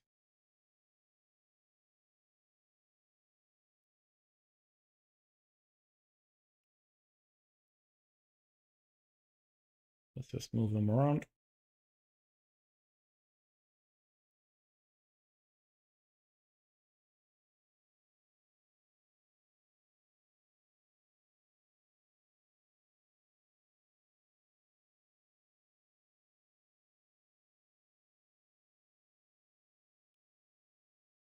So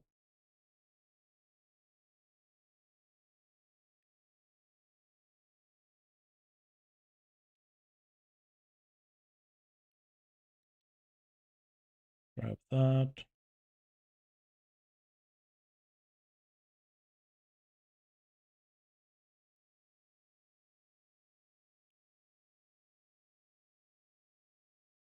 Flip. And then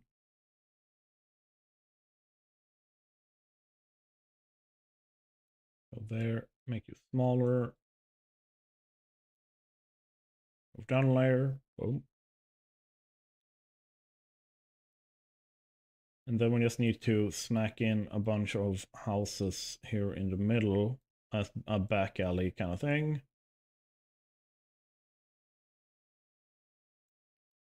Question is, I should grab something up from up here. So let's grab you guys.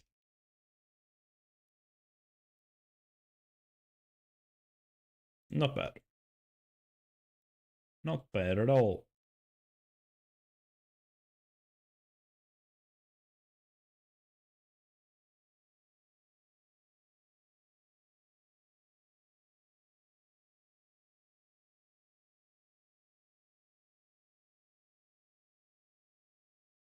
Then we can grab that, put up here.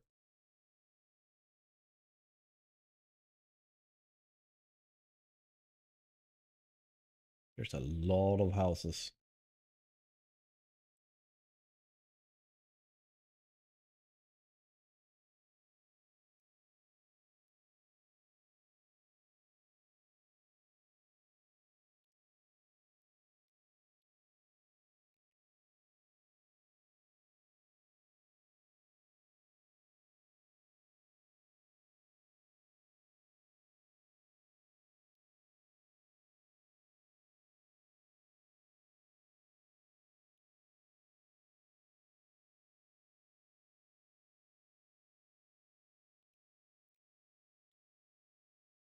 And let's grab a copy of you. And do that. Move up a layer.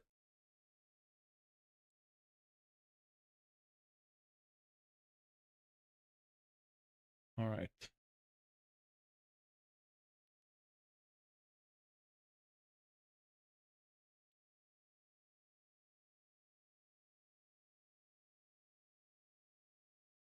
And then we can grab an outhouse.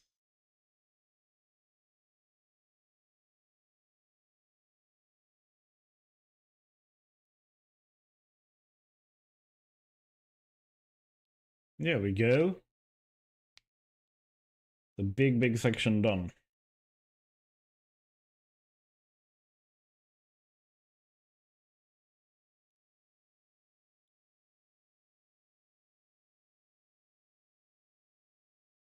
Now question is, can I just take like half of this? Yeah. And start working on this one.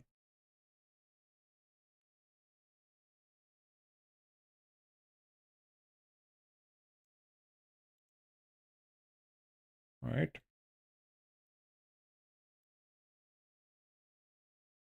Move you, gonna be more like down there. You, we can move up there.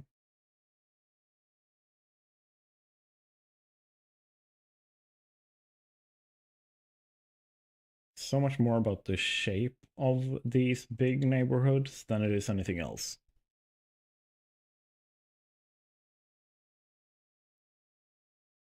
So if I move you down, flip you,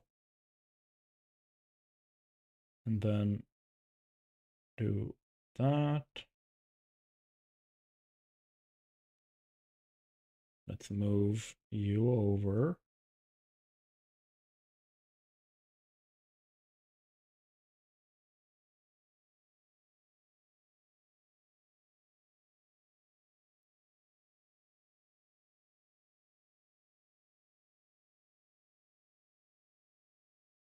All right. Then we gotta grab this stuff.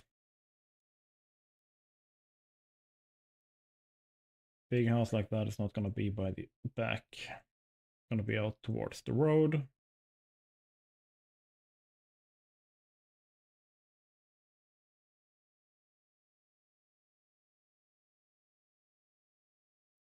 There. Fire tower. Gonna be same thing. It's gonna be out towards the road. Guard tower. Put you there. More like there.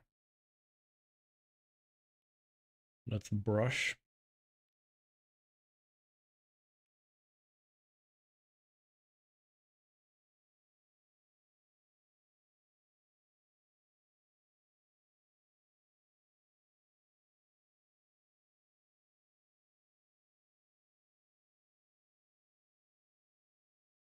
There we go.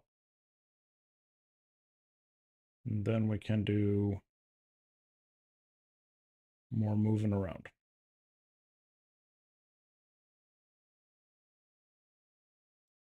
So if I take that, copy, and paste down there, because now we need to move around some stuff again. Delete you.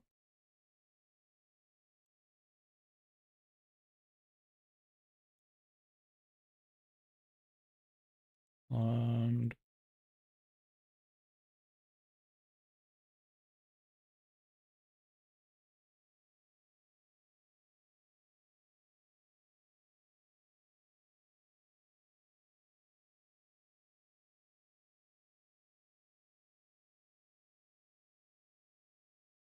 let's see if we can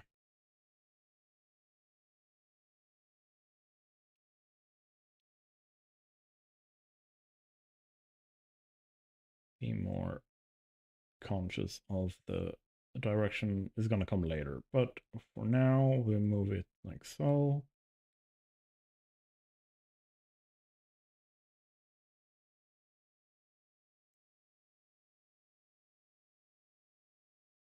And we then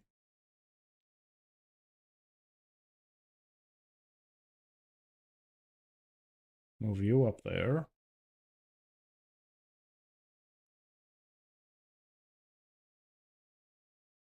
Shaping is shaping up.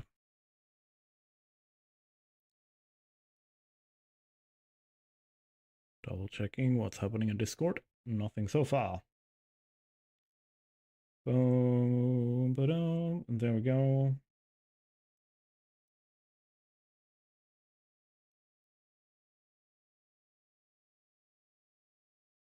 Now what we do is we grab random buildings throughout this entire thing. Copy, paste. Move this up. And adjust.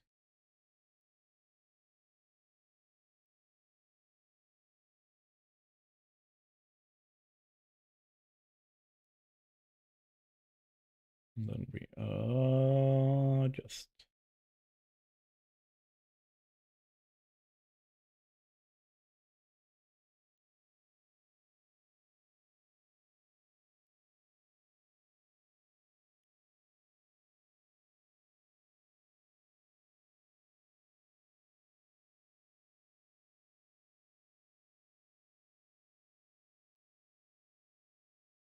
Actually move you up here.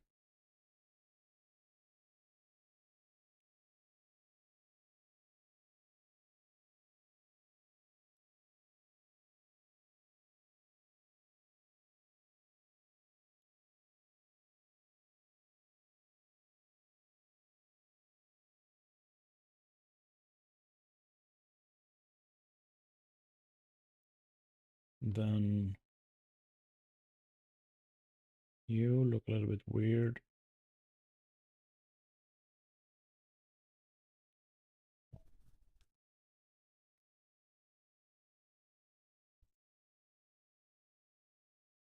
Then we can take you, move there.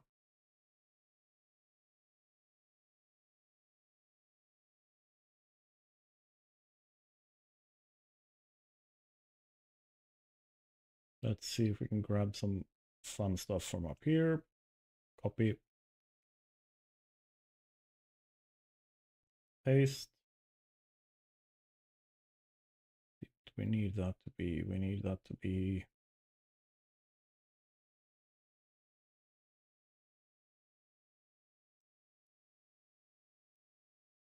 more stretched out.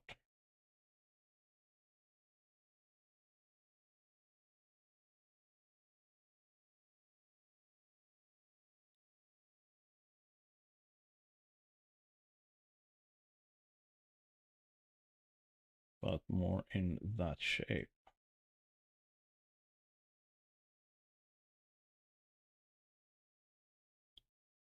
Now if I take that, here we got something to work with. We can take you. I can take that.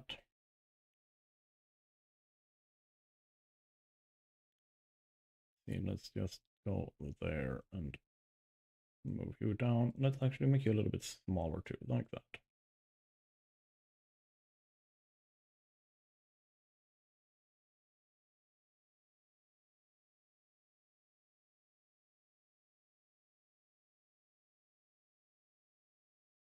There.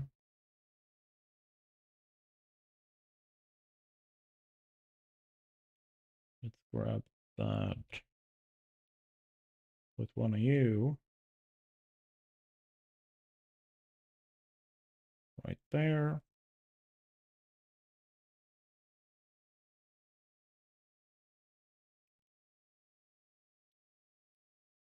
Put one of you like so.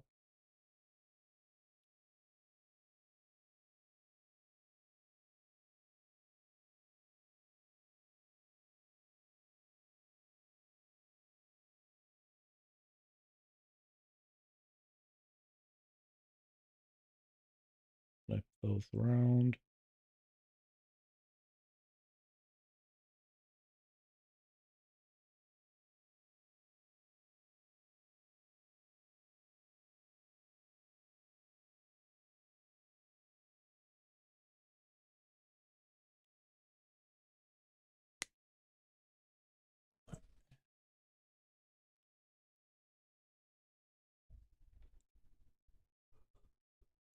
Hmm.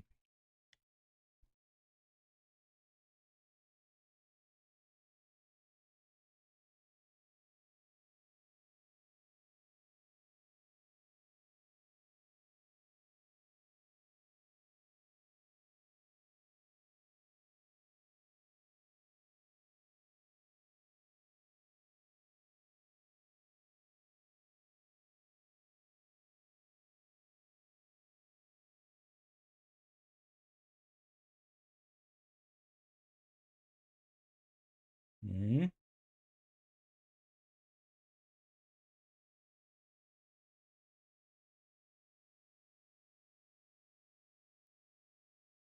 Do that. Move you there.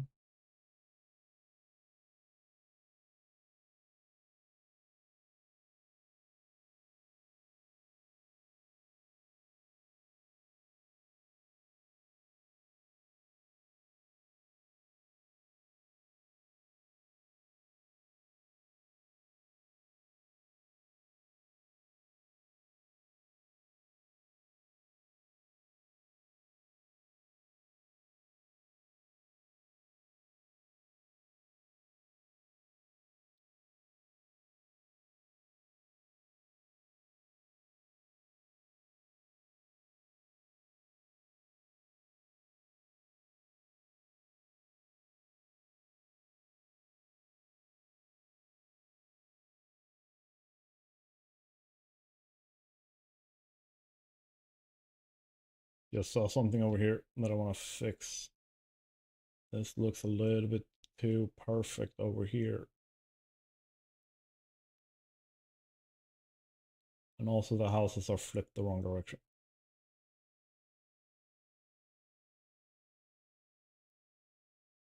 Yeah. Is that enough? No.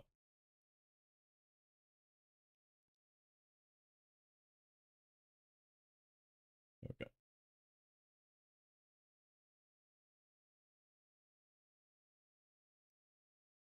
Just trying to make things make sense. Ish.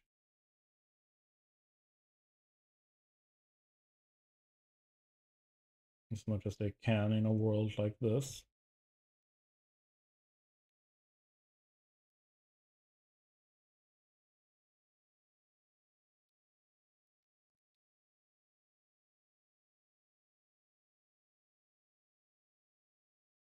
There we go. That is a lot better, but this place is not dense enough. So we're moving things closer together.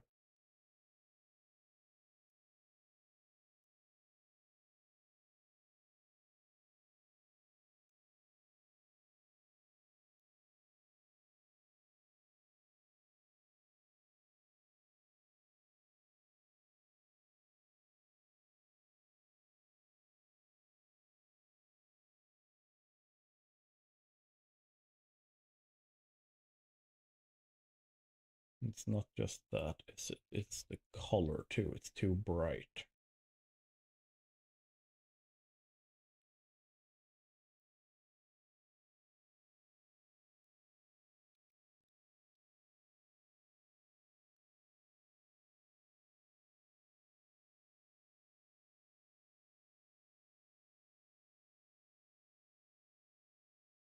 And then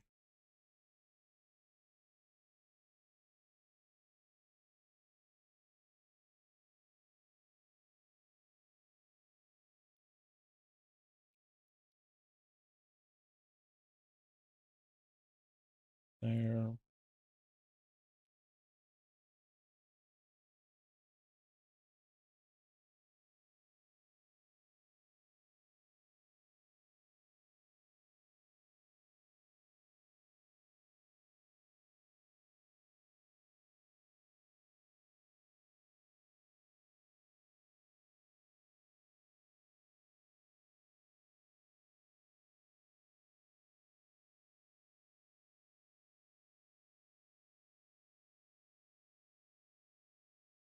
trying to fix the density problem, as in there needs to be more houses.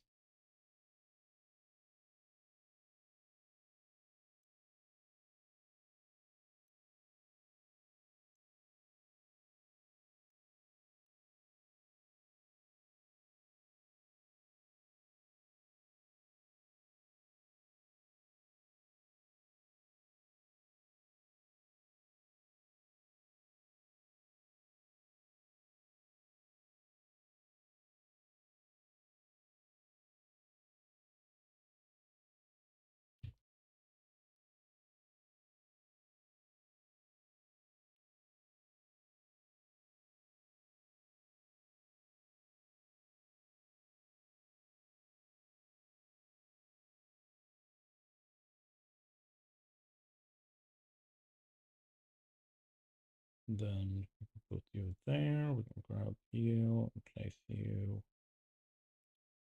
around there.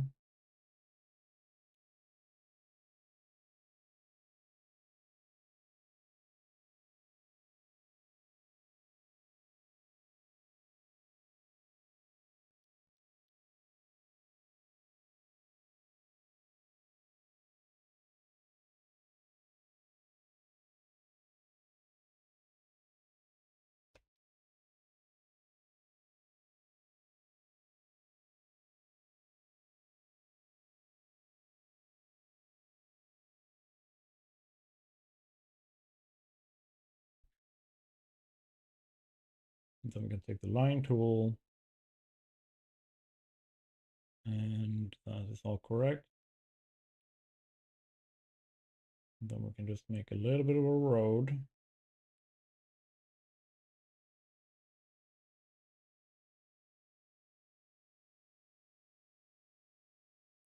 Make same thing here.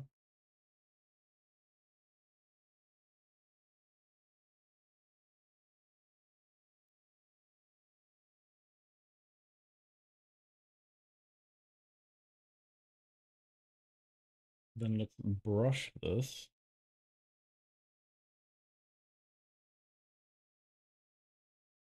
And put a well in there. No, just one.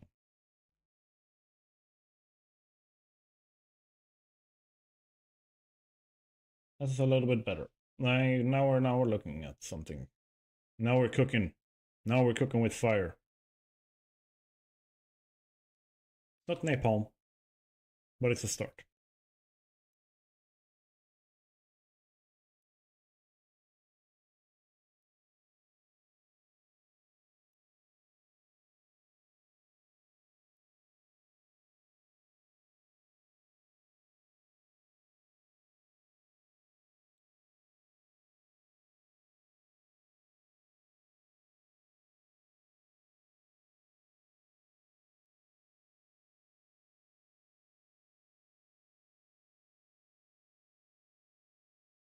Right, we need another line.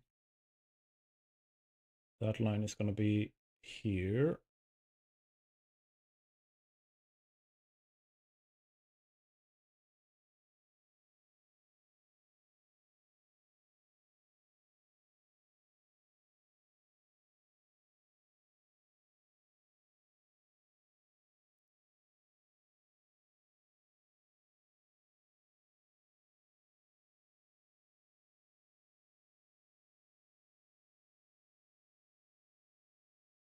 Continue. So this line is going to go in here, but it's also going to continue up here.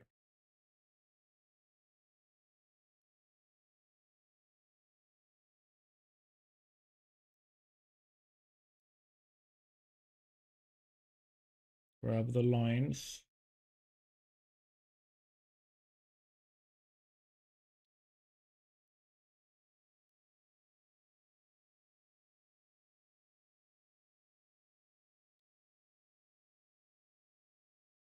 Just a bunch of lines. Then lock selection. Also lock selection on this well.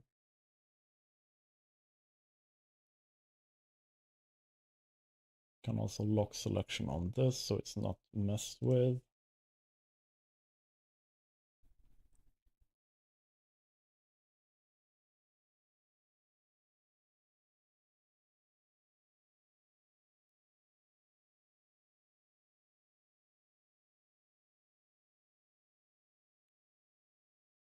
Let's grab you, put you in here as well. I need to flip you around.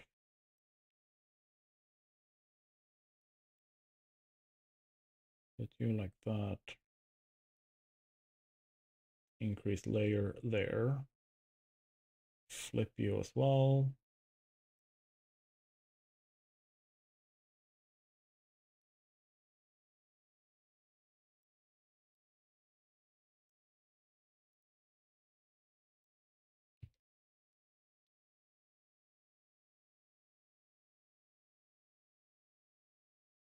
Like that.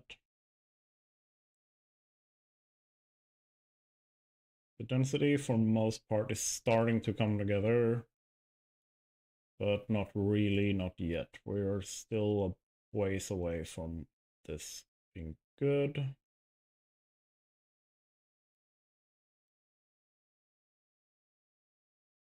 Layer there, layer. Make you go like so.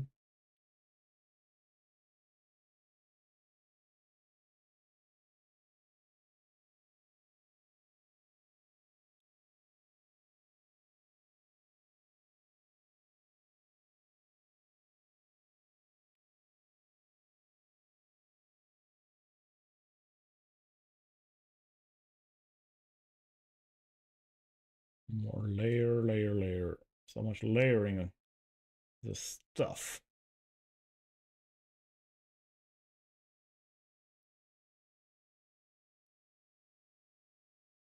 It's fun though. It's going really well, in my opinion.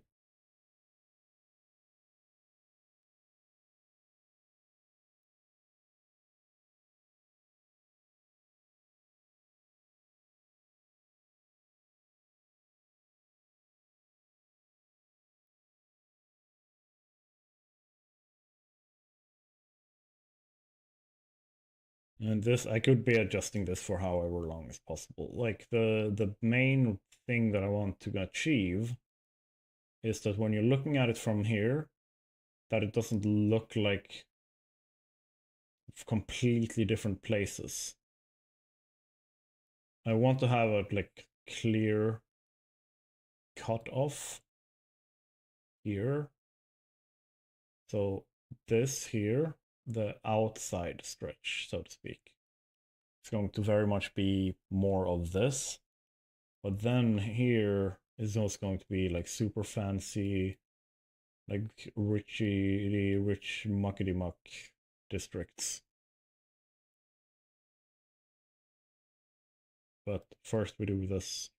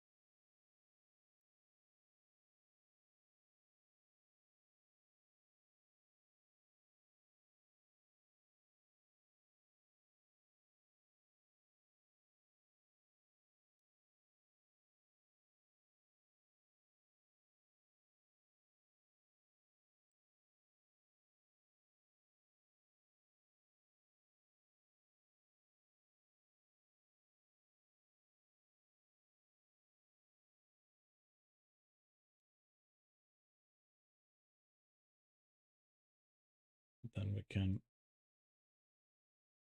do there.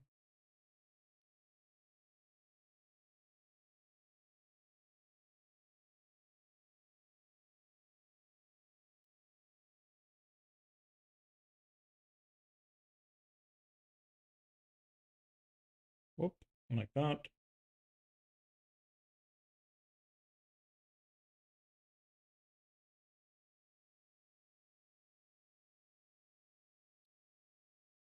Then we can lock that.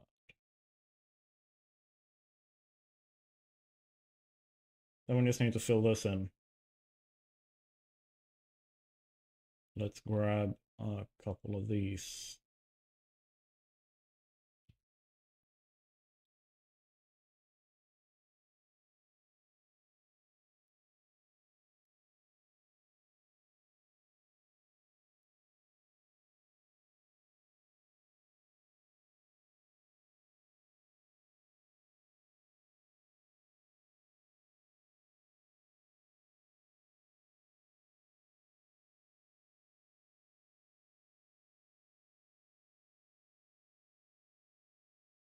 And then this one. Hacha. And then we can take you two. One of them we can place over here.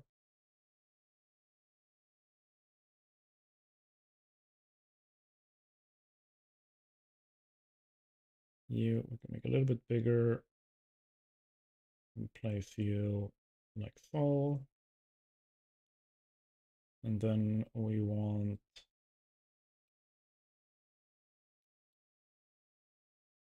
one of you.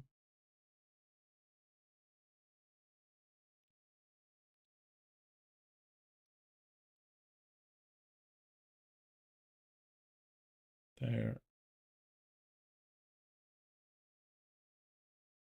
There we go.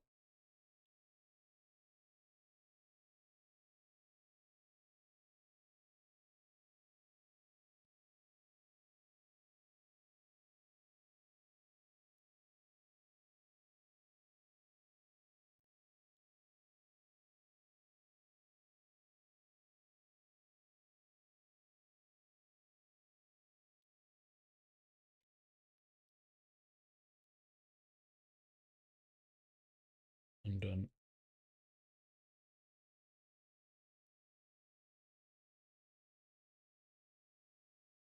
boop.